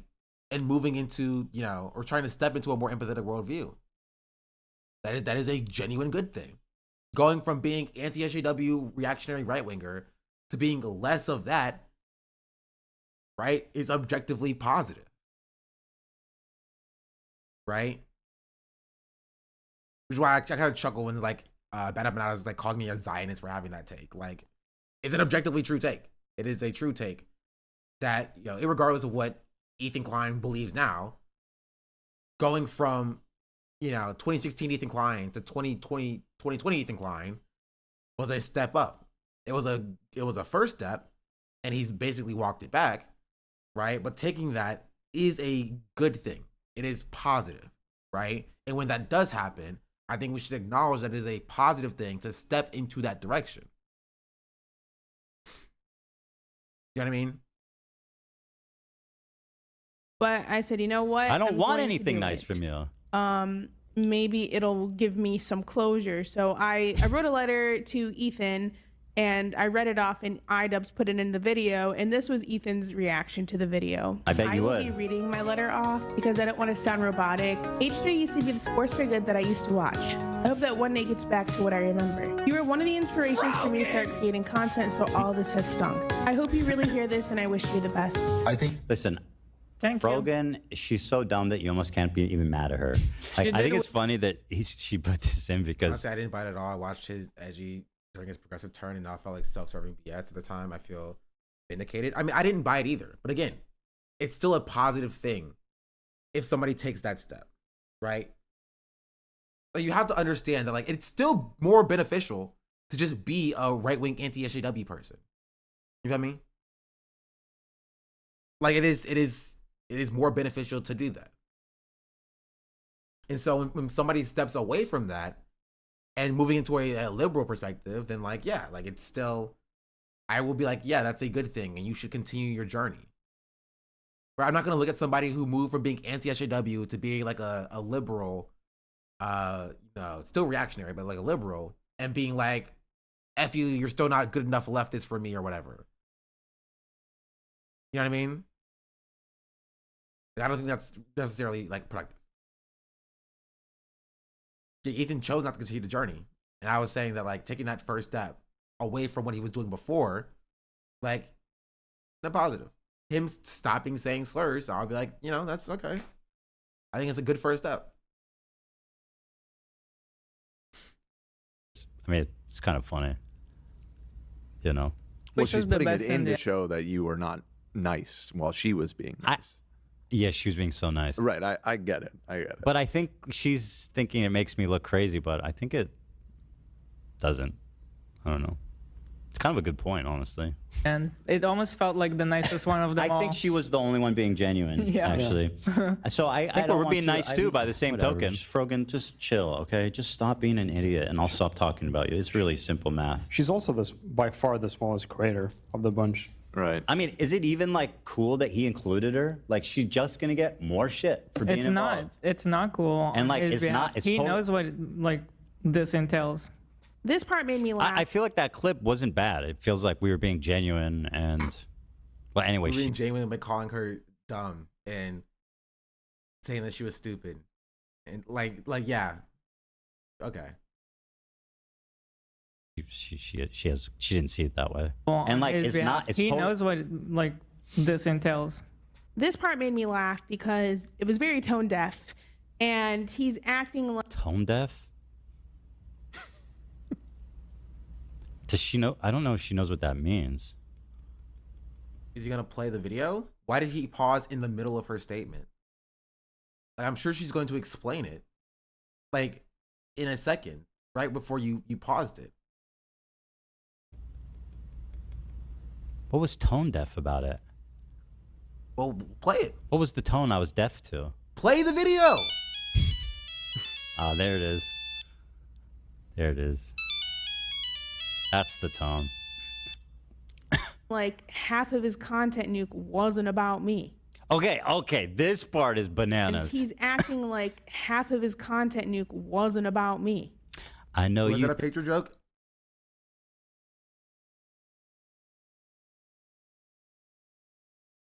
I didn't necessarily read it as such. Think this song is about you. It was 10 minutes of an hour and 40-minute long video. Girl, you interpreted that as half? That just shows kind of where your head's at. Like, holy smokes. I talked. Did y'all not have phones, chat? It's a ringtone. I don't think it was a pager joke.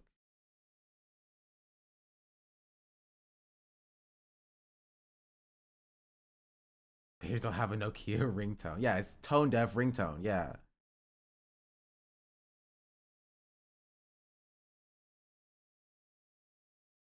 Pagers never had ringtones. They only vibrated. Zoomers in chat exposed. It's not even a Zoomer thing. That's like Gen Alpha. Phones still have ringtones, chat. Like,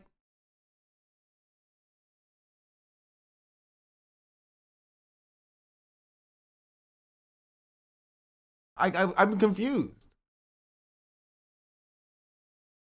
Like, I never owned a pager, but like I've had a phone with a ringtone, and so when chat was like pager joke, I was like, is that a pager joke? Okay, so what was the joke if it wasn't a pager joke? Fucking ringtone. He said it's like freaking Frogan said it was tone deaf. He's like, what tone am I deaf into? And then Zach played a ringtone.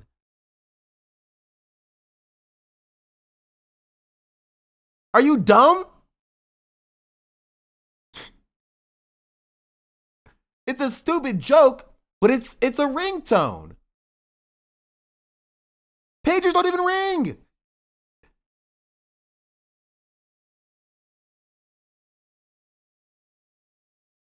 Okay, tone deaf ringtone. I didn't see it as a joke. That's not my fault.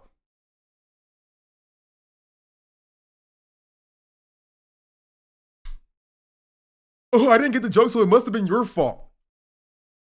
That's not my fault, just because you didn't understand the joke. Yeah, pager makes less sense.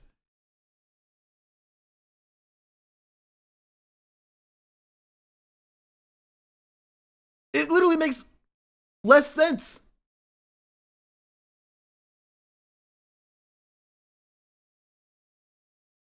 Who says modern pagers have ringtones, but I don't know, so I mean, like, it's like,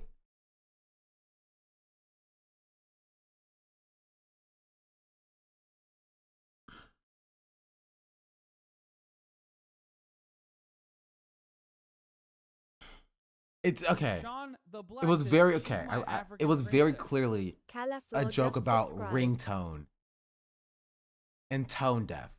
The joke is ringtone, tone deaf. Tone is in both of the words. Like it's not like a highbrow joke.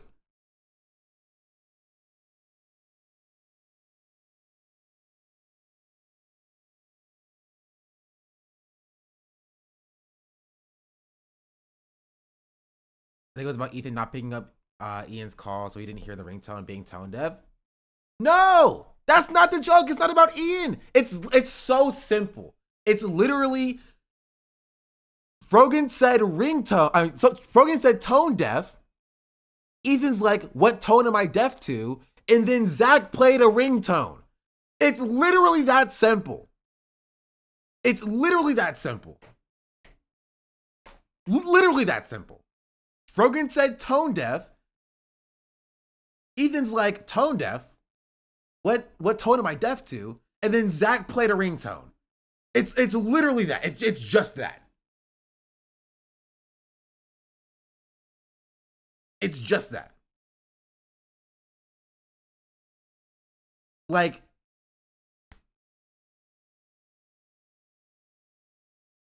yeah, my Peter jokes aren't funny. I feel like you're trolling. I feel like you're trolling, trying to keep me on this situation.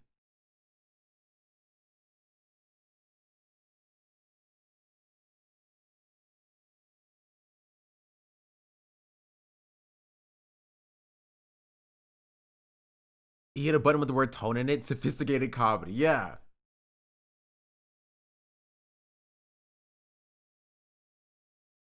Like, there's a trash tier joke to get this much attention because chat is stupid. Chat's dumb. And this is the problem. They are so ready, right? So ready to view whatever like Ethan does in like in a bad faith way, right? Which understandable because Ethan is Islamophobic, but like they are doing what like we criticize Ethan for doing to us, taking very clear jokes and reading it in like the most uncharitable bad faith way. It loses the actual point.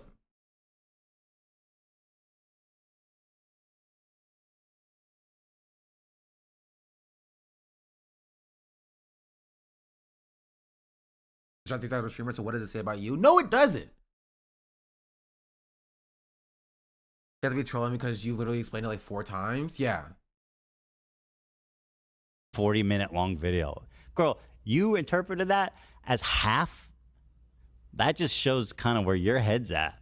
Content nuke wasn't about me. I know you think this song is about you. It was 10. Okay. This part is bananas. And he's acting like half of his content nuke wasn't about me. I know you think this song is about you. It was 10 minutes of an hour and 40-minute long video. Girl, you interpreted that as half? Okay. Even if I were to take Ethan at his face value, which you shouldn't do. Right? Which you shouldn't do. He had Frogan's picture up for like 30 of those minutes. Right? It wasn't even just about the tier list. Right? He said that Frogan was Qatari funded. He said that he had Frogan's picture up for like half of the tier, half of the video, length, he had talked about her being rising star, not being rising star. Like, okay, we can actually go look. Actually, we can take a little look-sees.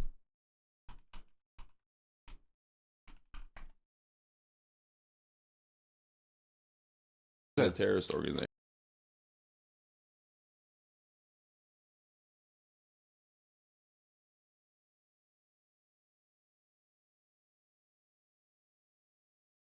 Let's see.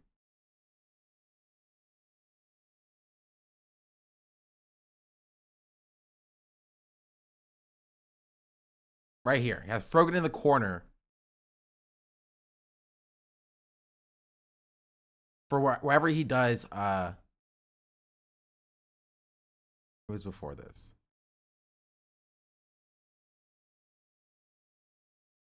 For this entire section, right? It's about like 7-8 minutes. And then the entire latter half of the video, right, is about Frogan. From 1:12, 1 hour and 12 minutes. Frogan or Twitch or to some extent.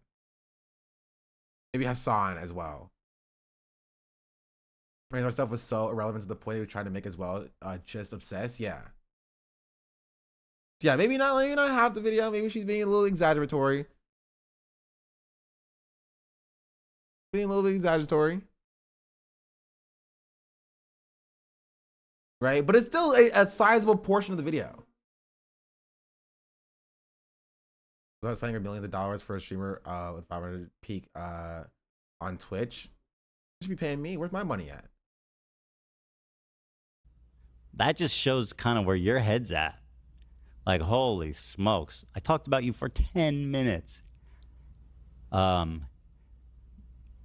Yeah, and by the way, I thought it was integral to the story. I think it was very well. Your whole Arab tier list was a big. Isn't it a bit hyperbole? He wouldn't accept this love and nitpicking coming his way. Yeah, it is hyperbole. It wasn't like half, right? But it was still a good portion. Like, she was a major feature of the content nuke. After Hassan, it was Frogan, and then after Frogan, it was Denims, right? She's still a major feature of the content nuke. Piece of the puzzle in this whole tapestry of bullshit, right?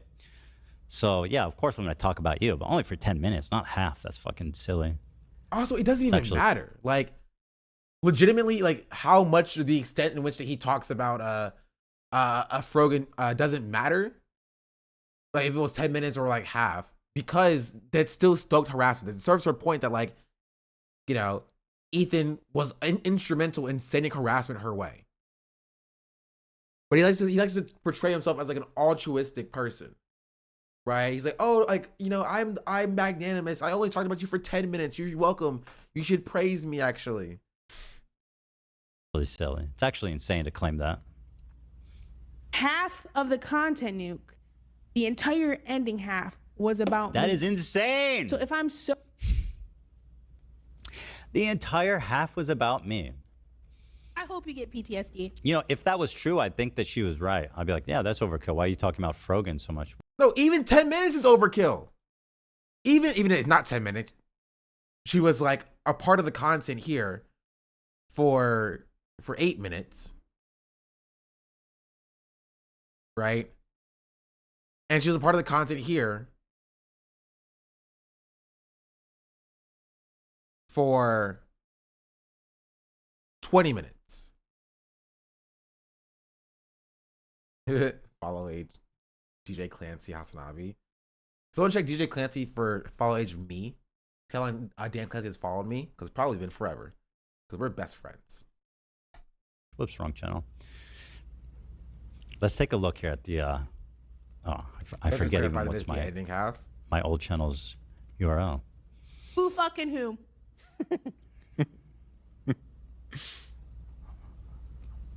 Dude, YouTube is so fucked. Look how far down I have to go. Oh yeah, Mogul Moves doesn't exist anymore, by the way. It's Ludwig now. He changed the channel name.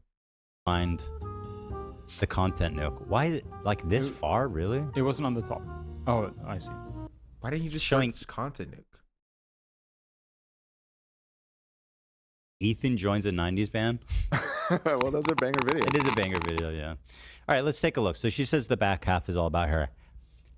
So let's see. Where do I first mention her? Frogan. Let me use a mouse. I'll look too. Yeah. This is gonna. I think I'll. Here she is. Here she is. So this is when she first comes up, I think. Talk about Dan being a creep. First of all, it's gross enough you're a creep, but what an incompetent idiot you are. You're the CEO of Twitch, and you get caught with the fucking... You get caught with the girlies on your homepage twice? Bro, come on, dude. You got wife, man. Got daughters. We don't need to know about this. Don't want that in my head, bro. It's also a little bit disturbing considering, you know, he's these people's bosses. Okay? All right, so he's incompetent. He's a creep. He's protecting terrorist propagandists. You think about what you've done. You think about what you've done. So what's up? So what's the big deal with Dan Clancy? Well, what happened next is what really made me realize how corrupted and rotten Twitch is to the very core of the organization. First, let me introduce you to Frogan.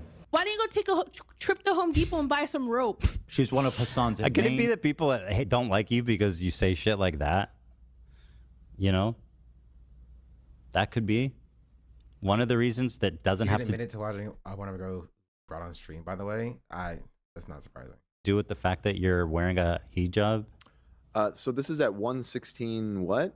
This is 116.39. Okay, so I'm looking to see when it stops. You She's bring her leading up great disc briefly at 26 minutes as well. It looks like the tier list stuff ends So I talk about the around 128. By the way, the tier list thing isn't really all about her either. It's about the tier list, right? Right, yeah. And then here we're talking about her podcast, which again, they just kind of shockingly dumb shit they say. It looks like it's about 12 minutes, this segment. 12 minutes? I would say. So a little more than the 10 you said, Ethan. But that's even being generous because I'm not even talking about her now. Like when I'm Sure, doing but and it's Ben a Shapiro's topic wife that directly were involves her. I born think it's in fair Israel, to say. which would make them Sabras. So at least love- somewhat part of it. It doesn't even matter. She was a prominent feature of the content nuke. Like it doesn't. Okay, sure. You only harassed her for 12 minutes. You know, instead of half the content nuke. Like if she was like, you know, proportionally, if she was like proportionally like that large or that, you know, a big of a streamer, then like maybe it would be relevant or useful. But like you cannot simultaneously claim that Frogan is like barely a creator while justifying spending 10 minutes on her in the content anyway. It just doesn't make sense. You can't claim that Frogan is a nobody and then spend any amount of time on her in the content. And then get mad when she responds saying, now Ethan has added to the harassment. I only spent 1 out of 20% of my 2-hour-long video harassing Frogan. Why are you mad? Yeah. about her. So yeah, 12 minutes out of 12 the video. minutes, yeah, There at you go. about an hour and 42 minutes. Right. That's half, I guess. That pretty much maths out. Like he's harping on like the term like half, but he uses the phrase half as even though it was hyperbole, right? Because he doesn't want to actually engage with the fact that he is like again doing a targeted harassment campaign against Frogan. How could I? She's saying I talked about her Like this for is just, 80 minutes. This is dishonest. There's no way to tout this other than it just being dishonest. Right? He's uncharitably reading what Frogan is saying, it's not actually engaging with the message that she's saying, right?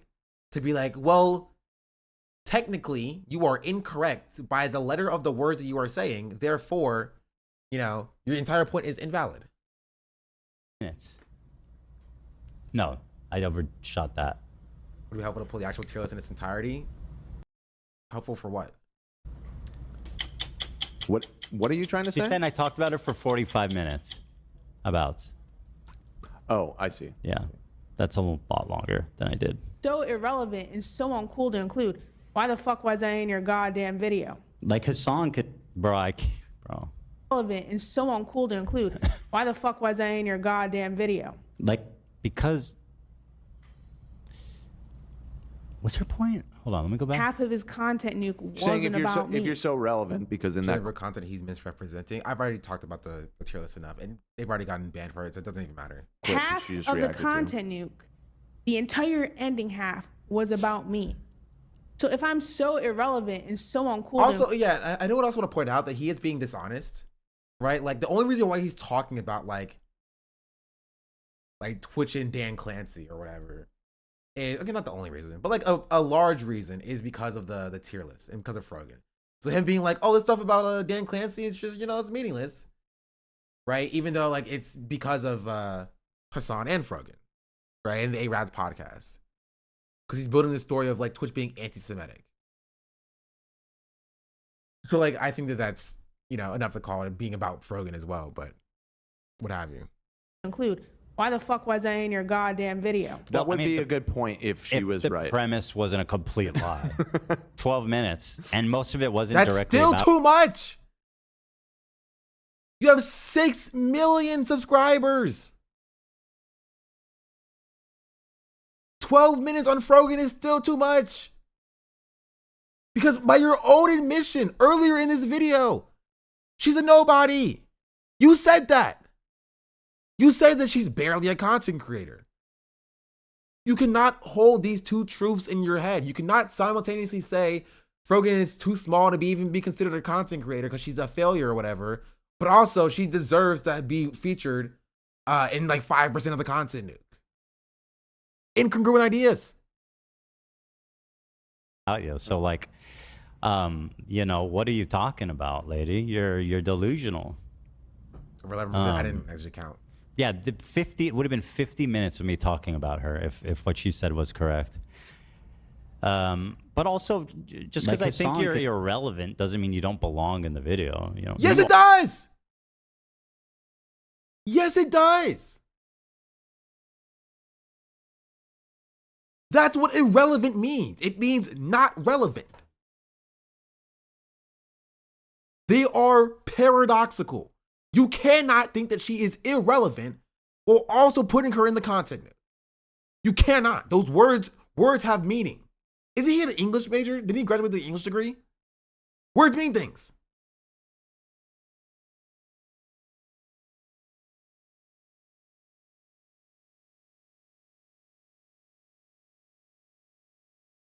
It's like Schrodinger's content creator. She's both relevant enough for me to attack and harass, but also not relevant enough for me so I can like dog on that. He's been obsessively posting Insta stories and ranting about her since the beginning of the year. It's stupid for him to even try to trivialize how long he featured in the H3H3 video. The video is just more on top of everything else. Yeah.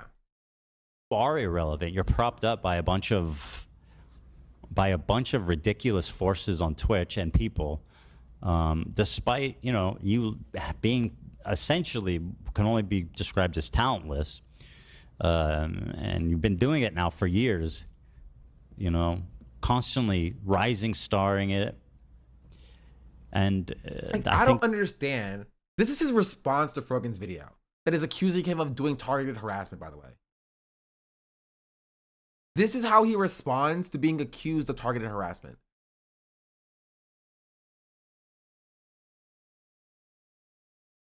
He's so viscerally mean, he just sounds like an asshole. Because he is an asshole. He is. He doesn't respond to the accusations whatsoever other than to talk shit. Because that's what he wants. That's all he is. That's it. He wants to feel powerful. That's literally it. He wants to feel powerful. He wants to feel strong. He wants to be a big, strong man who's dunking on a smaller content creator. Right? He wants to flex his numbers, even though like his numbers are going down. Like his growth is negative. He's losing viewership. He's losing subscribers. So to make himself look good or to feel good internally, he's like, oh yeah, I may be losing subscribers, but I'm still bigger than Frogan. Frogan's still smaller than me.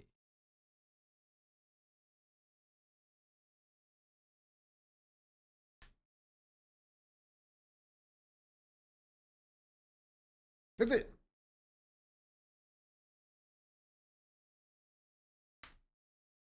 That's all he has. Right? That's all he has.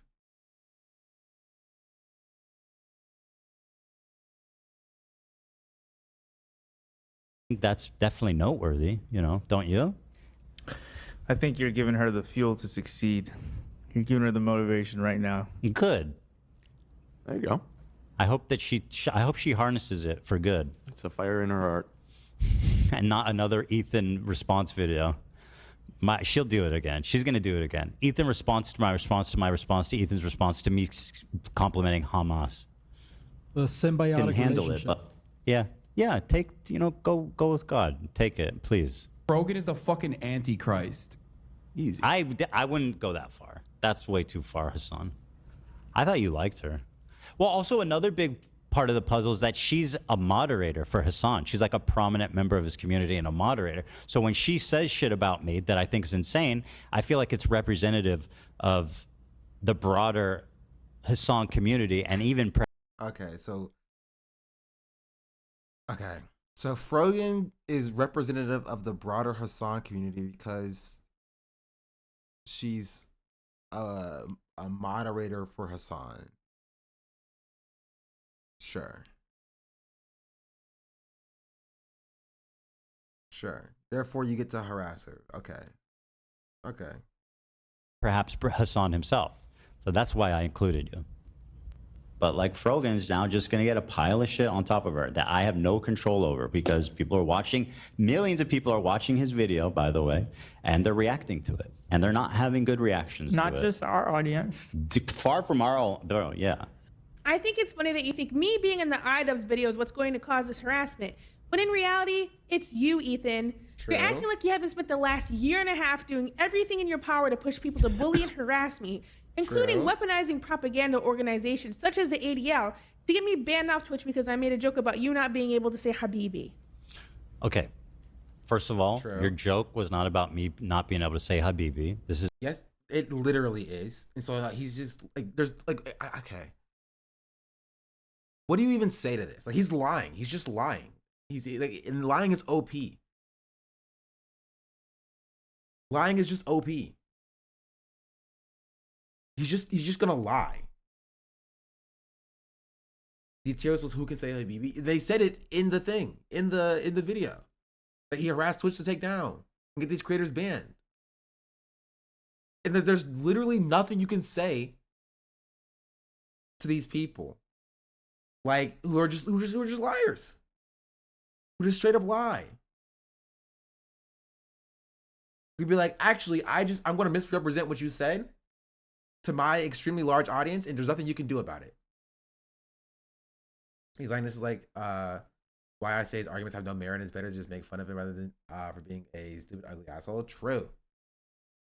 I think their angle is that Sabra means Jew. I don't know.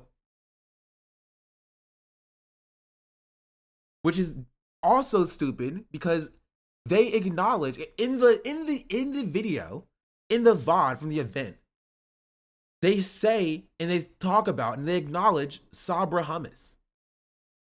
They say love Sabra because it's bad hummus. They talk about that expressly. And then Ethan is like, no, Sabra actually means a Jew born in Israel, so you're being anti-Semitic, sweaty. Just lying. Just straight up lying. Like, what do you even do? And the worst part is that these losers then went on their own podcast months later to flex about Sabra being bad hummus.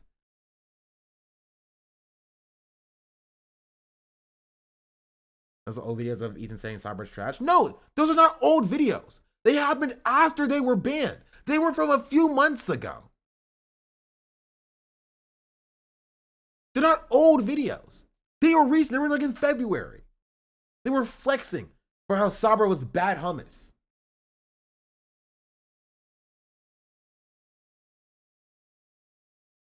This is just another gaslighting, ridiculous premise that you're lying about.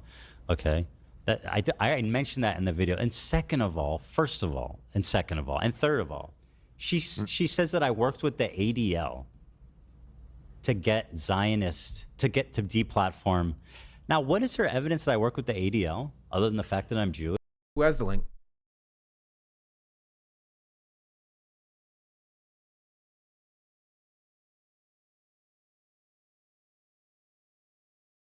Who has the link? Ethan has talked about specifically, right, propped up the ADL for being the only organization taking a stand against Twitch's anti-Semitism. Was that on his main channel or his personal channel?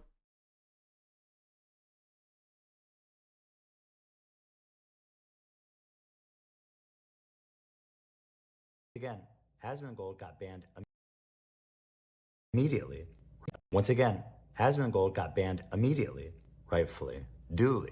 However, when it comes to Frogan and her friends shitting on Jewish people, shitting on Zionists, right? They need a lot of time to think about it. And I think, yeah, like when the ADL got involved, that's only when they finally suspended Frogan and all the other people up on the stage. When a sitting congressman started writing letters, posting on Twitter, then they said, okay, we should probably do something about your face, idiot. And I did that shit. I'll take credit for it. I fucking did that shit. I hope she gets permanently banned. Fuck her. And once again, Asmongold got banned immediately.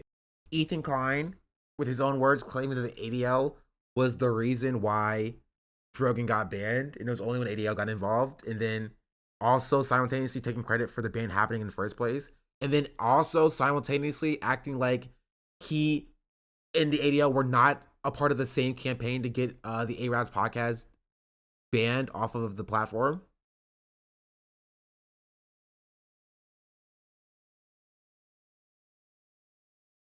Okay. That doesn't mean he was involved, though. Nobody is saying that, like, Ethan directly directly called up Twitch and was like, you need to ban Frogan or whatever. He was a part of the same campaign. He was a part of the same campaign. He and the ADL and Richie Torres and Destiny's Community and Diddy Saltman and all these people were a part of the same campaign to push to get Frogan deplatformed. That's how Ethan took it. Well, because Ethan's stupid. He's dumb. He cozied up with the ADL to get Frogan and the ARABS podcast deplatformed. I just don't think it's enough proof. Proof of fucking what? What are you talking about? He was a part of the fucking campaign, Chad. Are you stupid? Are you dumb? He was calling for, and specifically spent so much time calling for the ARABS podcast to be banned. He was a part of the same campaign. That's what he was doing.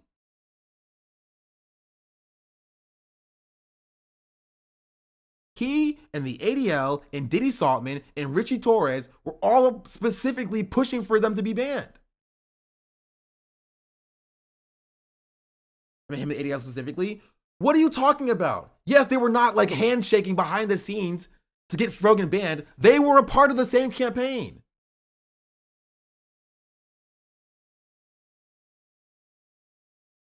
They were doing the same shit.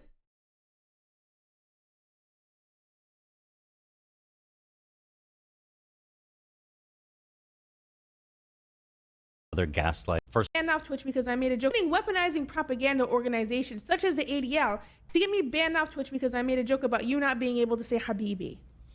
Okay. Like the claim is not that like, oh, Ethan was handshaking with the ADL, is that he was weaponizing the propaganda organizations like the ADL to get them banned, which is correct, which is true, right? Ethan Klein, right, promoting and pushing this narrative that like Frogan and the ARABS podcast was anti-Semitic so that the ADL was able to step in, take the reins on it, and pressure Twitch to help them take down the ARABS podcast, is him weaponizing the ADL. That's what it is. Maybe he didn't mean for it to happen, right? Maybe it was unintentional, but that's what he was doing.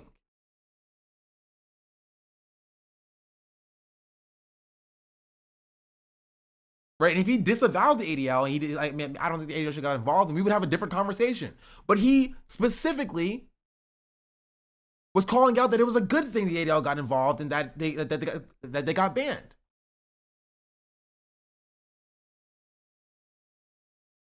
Because he was pushing for them to get banned.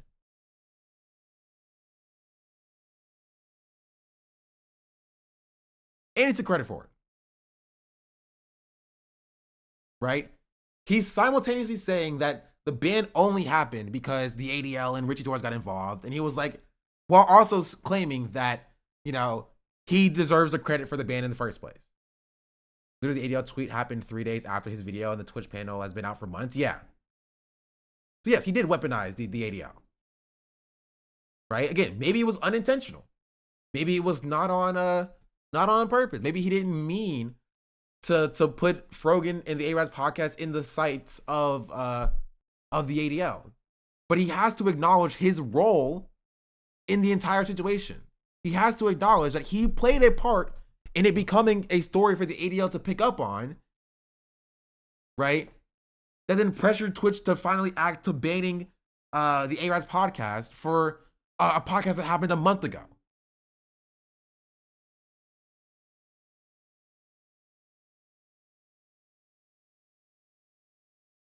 He called for them to get banned for the tier list. ADL got them banned for the tier list a few days later.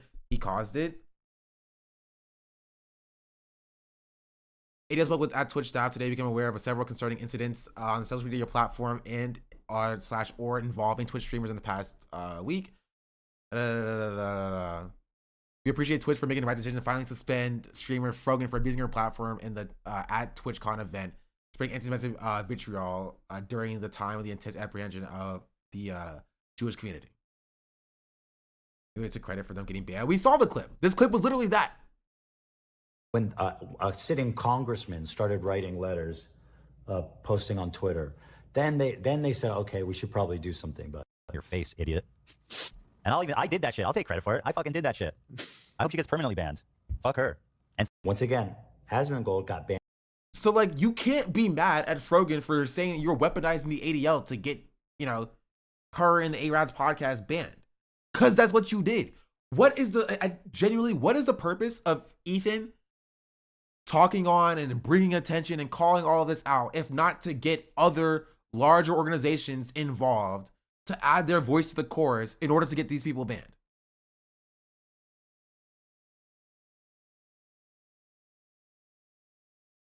It's very obvious and clear weaponization.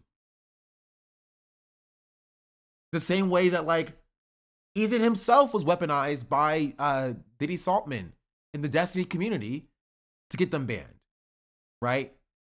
The GGGers and Diddy Saltman and all that space used Ethan, right? In the same way that Ethan used the ADL to get them banned. They were all a part of the same campaign, right? They pushed for a larger, bigger force than them to come in and take the reins and figure out the harassment campaign and push it over into the wide, the widespread space, the internet sphere. From his own subs, they felt conflicted on this. ADL is probably behind the bans.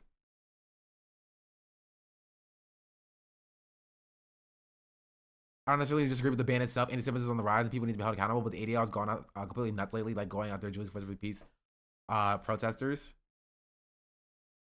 Not sure what people in here know about the ADL, but at this point, people call them the Apartheid Defense League, pro-Israel organization that weaponizes anti-Semitism to quieten pro-Palestinian voices. They claim AOC is anti-Semitic because she called for genocide and what's happening in Gaza to end.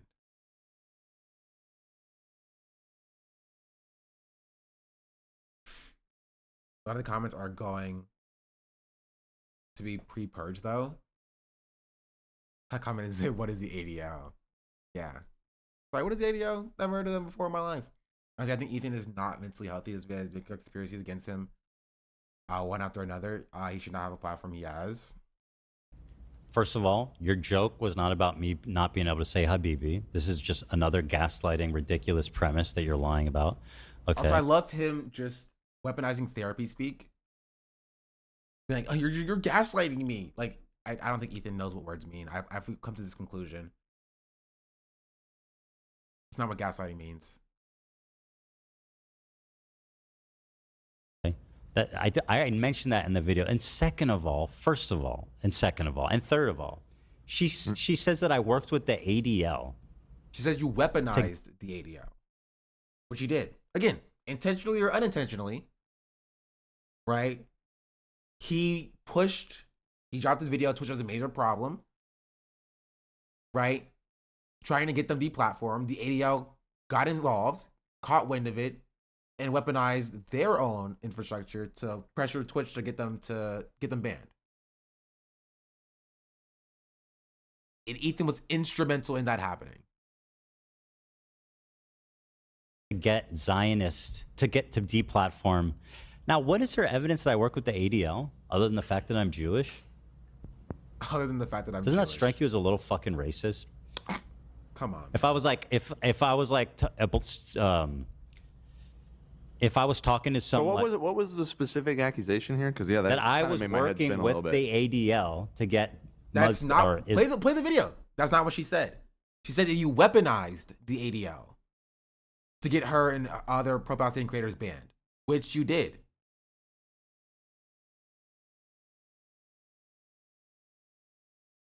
Again, intentionally, unintentionally, doesn't matter. He was on stream saying, "Is she banned yet?" Islam or pro-Palestinian creators to get her To get banned. Zionist deplatformed, or what? Let me go back. What did she The say? power to push people to bully and harass me, including weaponizing propaganda organizations such as the ADL She says I weaponized the ADL to get me banned off Twitch because I made a joke about you not being able to say Habibi. Okay, so it's specifically that she got banned for the tier list segment because of the ADL. Right. That I weaponized. Right. How did I do that? I don't know exactly. I've never talked about the ADL. I don't think. Never endorsed. I've never worked with. Like, okay.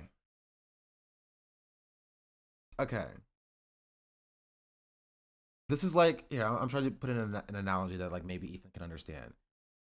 This is like running a marathon with a baton, and you get to like near the end, and you're like, "Someone take this baton, please! Someone take this baton!" And somebody runs up from the audience, takes the baton, and runs it through the end.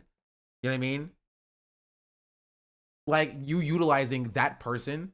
Get it? Again, maybe unintentionally. Maybe he didn't. Maybe he didn't do it on purpose. Maybe he didn't think the ADL specifically was going to get involved. But Ethan wanted other people, large organizations, maybe like the ADL, right? Maybe news publications to write articles about it so that she gets banned.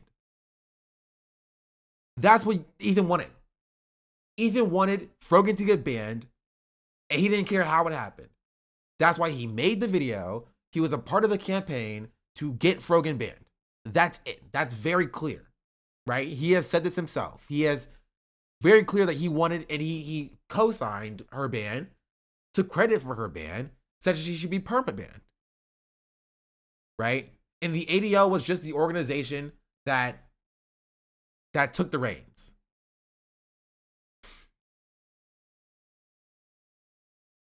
I was in a project Leftovers Live with Ethan on a silent stream in 2023, nothing else.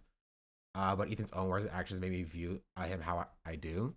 I think a way of looking at it, pretty much like someone posting openly on social media that when they have a huge fall about crimes someone has committed over and over again, and then crimes outlined and they get arrested, like, of course I didn't weaponize the police. Yeah.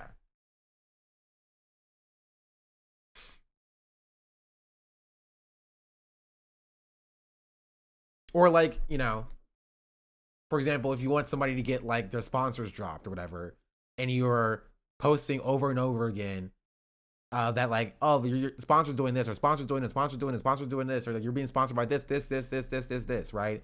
And then news agencies pick it up, and then like the sponsors drop the that person, right? You weaponized news agencies in order to get somebody's sponsors dropped. You feel me? That would not have happened if like that person did not continually post about the sponsors being on that person's content, right? In the same way that like the ban of the A-Rad's podcast would not have happened if Ethan did not try to, get them deplatformed and made the video, just documenting the tier list and lying about it. Like how he claims that Denim's weaponized TPS. Yeah, but even worse because like he wanted this to happen. Like he was on camera saying that they should get banned and that you should let Twitch know that you want them to be banned. You know what I mean? And the ADL just happened to catch wind of it somehow, some way, maybe through Ethan's video, maybe not. We will never know. And then pressure Twitch to ban them.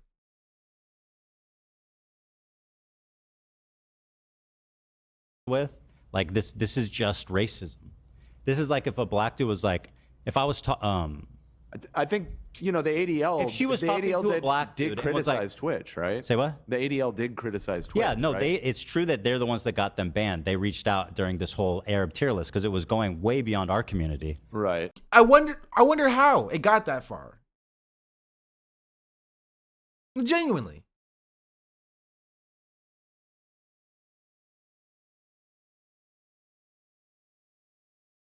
I'm genuinely, I'm curious. Why does he never acknowledge that he had a role in it getting as large as it did? He literally took credit for it. His words. Do something about your face, idiot. And I did that shit. I'll take credit for it. I fucking did that shit. He took credit for it. But now when it doesn't serve its purpose, well, no, it wasn't. It was way larger than our community. It got so large. It went kind of crazy. Like it was like, bro, and it exploded, and it wasn't me. I barely even talked about it. When it serves his purpose, he's like, yeah, I did it. I got them banned. Yeah, I take credit for it. They should be perma banned. But now when it makes him look bad that he was a part of this this harassment campaign and getting the story to being as large as it is, or it was, now it's like, no, it wasn't just us. It was so large. It got so crazy.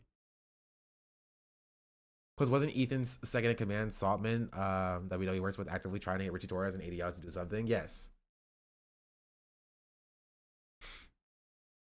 Does the whole crew have dementia? No, they're just dick riders. That's it.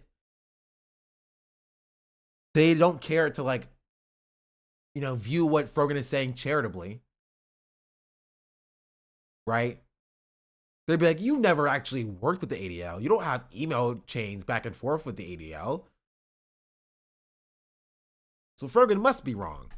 But blaming that on me is fucking insane. That's like being like, oh, black dude working with the NAACP, huh? Like with no evidence. It's like, what are you doing? Mm-hmm. It's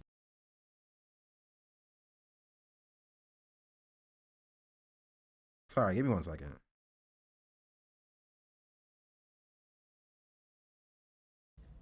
It's also giving like shadowy org, like Jews in their shadowy orgs. It's crazy to lie about that. Aye. You just put that forward like fact with zero evidence. It's fucking insane. Such your power to push people to bully and harass me, including weaponizing propaganda organizations such as the ADL to get me banned off Twitch because I made a joke about you not being able to say Habibi. She accused me of harassing her while simultaneously lying straight up about me in an anti-Semitic way, in my opinion. And then she'd go, why do you stop talking about me?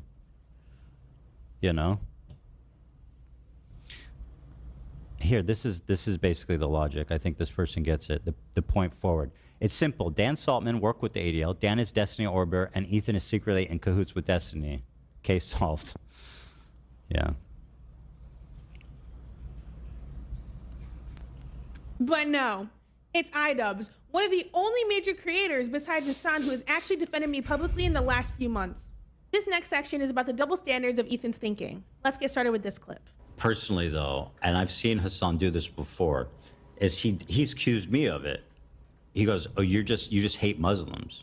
It's like, bro, can you actually please just respond to a real argument? Like, please, bro. He just like, you can't just sweep everything away by saying that. It's just not right. Are people very cruel to her? Yeah, for sure. So I'm supposing the counter to this would be showing me saying Islamophobic or anti-Arab jokes. That would be the counter to this clip. Because I think it's a good point I'm making there. You know, it's just, I don't know, man. I don't know how to explain this to you, Ethan, because this is something you claim all the time, but some people are actually racist. Yeah, claims I said people that are in the mean clip you showed. him all the time because they're racist, using his religion as a shield of criticism, as he claims people are doing to me. A lot of the comments I get are about me being a hijabi and me being Muslim, so no. Not from me and my community. I don't fuck. You think that I'm the only community that you've upset? Like, have you forgotten the hordes of people on every corner of the internet that you have offended with your thoughtless, insane takes? Veterans deserve PTSD. Did you not think that that would upset a fuckload of people who, by the way, lean conservative? My community does not make fun of you wearing a hijab. We don't give a fuck about that. I never have. That's for damn sure. People are not more charitable to me because I wear the hijab, and I wish that was the case. I have never. They accuse me of doing it. They go, "Oh, Ethan's just targeting Arab and Muslim creators." It's like I have never one time mentioned her hijabi or brought anyone's fucking identity into my criticism of them. Okay, so again, that's a good point, but maybe I'm lying. Maybe I'm lying. I thought you were just big upping yourself. And I have done that. That would be the good counter to this. So I was trying to find where this ADL connection came from, and the only thing I'm saying is that when we talked about Dan Clancy, when you brought up the tier list initially, it was October 21st. And then later after the show, I believe is when the ADL put out a tweet about it. So I don't know if that's rock solid stuff. That's a great perfect accusatory to say I worked with I weaponized the ADL. It's insane. It's fucking insane. Anyway, she's about to prove that I'm Islamophobic, right? Let me do this again because I think it's good. I have never. They accuse me of doing it. They go, "Oh, Ethan's just targeting Arab and Muslim creators." It's like I have never one time. By the way, Mike from PA, is he Arab or Muslim? Oh, he wishes. He wishes. Dude. He's not. Is Sean the Black Arab or Muslim? I mean, I don't know if he's Muslim, but I don't think so. You know, there's a lot of people in this story that is getting equal criticism that are not Muslim or Arab. It's fucking insane to claim that. It's just not even empirically true. I saw today on the subreddit that Mike from PA is hanging out with Milhouse. Oh yeah, two great kings. You know what I was just thinking that. It's Milhouse and the comic book guy. It's so true, dude. That's Mike from PA, and this is Milhouse. This is insanely poignant, this comparison. Wow. That is right on the money. Wow. I love this. Yeah, this is a great episode of Simpsons.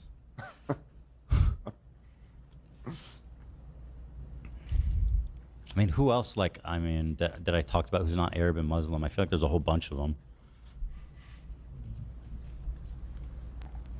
Mention her hijabi or brought anyone's fucking identity. Noah Samson is a white as fuck dude who's not Muslim. Why? You know what I mean? He's the one I'm saying I'm going to sue for defamation. So what the fuck? Be consistent. Just a liar, dude. These people lie like nothing. They cry bully, they hit, they lie. It's pathetic. And finally, there's enough people noticing it. You know what I mean? This has been my life for 2 years, where these people attack, harass, malign, defame. And then when I defend myself, I'm crazy. I'm psychotic. That's not really what's... I'm back, chat. I'm sorry. I just saw an insane thing.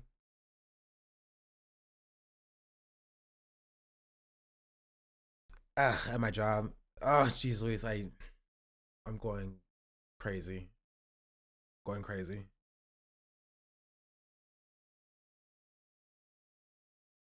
You missed a Muslim, as Sean mentioned. Wait, no, no, he did not. Is it bad? It's rough. It's rough.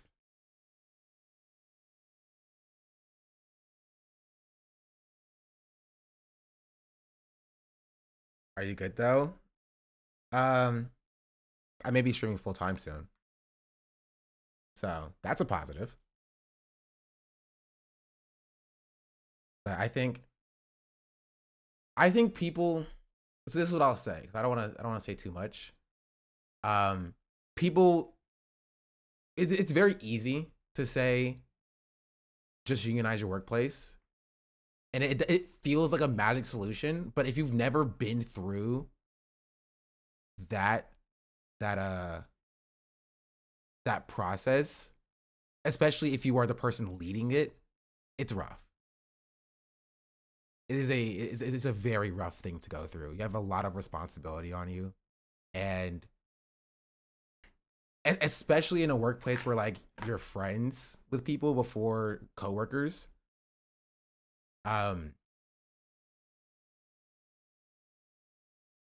It's rough.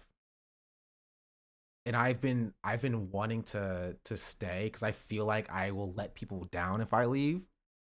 Because this process only started because I took the step, and if I leave, I don't think it will continue. And so it's a lot of pressure just to, to do well and to perform and try to fight for things. Just had a buddy of mine try to unionize a small NGO. They fired 5 people immediately, and everyone else just left. Dissolved the entire thing. It's hard, yeah. And I think we're not that far away from that, and that's sad because I love the work that I do. And it feels impactful and it feels important, but it's rough. And if I do end up leaving, I'll tell y'all about it.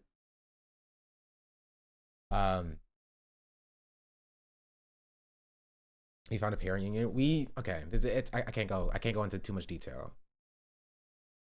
Thank you for the 5 gifted subs.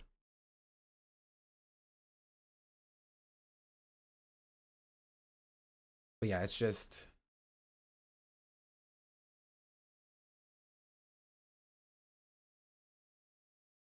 yeah. I live like a capitalist every single day, Shank.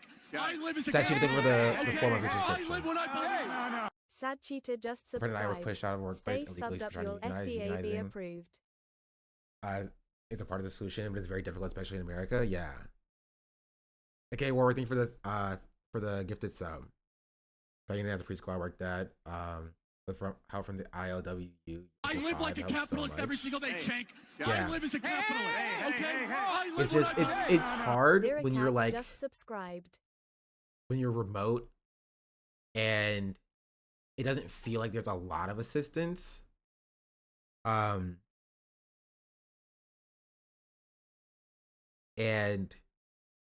we do have contacts with people who are very nice and will help us out.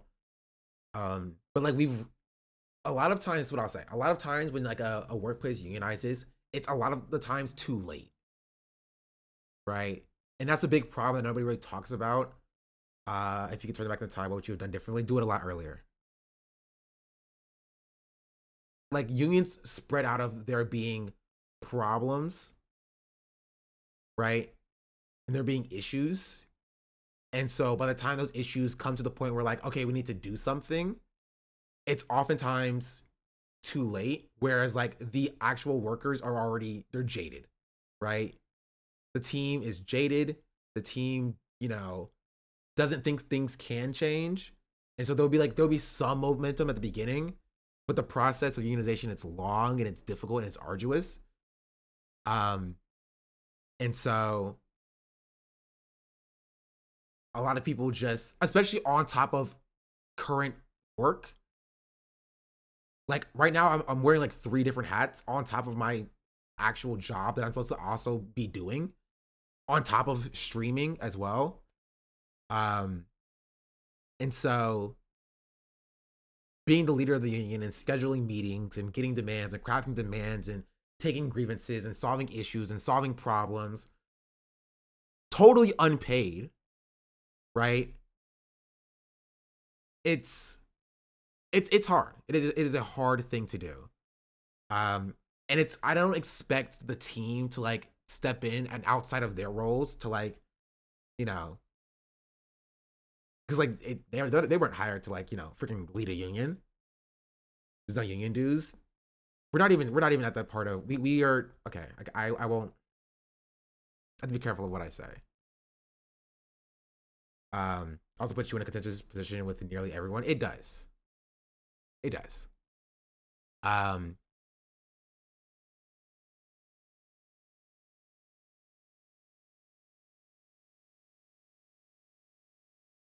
It is rough though, right? Because you see things that just happen, and there's like nothing you can really do about it. So like I'm keyed into some of the decisions that are being made, but like I get freaking like, you know, I can't. I'm not in the decision making position myself. And so things just kind of happen while we're in like the baby stages of like the union, and it feels kind of hopeless, you know. And I'm at the point where like I'm making more money streaming than I do at that job. And so it's getting to the point where like it's not worth staying. But like that's kind of what like, you know, management wants. They want you to feel as though it's not like worthwhile trying to fix the issues and push for something better, and then it's easier to just go somewhere else. You know? And I don't want to let the team down by just leaving. But if I were to tell y'all some of the things that are happening, it would be like kind of insane.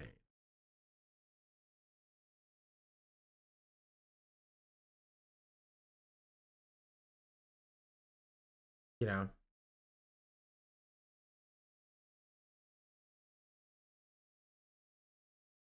What you're doing is very noble. At the end of the day, you have to do what's best for you. But I'm not struggling. So that's the thing, right? I am blessed to even be able to do streaming as a thing.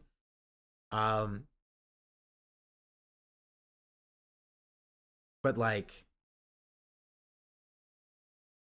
but okay, here's what I will say. I think something that, and this is something I say, so that if you are trying to unionize your workplace, you can be aware of something that will oftentimes happen. Is there will be a certain level of disrespect for like working hours. Like I make it very clear that I am streaming, right? They know that I'm streaming. I'm not full time, right? I work a set amount of hours a week. But oftentimes, because I am like the representative of the union, I would be expected to like answer, you know, messages and emails and respond to people in a time where I'm literally not in office, right? And this undue pressure is a tactic that management will use in order to like pull you different ways, which is why oftentimes the unionizing representatives are not a part of the actual team. They are third party or outside representatives, so that people can actually do their actual work, and that's what their focus is on, and they have somebody to like, you know, bargain on their behalf. Like,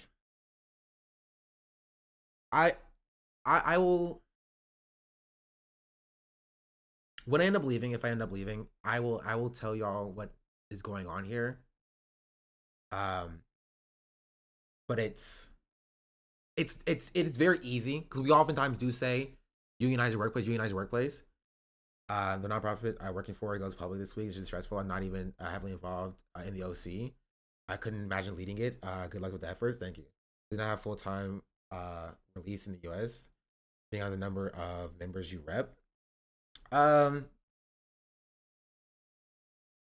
won't answer that.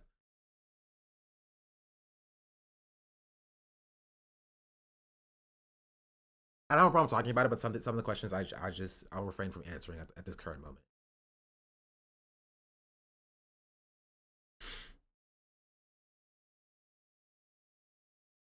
Bunny Ranger, thank you for the prime.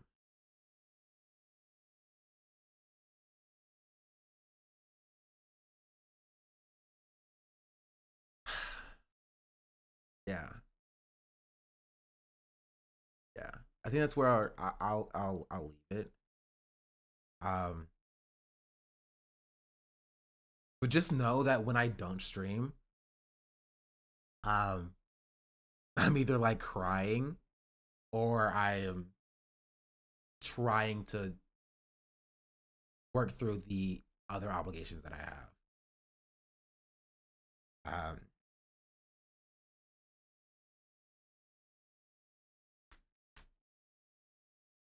So yeah, just I still think it's important to unionize your workplace and to work or to push for workplace organization.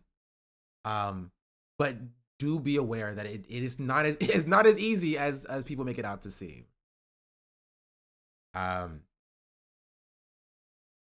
it's necessary. Okay, if I message you on Discord, I really want to help you with union because I have all time and energy being unemployed. You can, no guarantee I will respond though, because it's literally impossible for me to answer things. But it's a tangent. It's a tangent that I went on because of something that happened. I had to take a phone call real quick. But like, oh, geez Louise.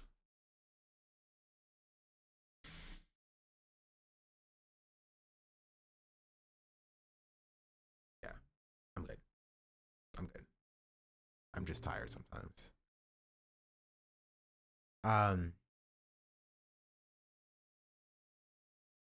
Yeah, I think okay, and this is what I'll say as well. This is the last thing I'll say. Is that I think at some point we may do a fundraiser for a strike fund of some sort, because I have a platform that a lot of other team members don't have, and I am able with streaming to do some sort of labor action, work stoppage, or something of the sort, if it comes down to that. But there's people on the team who don't have that opportunity, and they need to work to survive. And I may want to see if I can raise money to allow people to sustain themselves if we were able to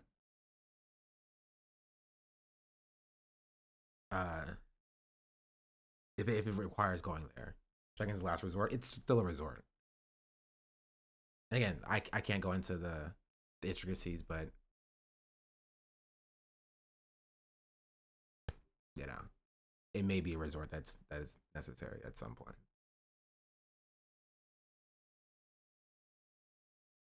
Housing available at Hassan's mansion. Yeah. That's what I'll say. So I have to worry about that as well. I think your experience in organizing your own job will give you the skills you need to help other places with organizing, especially with your platform. Your dream is active. Oh, thank you. Trevor Messi, are you linking up with FD while he's in LA? I don't know if FD is still in LA or not. I literally have not. I've been worried about this other thing.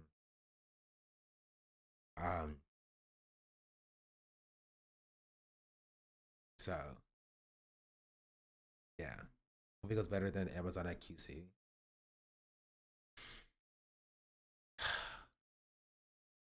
Left Intel, Cisco, Oracle, laid off another S&P 500 company. I was lucky enough to fund a company in China while I was working for Oracle, and now we're slated to make millions and pay everyone fairly, fight for your rights, work to live, don't live to work. At least you're aware of the tactics so you can stop unions in the future. Near future multinational corporation. As a restaurant owner in my neighborhood that has shut down twice because the restaurant stopped trying to unionize and just reopen again under a new name for the side of the place. And unfortunately, they have the whole block or they own the whole block. I've been begging people not to support their business. Yeah. The nonprofit sector is also just interesting because this is a story that's more common than you think in like progressive nonprofits. This is like the nonprofit industrial complex, to the point where like some of the nonprofits that you are very aware of in like the political space are like running on skeleton crews because they have fired everybody for trying to unionize.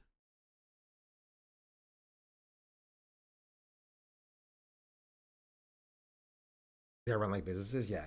And to a certain extent, like you're dealing with like, millions of dollars. I can understand, I can understand running with the fiduciary responsibility mindset. But it is kind of funny when like you have like, progressive anti-capitalist nonprofit organizations running like a capitalist entity. To a certain extent, it makes sense, but it overshadows the real work good people do. Yeah, you just have to pay people fairly. Yeah, if I leave, I will tell. I'll tell all. I used to work in a nonprofit for an animal care organization. It's impossible to advocate for the application. Is higher wages, takes money from the food. Takes money and food from animals. Yeah. Because recently got canned from the ACLU for that reason. Then moved to MX. There are also nonprofits owned by for-profit corporations that funnel any surplus money. Yeah. This advise you get your severance without an NDA. You think we get severance? What do you think we're bargaining for?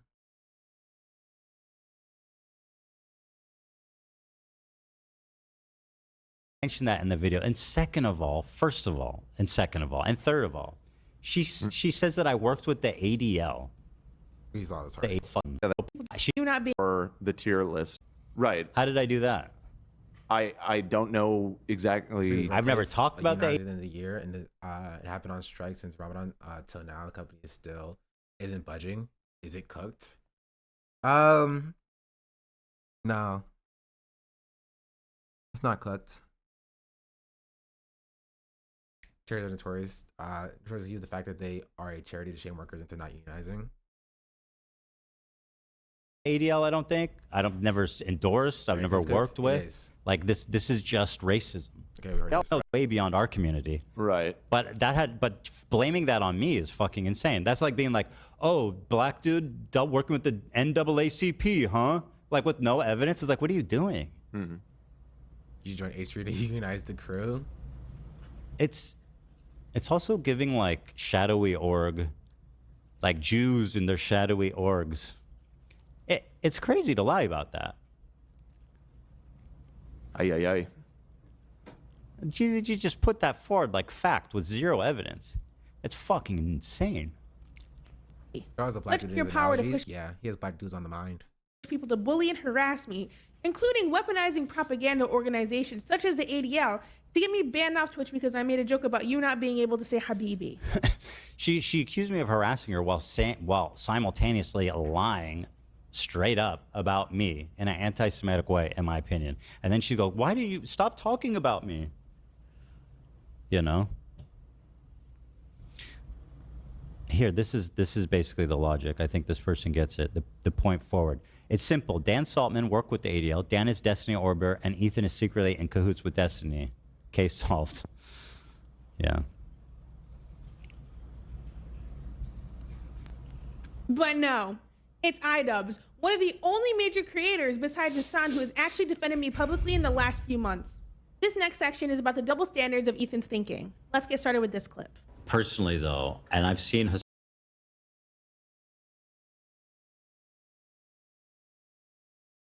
Hassan do this before, is he's accused me of it. He goes, oh, you just hate Muslims. It's like, bro, can you actually please just respond to a real argument? Like, please, bro. You know, he just, like, you can't just sweep everything away by saying that. It's just not right. Are people very cruel to her? Yeah, for sure. So I'm supposing the counter to this would be showing me saying Islamophobic or anti-Arab jokes. That would be the counter to this clip. Okay. Because I think it's a good point I'm making there. You know, it's just, I don't know, man.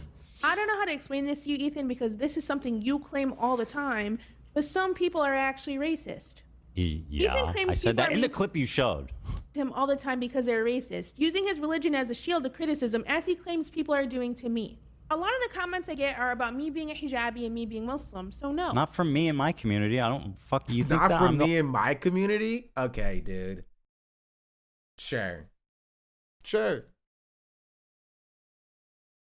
only community that you've upset? Like, have you forgotten the hordes of people on every corner of the internet that you have offended with your thoughtless, insane takes? Veterans deserve PTSD. Did you not think that that would upset a fuckload of people who, by the way, lean conservative? My community does not make fun of you wearing a hijab. We don't give a fuck about that. I never have. That's for damn sure. People are not more charitable to me because I wear the hijab, and I wish that was the case.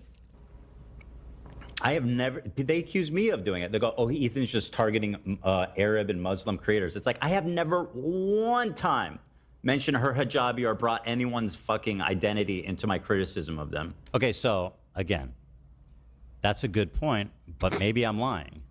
Maybe I'm lying. I thought you were just big upping yourself. And I have done that. That would be the good counter to this. So I was trying to find where this ADL connection came from, and the only thing I'm saying is that when we talked about Dan Clancy, when you brought up the tier list initially, it was October 21st, and then later after the show, I believe is when the ADL put out a tweet about it. So I don't know if that's rock solid stuff.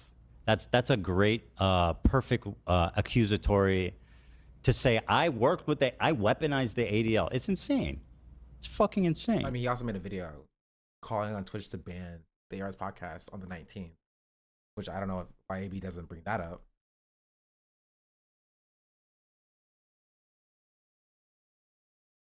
Someone but this AB guy. Like, okay, chat. AB's not defending Frogan here, but like he is adding a tad bit more context than Ethan has just been ignoring. The fact that there is a link there, to be entirely fair. Now, to be fair, AB should be defending Frogan by saying, you know, hey, maybe the coverage that we gave it on our very popular podcast, right, led to, led to the ADL getting involved in the first place. Maybe he's giving less than the bare minimum pushback. Yeah, just like a little sprinkle of pushback, just a tad bit. I don't want friends like AV. Maybe I was raised different. No, I get it. AB is a hologram of who he used to be. I'm just trying to figure out how he gets to the Muslim misconnection. Because I think Chad's lying about that. Anyway, she's about to prove that I'm Islamophobic, right? Let me do this again because I think it's good. I have never. They accuse me of doing it. They go, "Oh, Ethan's just targeting Arab and Muslim creators." It's like I have never one time. By the way, Mike from PA, is he Arab or Muslim? Oh, he wishes. He wishes. Dude. He's not. Is Sean the Black Arab or Muslim? I mean, I don't know if he's Muslim, but I don't think so. You know, there's a lot of people in this. Wait, okay. Okay, wait, I have a question. When questioned with like, you only target Arab or Muslim creators, you say, is Mike from PA Arab? Is Sean a Black Arab or Muslim? I thought he didn't target me. I thought he didn't know who I was.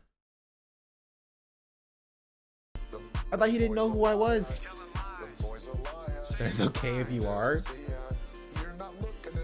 Girl, thank you for the resubscription. Much appreciated.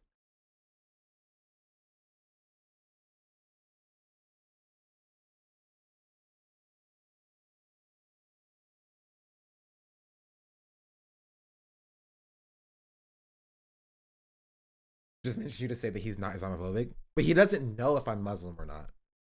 Is he Arab or Muslim? Oh, I know what this stream is, but I'm a 19-month sub. True. He wishes. Dude. He's not. He's, is Sean the Black Arab or Muslim? I mean, I don't know if he's Muslim, but I don't think so. You know, I don't know if he's Muslim, but I don't think so. So I give Muslim vibes, chat. Is it my Muslimish hat?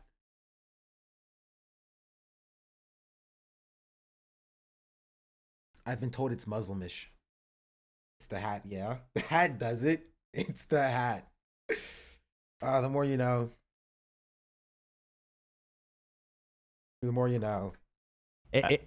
There's a lot of people in this story that is getting equal criticism that are not Muslim or Arab. Wait, so I'm getting equal criticism to Frogan now? I thought he doesn't talk about me. I didn't know who I was.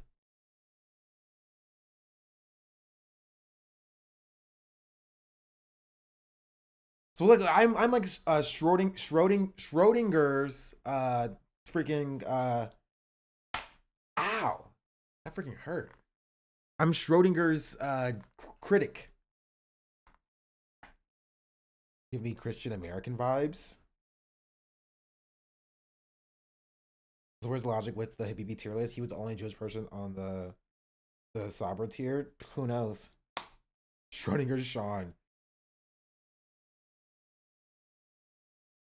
Fucking insane to claim that. It's just not even empirically true. I saw today on the subreddit that Mike from PA is hanging out with Milhouse. Oh yeah, two great kings. You know what they? Yeah, I was just thinking that. It's Milhouse and the comic book guy. It's so true, dude. Holy. That's Mike from PA. Shit. And I don't watch The Simpsons. I don't get Simpsons references. Wasn't Raph also in the same tier? I don't remember, actually. They put Scootish in that tier too. this is Milhouse. This is insanely poignant, this comparison. Wow. That is right on the money. Wow. Wow, wow, wow. I love this. Yeah, this is a great episode of Simpsons. I don't understand this comparison. I don't watch The Simpsons. So. I mean, who I'm sure else, it'd be like, funny if I did. that I talked about who's not Arab and Muslim? I feel like there's a whole bunch of them. He named 2, by the way. He named 2. He's like, I'm sure there are many more. I'm not gonna think about it any longer because my brain hurts. But like, I'm sure that there's more. I'm sure that there's more. But he only brought me up to talk about how he's not Islamophobic. Right? While simultaneously being like, I never talk about this person. So he talks about me equally to that he talks about Frogan, right? To prove that he's not Islamophobic, but he doesn't talk about me because nobody knows who I am. And he never talks about me. He said he didn't even know if you weren't Muslim. To be fair, his fans don't either, you know? Like an old person, old dude. He's doing the I have black friends. Nah, he wouldn't even say that. Funny hat, thank you.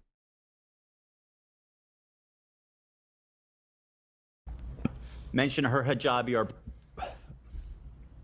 brought anyone's fucking. Oh yeah, Noah Samson is a white as fuck dude who's not Muslim. Why? You know what I mean? Well, you don't know if Noah's Muslim. He doesn't know if Mike's Muslim. He has no clue. What is he? Is he doing it based on like looks? Based on looks? He's like, you don't look Muslim to me. So you must not be Muslim. White guy can't be Muslim.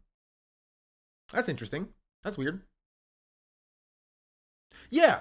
Okay. Also, he said Mike, white guy, definitely not Muslim, definitely not Arab, right? Like Noah, white guy, definitely not Muslim, definitely not Arab. Sean, right? Not Arab. Just subscribe. Muslim. I'm Muslim because I follow Sean and Hassan. Muslim, maybe. Why don't I get the definitely not Muslim? Why like I feel like Ethan's a little bit racist. I feel like this is a little bit racism from Ethan. Yeah, he's definitely not prejudiced at all. Yeah, black guys can be Muslim, white guys can't. White people just cannot be Muslim. Okay, this is separate, and I won't get too deep into this, right? Have y'all seen the discourse that's currently going on Twitter right now, on like leftist Twitter, communist socialist Twitter, about like how communists can't be religious as well?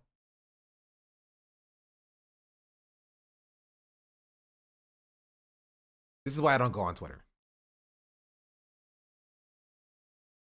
Why do they care? I have no clue. This is my only question whenever this comes up. I was like, why does it care? That's then from the Muslim revert guy. Yeah. To be fair, that screenshot was kind of funny. He was like, 2008, Jewish. 2009, evangelical Christian. 2010, Irish Catholic. 2012, Jewish. Like, that was funny. I will say, I would say that was a funny screenshot. I think that was pretty funny. That it said he went back to Judaism like 2 separate times. That was a funny screenshot. I will say that was funny. Right? But the people were being like, somehow this person is like a grifter for like it was immediately funny, but the Discord is like that. Yeah. For like you know, just like trying out a few religions. A buzz about converting to Islam while being MLM and leftist. Another white person corporate treated us ducking on them for embracing Islam. Yes, essentially. Right, and this entire conversation doesn't make sense to me, right? Because I'm like, one, you don't even have any. You're a freaking leftist. You don't have any power. You don't have power. You're a leftist. Number one, so it doesn't even matter. And number two, what are you gonna do? You're gonna outlaw religion with what state? You're a communist. You're a communist. With what state are you gonna outlaw religion? It doesn't make any sense. With what mechanisms of power? You're a communist. And so the entire discourse is just, it's so stupid. Because I'm like, one, it doesn't matter, right? So long as people aren't hurting each other or hurting anybody else. You know, religion is not necessarily a problem, right? And two, like, with what power are you going to outlaw religion? I think people conflate religion with the church. They are two different things. No, you're incorrect. It really stems from like a level of like superiority to be like, it is Reddit atheism. It's like, I don't believe in any of that stupid stuff, right? I don't believe in any of that stupid stuff. It's like, I'm better than you are, kind of thing. But that's really all it is. Religion would definitely be problematic without the church. Yeah, but again, number one, if it's so long as it's not hurting anybody, then I don't necessarily think it's a problem. And number two, with what state are you going to outlaw it? Are we just talking to talk? We're just like talking just how bad religion is just to talk? Are you going to outlaw religion? If not, then what are we talking about here? It doesn't make sense. It's literally just moral superiority, like grandstanding. That's really it.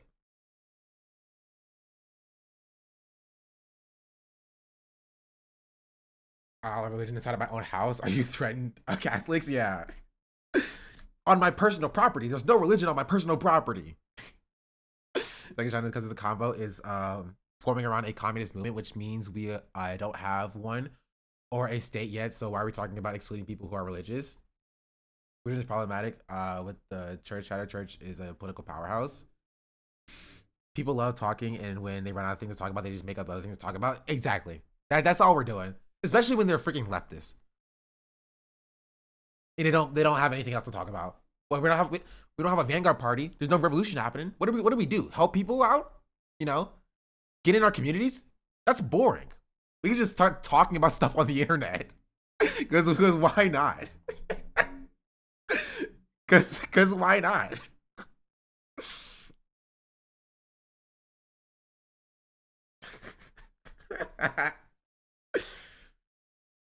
And it just, either way, regardless, neither party here has any power right? People who are like, anti-theists, and they hate religion. People who are religious, people who aren't religious, but are like, who cares, right? None of us have any power. We're freaking leftists. It doesn't even matter. We're literally screaming at each other about like essentially nothing, right? Essentially nothing. And so yeah, that's my take on the discourse. Ooh, on my back. Ow. It's the same as what would your job be in the post-revolution utopia be discourse? Exactly. It's like, I'll be a police officer in the post-revolution. And you're like, no police officers will exist post-revolution. Or like, maybe police officers is not the best topic. Like, I don't know. I'll be a teacher. And they'd be like, there's no teachers post-revolution. And then people like argue about that. And then people are like, and it's just like, we're talking about post-revolution in America, dog. What are we talking about? I'm going to be a landlord post-revolution. I'm going to be a landlord post-revolution.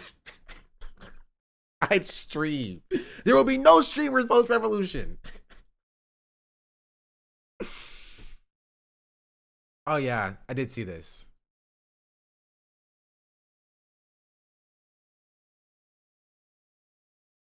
And this goes into like a deeper thing.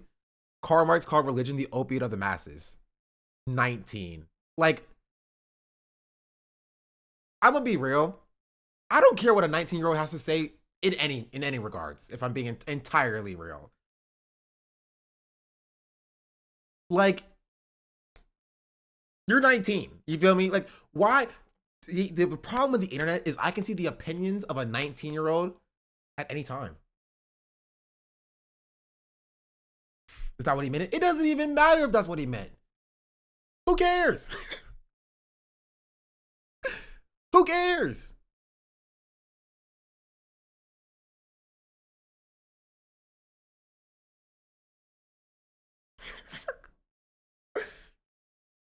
Like that's the answer. You know what I mean? It's the same response of like, oh, bad, I called you a Zionist. Who cares?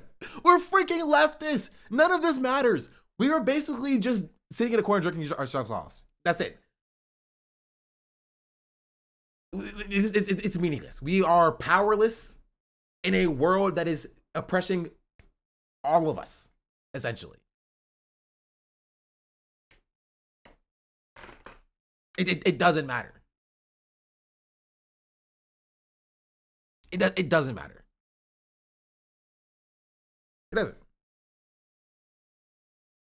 Like, are you going to go out and arrest religious people?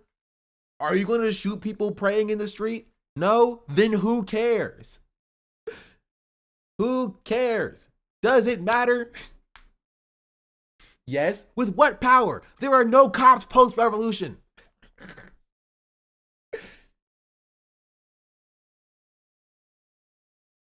I'm Tara reading post-revolution. I will be the cop. But if it's just a nerdy cult at this point, I mean, yeah. It's like we have more bunch going on. Yeah. I mean, like, and we're talking about like Muslims in my post-revolution Marxist utopia? I think not. No Muslims in my post-revolution Marxist utopia.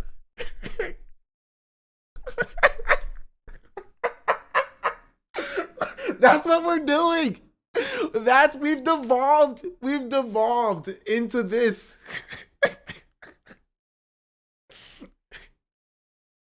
We've devolved into this. It doesn't matter. It doesn't matter. You know what? Cool. You know, let's get to your post-revolution Marxist utopia, and we'll figure it out then. How about that? We're playing make believe like children. We are. We are, essentially. Discourse has truly brain-rotted us. Yeah. Dibs on being the prophet of communism. Sorry, that's already taken by Karl Marx. You would never live to see the Marxist utopia, even if we begin the process towards communism now. It's like a challenge, chatter. You don't know me. You don't know me.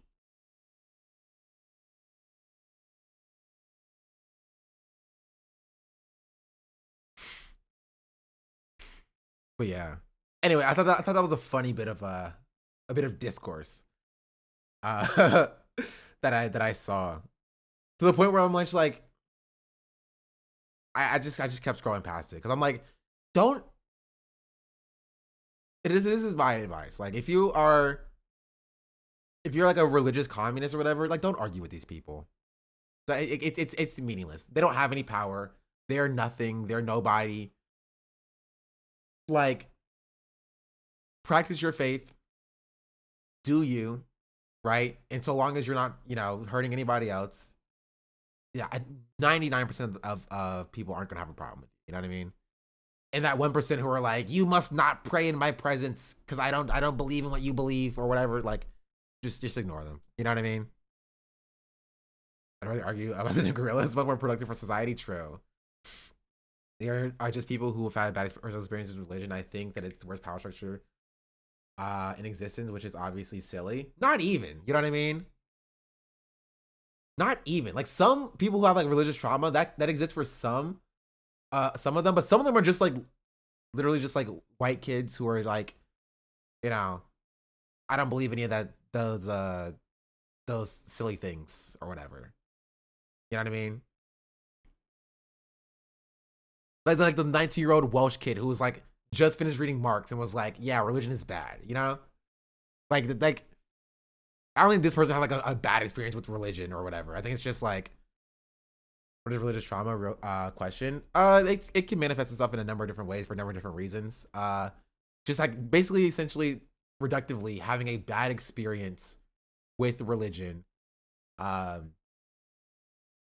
is like traumatic. Like, queer people oftentimes have a bad experience, especially in like American evangelical society. Queer people oftentimes have bad experience with religion. Like, growing up, that's just the case, and it's a real thing, right? It's a reality that we live under. You feel me? And I don't fault those people for like, not liking religion. Like, I'm not sitting here being like, I'm going to convert all of you to whatever religion I practice or whatever. Like, it's a thing. Right, but that's not all Islam. That's not all the people who are like, especially for this discourse. Like, these people are not coming at it from like a religious trauma perspective and how like religion has negative effects on society. Right? These people are just like, like Reddit atheists. I don't believe that silly stuff that these other people believe. Right? And if you're a communist, you shouldn't believe that silly stuff either. Look at what Marx said. Marx said, no, don't believe that silly stuff. Yeah, there's just edgy white kids. They're stuck into I'm 14 and this is deep phase. Yeah. I used to be like these guys in high school. They're religious, but for Marx, they won't like if you say it. But essentially, they view Marx's words as like gospel. Right? This is the truth.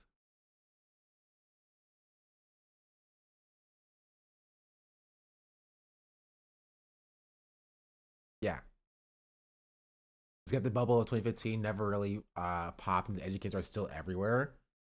Yeah, but now they can be on both sides of the aisle. The skeptic bubble used to be kind of like the apolitical pseudo right-wing reactionaries, like the amazing atheists like style consumers, right? But now they can be like Reddit atheists, both left-wing and Reddit atheists right-wing as well, right? So you have like right-wingers who also are like Reddit atheists, like, anti-SJW. I don't believe this silly stuff. Gifted a tier 1 sub to VA__NNIE. It didn't pop up. Thank you for the gifted sub, whoever gifted. It didn't show up for me for some reason.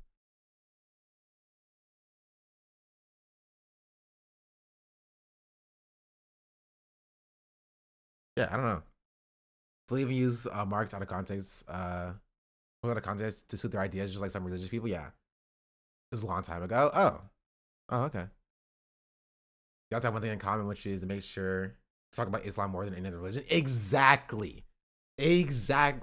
For some reason, and like if you press them on this, they'll also be like, "Oh yeah, no, I think Judaism and Christianity are also bad, right?" But for some reason, they have a lot more smoke for Islam than they do about for any other religion.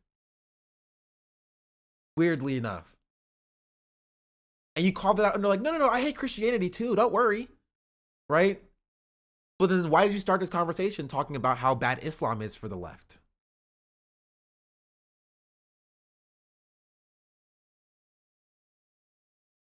Interesting. I was trying to quit. You're going to have this take. You're quite literally Muslim-ish. Yeah. I think nihilism and Islamophobia is the internal issue. Yeah. Christianity is literally historically anti-communist. To be fair, Christianity is historically anti a lot of things, especially in contemporary society. I don't think it's inherently like anti-communist, but you know, it's a lever of power, right? It's used as a political force, and as a political force, it will be used to be anti-communist.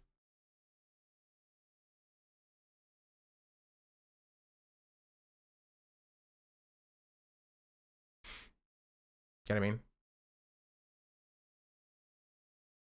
I feel like these people also are very disconnected from organizing because they weren't.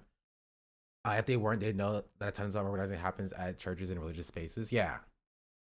Yeah, they don't go outside. But to be fair, again, they're 19 years old. You know what I mean? Of course they don't go outside. Like their praxis is on Twitter, right? Like in my hometown, there was a mosque and a church that like were across the street from each other that partnered up, right? Every Wednesday, and would just like go out and like feed the homeless. You know what I mean? Like, and then people who are like, you know, like Reddit atheists would you know be inside on Twitter those same Wednesdays, tweeting about how religion is bad and how it's used to divide people and how it sucks, while religious institutions are like working together across religions to like actually do the practices that person should be doing. You know what I mean?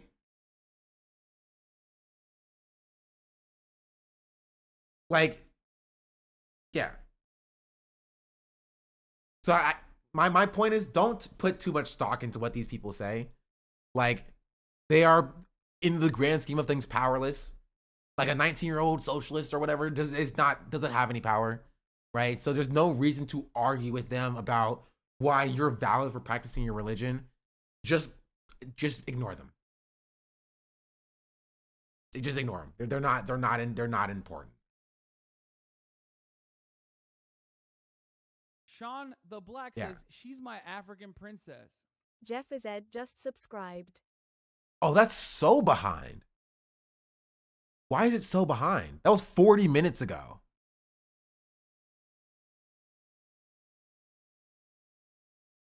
Jeez. There's be a large number of Christian socialists in this country. Guy who wrote the Pledge of Allegiance was one and thought that the pledge would make people more socialist. He's probably rolling around in his grave. That's pretty cool. I didn't know that piece of history. I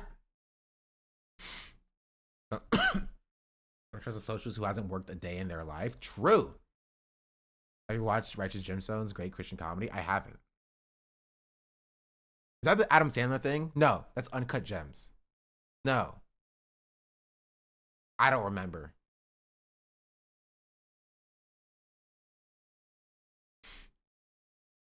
Uncut Gems was Sandler. Oh, okay, I was correct. I think one of the things not considered by some Reddit-esque atheists is about their religion as a critique is how. Oh, but I guess we'll never know what this chatter was saying. I guess so true, chatter. Is how exactly. It's how. Yeah, big religion got him. Sorry, I got to answer. Now you're good. Is Uncut Gems a Steven Universe fanfic?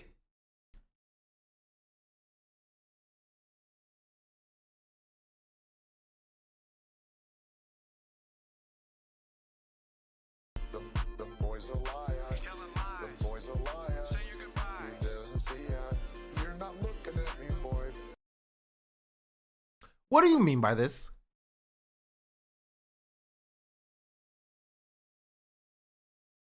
What does this even mean? Number one, how would you know this? Number two, what does this even mean? Why is it called Uncut Gems if it's real at all?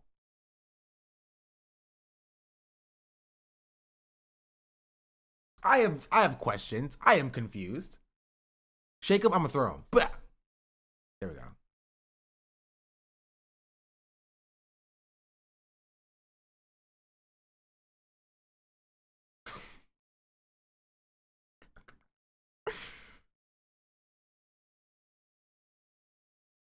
That's pretty funny. He gone? Yeah, he gone. Anyway, sorry.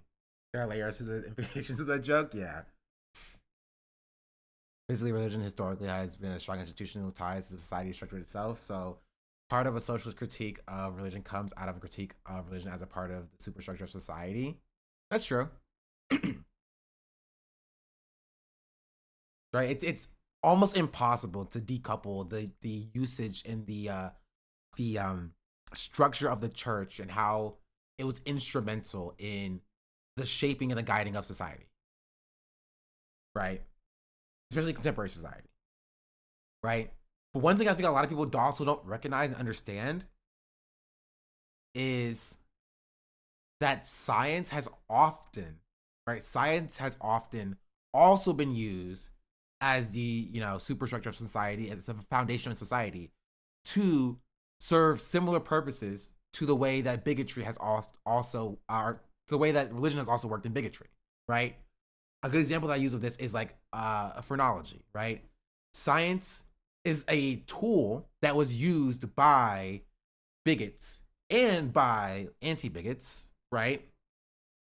In order to serve a specific political purpose, right? Eugenics is another example, right? The justification of people being exterminated under a scientific basis, right?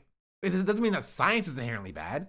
Doesn't mean that we should throw it all away. Doesn't mean that you are inherently inferior for practicing science, right? It's just that science was used and has been used to justify bigotry of many different forms historically, right? The same goes for religion. Religion has been used to justify bigotry, right? Used for justification for imperialism, justification for genocide, justification for expansion, right? But conversely, has also been used as, a defense against those things.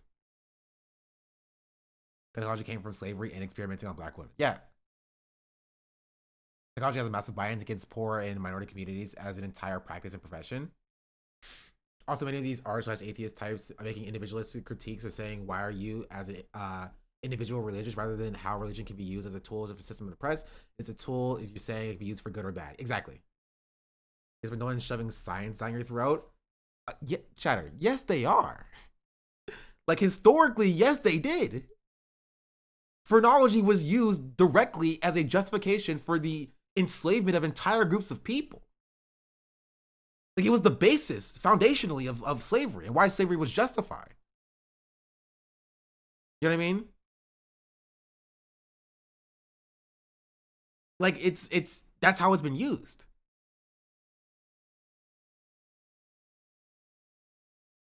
Right? And there's critique that you can make over, like, the way religion is used in contemporary society, right? And how it's used as a political force in order to justify, sorry, my Discord ping, I think it's Silent Live. Justify, what's it called? Like ignorance or bigotry and things of that nature, right? But it's a tool in the same way that science is a tool.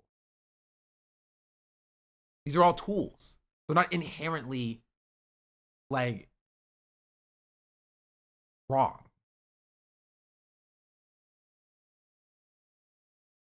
Who? Exactly. Science is the reason why we have mutually assured destruction. This is true. And part of science accepting that you don't have all the answers and you need to stay curious. Sure. Right? That doesn't mean that like people can't interpret like science incorrectly to serve their own political purposes. In the same way that people like twist and misinterpret religion to serve their own political purposes. Right? It's a matter of interpretation. People interpret science in order to justify bigotry, justify like I mean that people that are against religion are uncurious. I mean, at that point, we're getting into the depths of like, you know, yeah, like the more like a philosophical argument against religion or about religion. But yeah, and that's not always practiced. Sadly, sometimes scientists are the first to not be curious. It really depends. Yeah, it depends from a political. It depends from a political perspective, right? Most people start with yo. My thing is behind, so it's not gonna happen for a while. The majority word, thank you for the raid. Welcome in, Raiders. Hello. Don't get confused by Ethan Klein on the screen. We're having a good discussion about Twitter discourse. But welcome in. I hope you had a good stream. Oh, the stream was good. I do have a question though.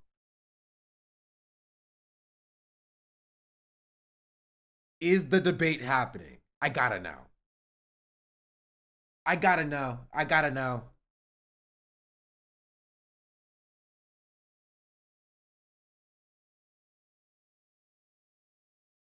If we know, dang it. I thought y'all have inside information. All right, bro, you already know the answer. Can I not hope? Can I not dream? You want ads? That's crazy. Give us ads. I literally can't even run ads. Ads already ran recently. Press the ad button. I literally cannot, chat. It will not let me. It is grayed out. I cannot run ads because it says I recently ran an ad already. So rip.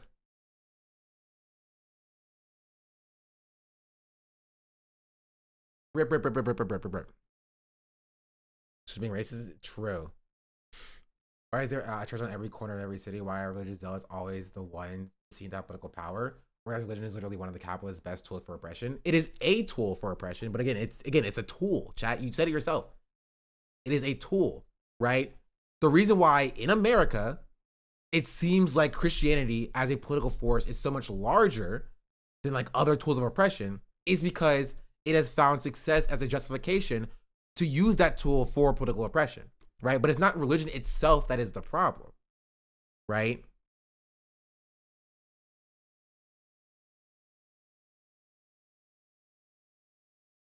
It is a tool.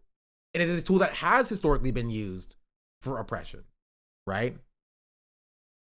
It has. I'm not saying that it hasn't, right? But I'm saying that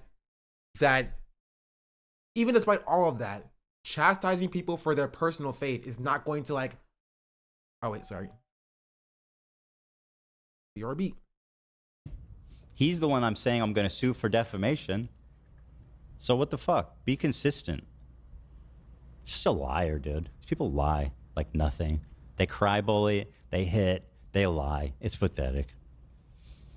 And finally, there's enough people noticing it. You know what I mean? This has been my life for 2 years, where these people attack, harass, malign, defame. And then when I defend myself, I'm crazy. I'm psychotic. That's not really what's happening. I'm hallucinating it. I'm a crazy Jew. Matt Lieb is a Jewish white dude. He's not Arab or Muslim. It seems like there's more white dudes or non-Arab Muslims than there are Arab Muslims.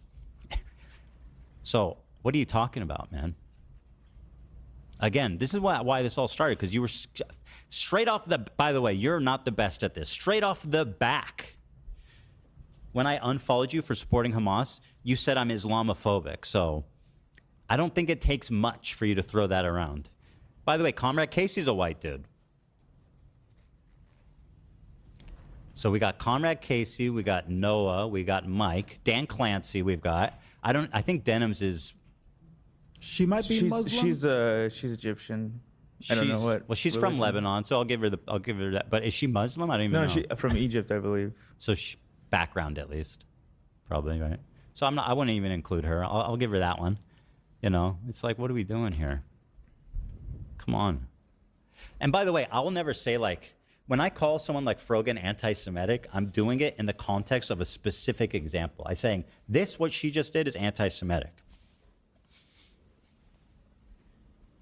But these people don't know how to engage honestly. They just don't. They're incapable.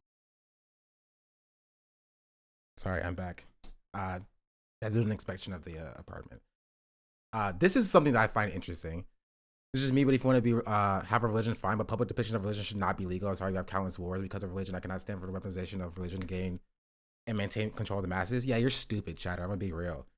How are you going to outlaw religion? Just tell me that. I'm curious. How you're gonna arrest people for public displays of a religion? You wear a cross, you get thrown in jail? Like, explain this to me.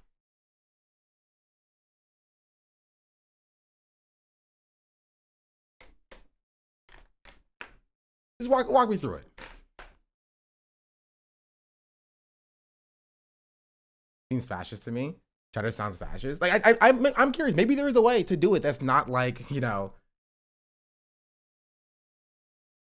I mean, public places bearing religious symbols. Like, what do you mean public places? Like, if you own a business and you put like I don't know, like a cross outside of the business, you get arrested. Like, what are we talking about here? like a church can't exist. Like, you know, a temple, you have to, like, you know, take it down because it's a public, you know, place of religious, you know, a faith. A graveyard, you kick down every gravestone. Like again, like, you have to think these things through. It sounds good, right?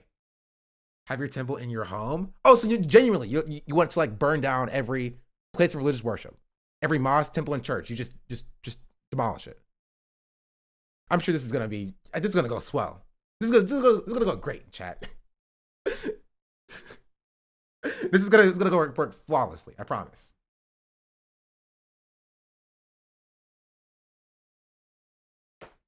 Could be a public house argument.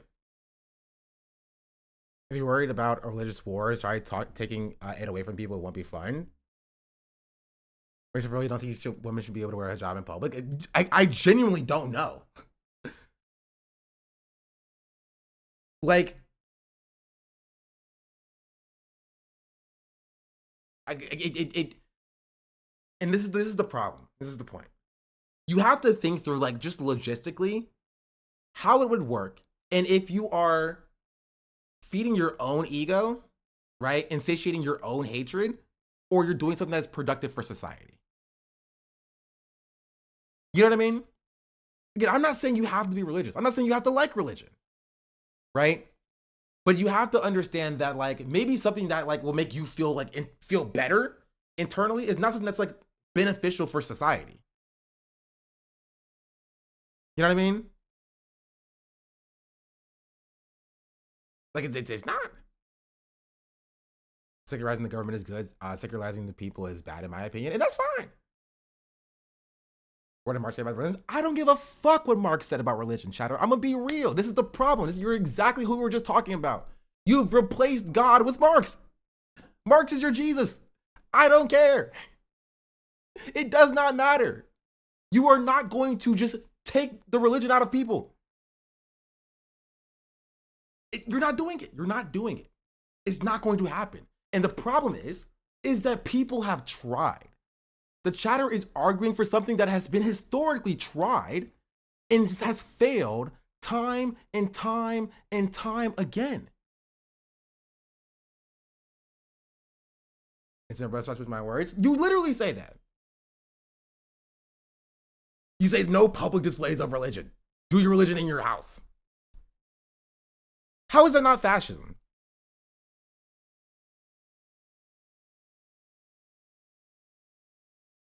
This is just me, but if you want to have a religion, fine. But public depictions of religion should not be legal. Sorry, I have countless words because of religion, and I would not stand for public weaponization of the religion to gain and make control of the masses. And I said, you want to burn down every temple, and you were like, yeah, you have your temple in your house instead.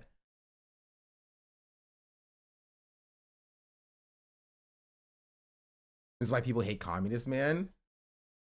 China's gonna tear down historical buildings.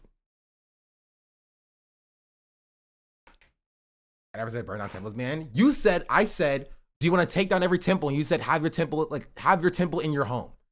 What do you mean then? What does this mean? If I say, do you want to take down every temple? And you're like, have your temple in your home. What do you do with the ones that are already there? I'm just curious. I'm just wondering.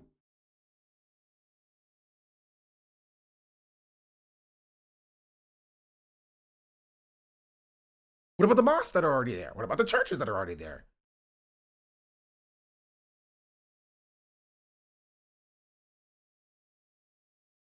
Church choir would sound like in my apartment. There's a reason why they were built that way. No religious congregations or services, or you go to jail. All right, I'm out. You can leave. Goodbye. If you cannot defend your position, you know, adios, amigo.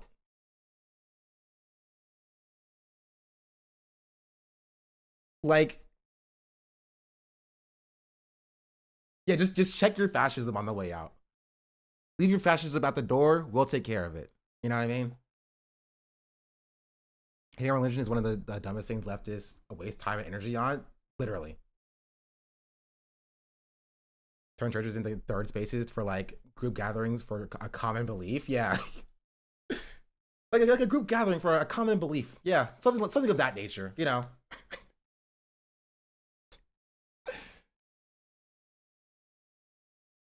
They already are. That I assume that the chatter was joking. I assume they were joking. Imagine arresting people for free speech. It's kind of wild. Trying to kill curiosity, which is just innate to life. I think, ironically, these people care more about their anti-theism than people care about their own religion most of the time. No. You're entirely correct. You're entirely correct. Most religious people don't think about their religion as much as these people think about hating religion, right? And again, keep in mind that no one here is discounting the fact that religion is used as a political force, especially in America, right?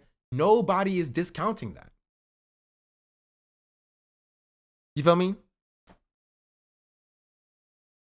But they're just like, I'm going to make it my personal brand to just hate religion purely on vibes. Like, not even coming from like a religious trauma point of view, right? Because that I understand. I get it, right? If you're a trans person who was done wrong by the church, you feel me? And you're like, I hate religion. I'm not going to sit here and be like, you can't do that. You know what I mean? Like, and the craziest part is because like, they're like the people who are like, just like, I hate religion because I think I'm superior to religious people. Like outnumber proportionally to the trans people who are just like, I don't like religion, but like you can do what you want to do, you know, just stop hating trans people. You feel me? But like the r/Reddit atheist Andes who are just like, no, all religion gotta go. Hey, ho, all religion gotta go. Honestly, I settled for revoking taxes subsided for every single church or religious organization. No more Mormons hoarding billions. Even then, that's not gonna like fix the issue. I do understand where you're coming from though, right? But I do think that this won't fix like the problems of like having religious as a religiosity utilized as a political force in the institution of America. You know. But I do understand. I do get this perspective. Hopefully, you're on the front page when the conclave starts. True. The thing I find most irritating is that none of these edgy white kids will say this about my people's indigenous religious practices because they aren't widespread or institutional. It does shit on people who are sucked into into the most widespread religions in the world. Just performative progressiveness. Yeah. Also, not engaging with religion, which is what allows it to grow into what they dislike about it. Yeah. All the new age atheist dudes are just fashion style, same hair as Bill Maher brand. Like Russell Brand? didn't he like do like a whole like I'm a Christian now, so please forget about my rape cases thing? Bill Maher's atheist. I think pretty famously, like, you know, r/Reddit atheist. He was a big atheist before the Christian thing. I mean, but to be fair, we all know what that is, you know? We all know what that is. It is to make it their personality. Think that banning religion will stop conflict when religion itself isn't the cause. It's just a tool used to justify it most of the time. Exactly. Right? Which is why I wanted to talk that chatter through, trying to interrogate what they believe. Right? Do you think religion is kind of dying out anyway? No. In America, it does seem like that because a lot of more people are becoming more secular. But like in the global South, religion is still very prominent. Like extraordinarily prominent. And so I don't think it's like dying out. I think it's losing a lot of favor in America as material conditions worsen, and people who have used religion as a way to try to cope with that don't see their material conditions expanding. And so you see a lot less very strict adherence to religious norms and customs, as opposed to like, you know, a widespread belief change or something like that. You know what I mean?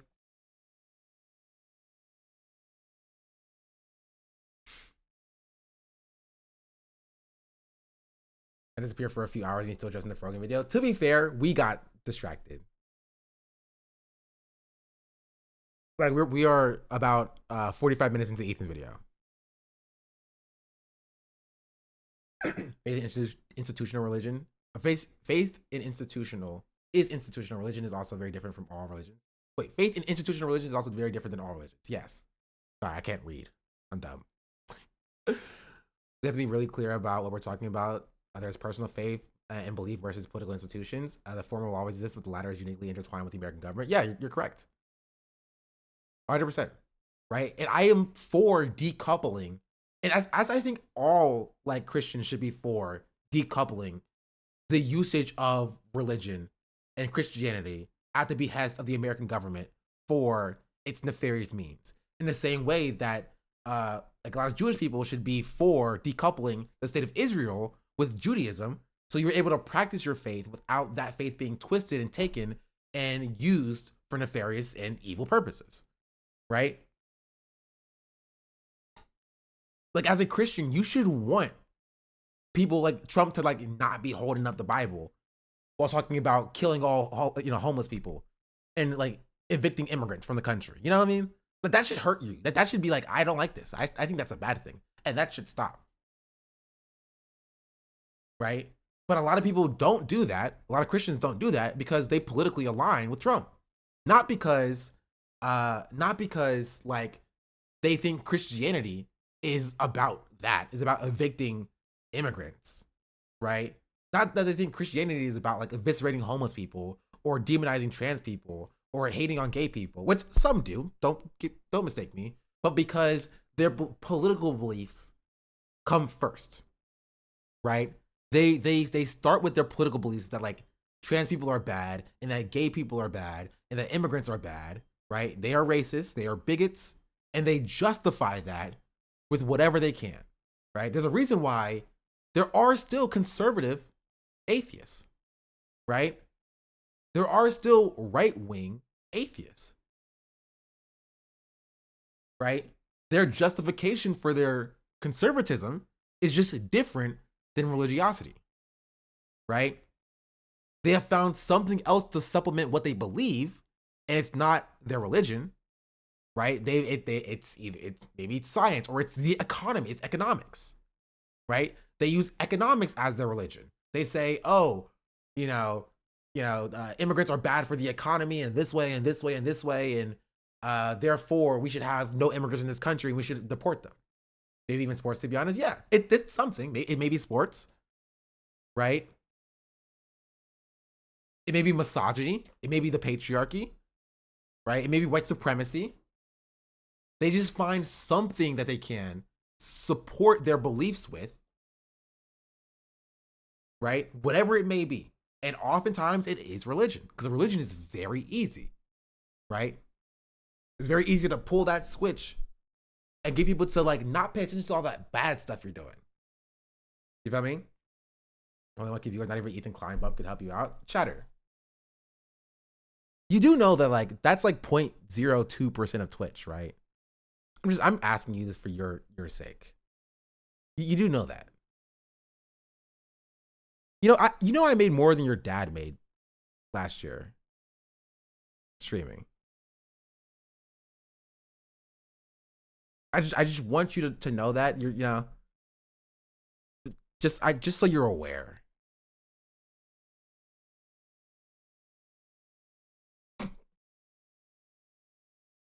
That's so funny. I Fortnite someone for 1K. Should have gave me some of that money. I'd spend it better. True. Shake him. Now I'm gonna throw him. Bow. Oh, sorry, I didn't throw you far enough. Bow. There we go. How many viewers he got? He got 2 followers. He up there. He grinding. Not sure. My dad is Mr. LGTV. Listen, if your dad is Mr. LGTV, I'm cooked. I'm gonna be real, and I'll admit it. I'll admit it. If your dad is Mr. LGTV, I'm cooked.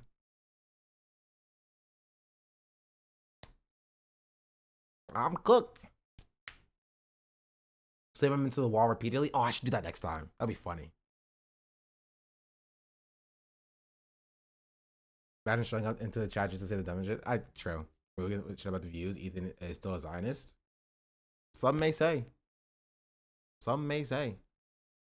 And I will say, hey, at least my numbers are going up. At least my numbers are going up. That's all I gotta say. At least my numbers aren't going down.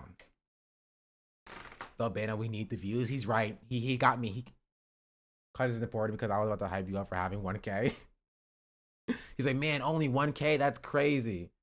And I'm like, it's firmly within the top 1% of Twitch. Like, people will sell their left nut for having 1,000 viewers. And I'll accept it. I'm very blessed to have that. I appreciate that.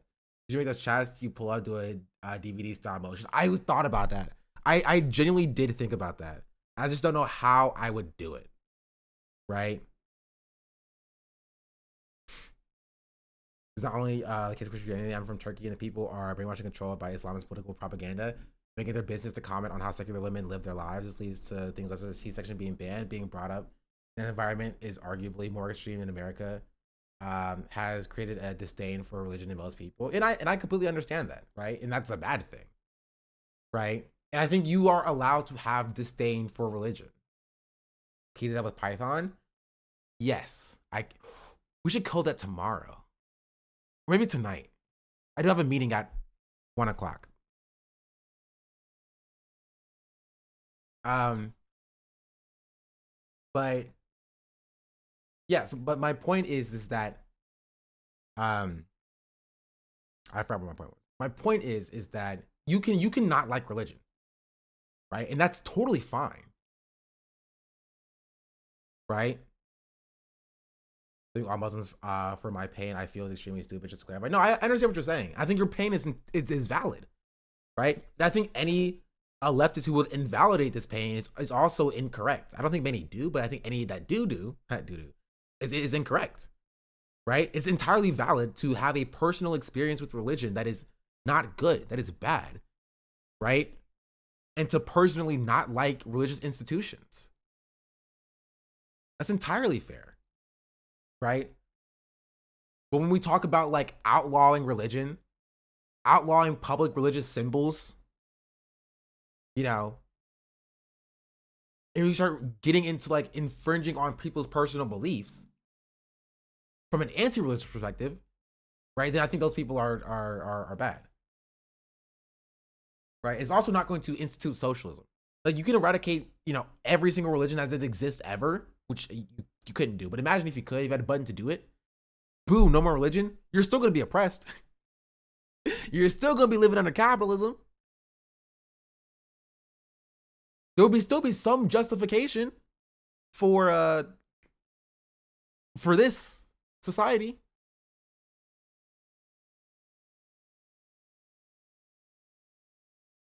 Who added this nut button thing? Gosh darn it, probably Katie.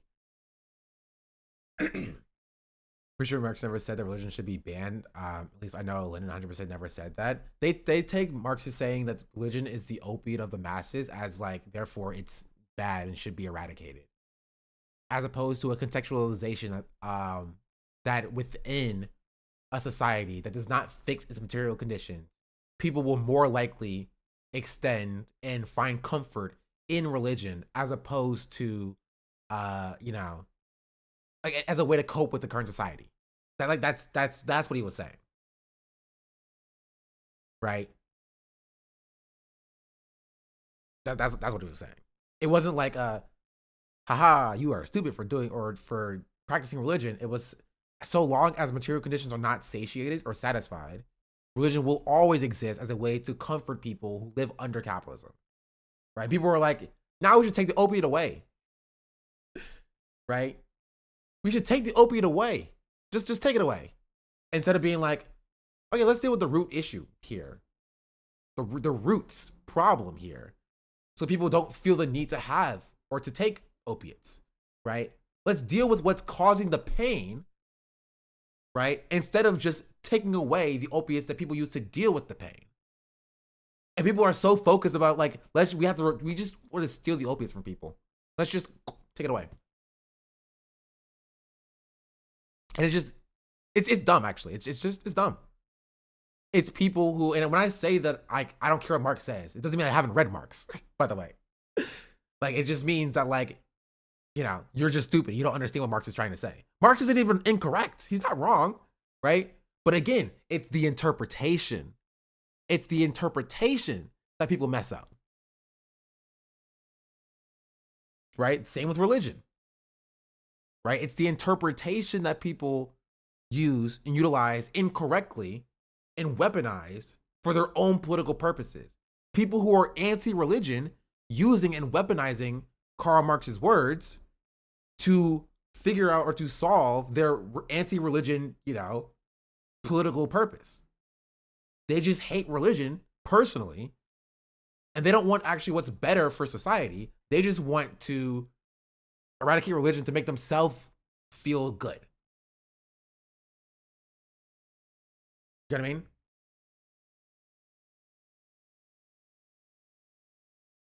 When drugs are good and use them wisely too, they are not necessities, which is what Marx was focusing on. 3, a third people will make new religions, maybe even around anti-religious religion quotes and figures. Yeah. Also, our goal should be to build on these ideas. Marx was not all seeing. Those views are from a snapshot in time. Exactly. And they require interpretation. They require contextualization. Like in that way, it's similar to like a religious text, right? Taking religious text, it is not meaningless, but it's meaningless to you without interpretation. When you go to church on Sunday, like, and you have a pastor who's doing a sermon, what he's doing is he's taking the text and he's interpreting it in a way that it'll apply to your life in contemporary society, right? And which is why, like, ironically enough, the anti-religious Marxists could learn from religion, right? There are things that they can glean from religious practices. Marx's words need to be interpreted to the society that we live in, right? Because we live in a different society than Marx lived.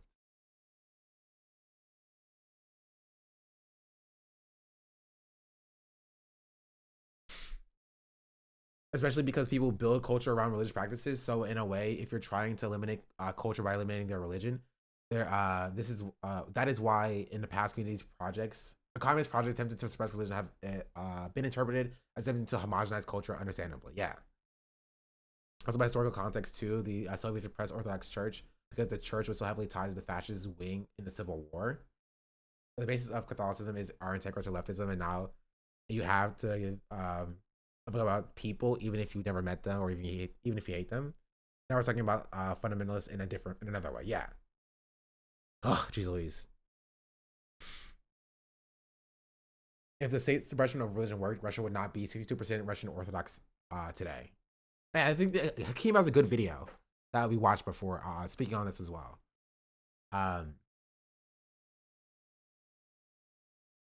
But yeah, look at Cuba and tell me that communism is with no religion. I mean, and this is a problem. It's just like, there's the issue. Issue is that people have their own personal gripes with religion, which is fine, right? But they believe and they think that if they fulfill, they satisfy their own personal desires, then you get communism, right? And that's inherently incorrect. Communism is literally built foundationally on community. It's not about you getting exactly and precisely what you want at this given moment, right? And you're like, I decree as the leader of communism, we have no more religion. It's not about that, right?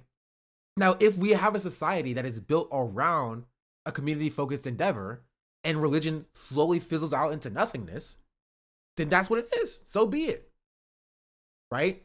If that's how society is meant to evolve into a state where we are not in a profit-driven mode of production and we move away as a society away from religion, then that's what's going to happen. But if that doesn't happen, then that's not what's going to happen, right? We're trying to shove a square peg in a round hole right now for a problem that just doesn't exist because we don't live in a communist society. You know what I mean? Like, it doesn't make sense to me. It doesn't make sense to me. This segment took a lot longer than I thought it was going to. I'm gonna be real. I think we should have more religions, make them specific, like subreddits or Discord groups. Oh, trust me, those exist. If you haven't seen the hundreds of different types of Christianity, like they get very specific. Like literally, it's to the point where like you will have a branch of Christianity, and they'll be like, actually, you said this word wrong in the Bible. So actually, no, it's pronounced this way. Well, we're branching off, baby. We're branching off. You have two different religions on a different way to say a specific word in the Bible. They don't play games. They say if you disagree with me just slightly, we're our own little thing now. Like, it's like, how many steps did Jesus take off the ship when he was in the boat with Peter? He took 3 steps. No, he took 4 steps. Well, new religion. We're spreading off. Jesus took 3 steps. Jesus took 4 steps. Like, that's what it is. That's literally how it happens, by the way. Religious is the first Discord split call. And yeah. Splinter Discord server energy, because it is. It is. It gets down very specifically into like the little intricate differences. He took 3 steps and you're going to hell if you think otherwise. Like literally, that's literally what it is. It's like, we thought he took 3 steps, and if you think otherwise, you're going to hell. No, he took 4 steps, and if you think otherwise, you're going to hell. Actually, he just stood off the boat. And if you think otherwise, you're going to hell. It is literally Splinter Discord energy. I'm young for this, but it's literally the net split of IRC. I am too young for that. I am a youngie. Youngin.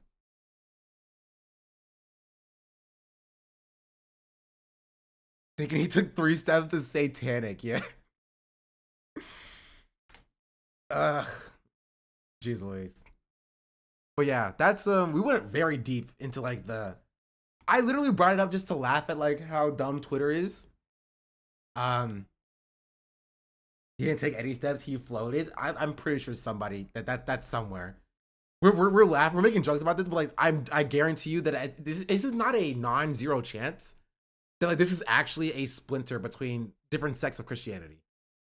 Like this actually might be the case. I don't know.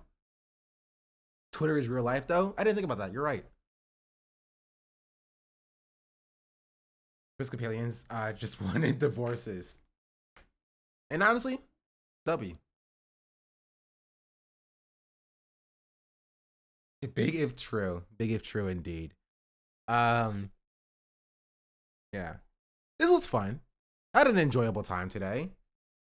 We didn't get literally. She's my African princess. __ just subscribed. How long ago was that one? That was 38 minutes. So it's 40 minutes behind. What if I do this instead? Actually, no, it's fine. I think it's like I got a lot of follows today. Because I have a lot of follows, it's so far behind for my subs. Jehovah's Witnesses don't believe Jesus on a cross, but on a stake? Wait, really? Like, on a stake in what way?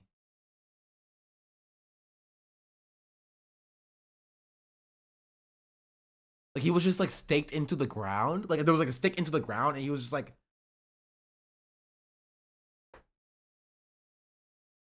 Okay, now I'm confused.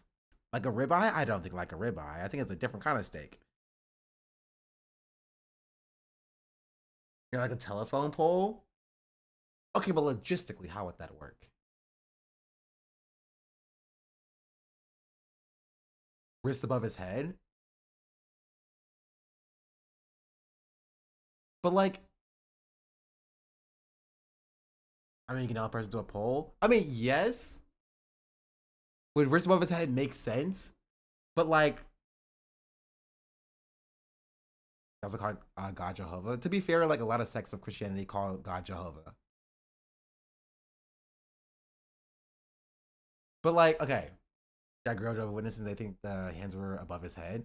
But isn't like the cross the entire? Okay, do Jehovah's Witnesses like? Do they wear crosses? Is that sacrilegious? Crucifixion was very specific and documented. Jehovah's way cooler name than God, to be fair. To be fair, God has a lot of names in like Christianity.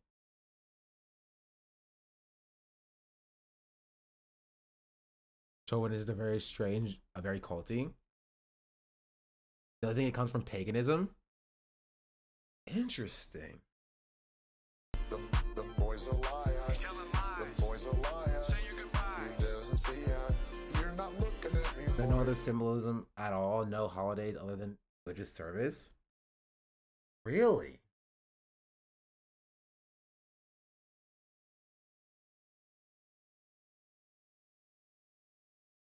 Eastern Orthodox Church did the no symbols thing too. I guess I can understand, at least from a Christian perspective, why certain sects will go no symbols. I don't understand the no holiday thing though. Have you never watched Community? No, never watched Community. I actually agree with no idols thing. Some of them believe, but they take it to different degrees. No symbols is different than no idols, right? Because no idols is a very like generic Christian like, you know, ideology about worshiping no like false idols as though they are God, like, and symbols be more as a proxy, right? Like the symbols themselves are not like God themselves, but like the symbols are just, you know, it's hard to explain. Yeah. They think all holidays are pagan and they don't celebrate birthdays because every time a birthday happens in the Bible, something bad happens. That's pretty interesting. No gifts or birthdays. Because it also pagan. I tried to send him a message and got blocked. Oh, did it?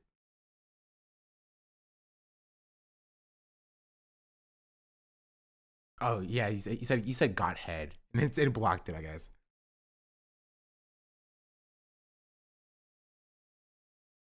Interesting. They can't do blood transfusions too because blood is sacred. Yeah, that's dumb.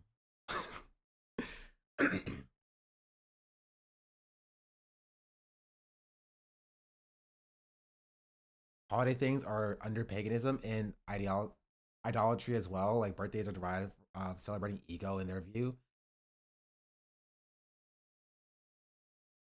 I'll say the no blood transfusion thing is dumb.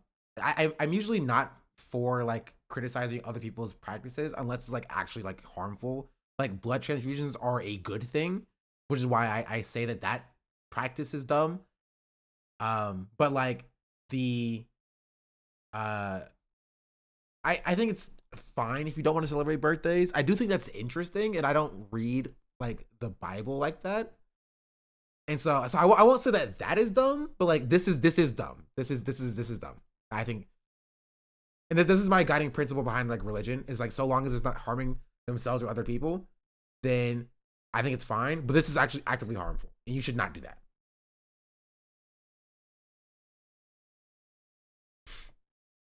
You know what I mean? You're killing your kids because you won't give them treatment. Yeah, and it's specifically because of like their specific interpretation, right? Like I don't read the Bible as though you can't have a blood transfusion, right? Some people are like, oh, the Bible says you can't have a vaccine, which is like you have to like, and in my opinion, you have to read very, very, very deeply. Like they interpret it in the most literal way. But that's the problem is like there's so many different translations of the Bible that like, you have to do some level of extrapolation to apply to like contemporary society. You know what I mean? Like you it's impossible unless you're reading like gosh darn Aramaic. You're going to be reading a translation regardless. Exactly, it's like interpreting what Marx wanted for his utopia. God said, "Thou shalt not get vaccinated with the Bill Gates woke nanobots."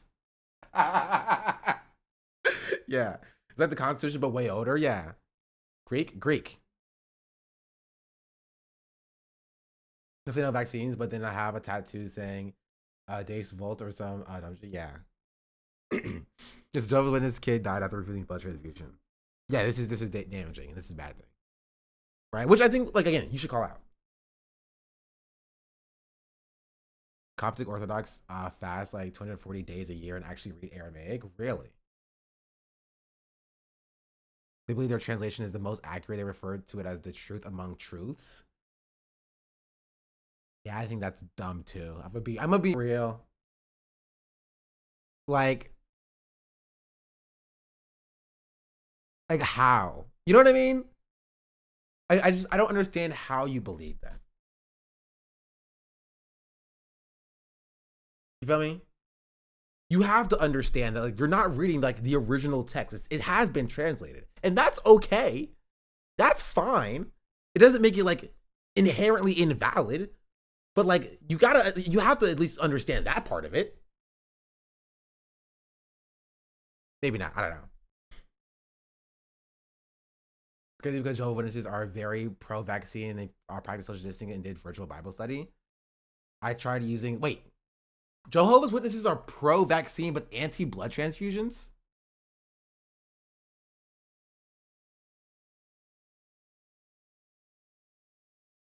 I tried using the translation argument against Jehovah's Witnesses once. She pointed out the Bible passages are interpreted as God's working through the writers in every version. How does she square the fact that different writers can say different things for the same verse? Right? Or different translators.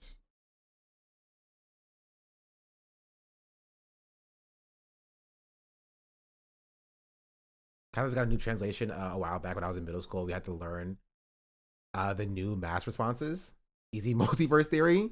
So it has to be I'm not religious. See, when my religion was easy growing up. You know what I mean? Like it was easy to learn. There was no like weird rules about like actually this is why this translation is bad and wrong, but this is why this one is right. Like it was simple. It was normal. You know what I mean? We didn't have all these newfangled religions. Yeah, we just had good music. Exactly. We just had good music. My religion gave me wine. Same. W. Well, to be fair, they gave us grape juice. They said it was wine. We didn't get any sick wines or whatever.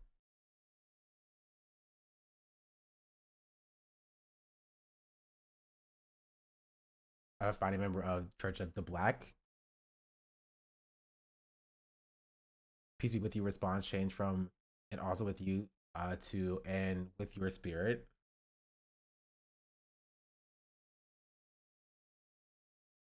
Catholic, so I just listened to mass and what the Pope said. Yeah, it's easy. That's easy. You know what I mean? Now it's all this crazy stuff. Yeah, I do think it's interesting to learn about different different religions, just in general, not even just stopping at Christianity. It is interesting, right? Just purely from like a curiosity perspective.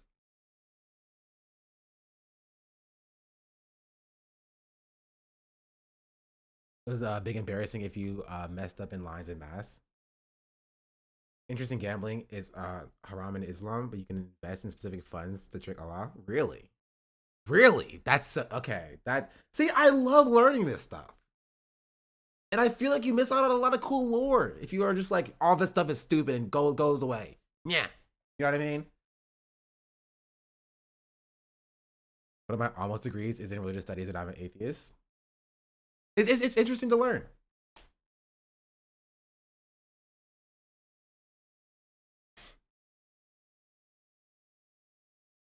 Theology is fun. It is fun.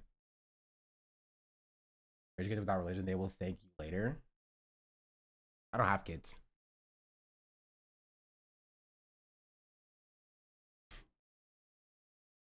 I've been saying Arabic terms and English is so cool.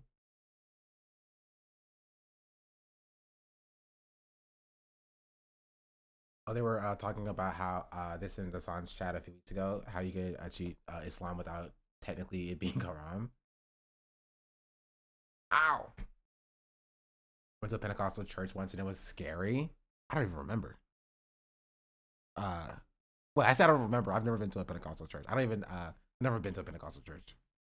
Anyway, I do have a meeting soon that I do have to get ready for. This was a good little chat though. The Buddhist I knew was a pathological liar, an extreme pothead, man smoked 24/7. It's scary. They sing in tongues. I grew up Pentecostal. We didn't have snakes. You were the lame type of Pentecostal then. Pentecostals are weird. Women wear dresses and can't cut their hair, and men wear suits and they do Holy Ghost shit. I think my cousins are Pentecostal. They left the church though. The religious left the church. That church was crazy. And actually, you know what? I won't say that. I won't say that. They were very not great to women. Between they for the Lord chat. Yeah. This is fun. Maybe we'll finish this video eventually. Oh wait, Ethan doubled down on his tweet, like got him to leave Twitter. I didn't talk about that. Him defending DICKTONE. I didn't talk about that either. Maybe I get mentioned again. Who knows?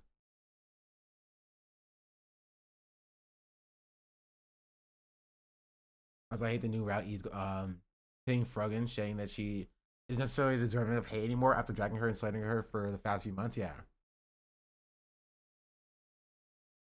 Okay, maybe we'll hit it tomorrow. You see anything in your title? We got through a little bit of this. We got through a total of like 50 minutes. You know? Oh gosh, oh geez. Who is DICKTONE? I don't know anything about him. Don't worry about it. He's banned right now, so it's not important.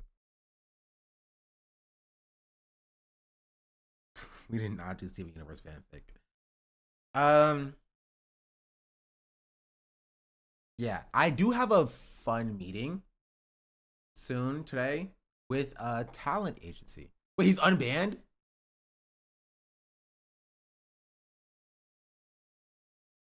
So maybe I'll get represented. Maybe not, right? Because they may ask for some crazy stuff. If they're like, we want 50% of your revenue, I'm like, nah. But if they're like, hey, we'll bring you sponsorship deals, and we just take like 10% of those sponsorship deals we bring you, I'd be like, that'll be cool. Obviously, that's cool. Don't get scammed. I'm not signing anything until my mother sees it. She's my manager. Counter offer, you get 0%. I get 0% or they get 0%. Is it Kick again? No, it's not Kick.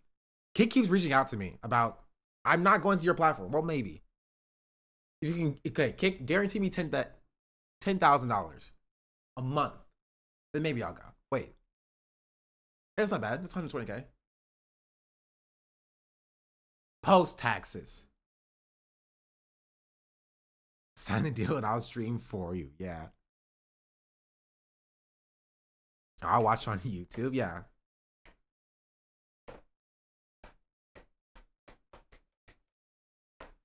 I can get to at least 10,000.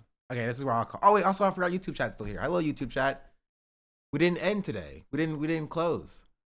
But shout out to you all. Thank you all for watching. And yeah. Oh wait, there's a hater here.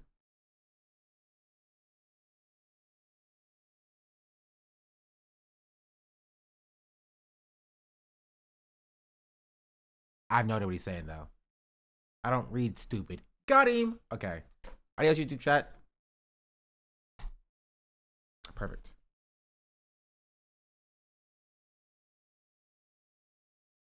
All right. How y'all doing, chat? You doing good? I'm gonna send y'all away. You know where I'm gonna send you, chat?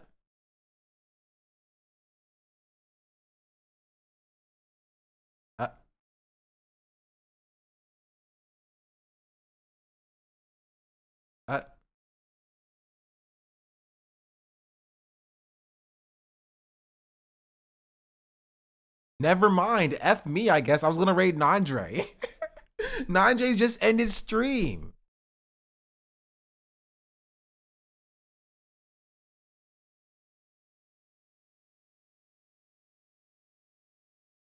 Well, I think he won the semifinal round part 1.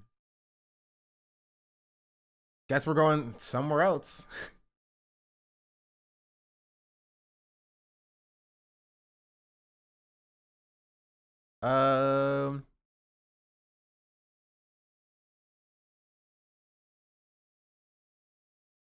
Maya's live? Is it Maya doing something? Wait, no, she's not. You lied to me. Maya's not live. Alveus is live. Yeah, Maya's offline. Freaking liars.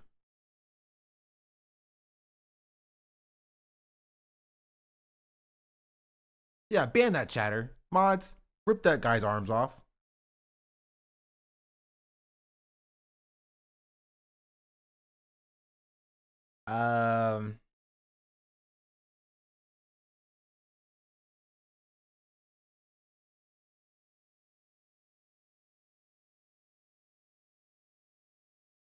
Whatever. Grade Asmon. Yeah, let me do that real quick. Hold on. Zach Rar. Let's see what Asmon's doing.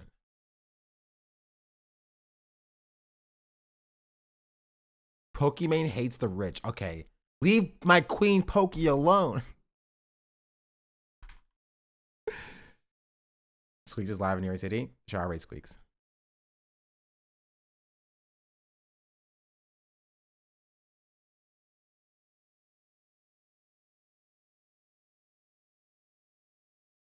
I want pizza now. Pizza look good. She gave me, I mean, what? Okay. Be normal, chat. All right, adios.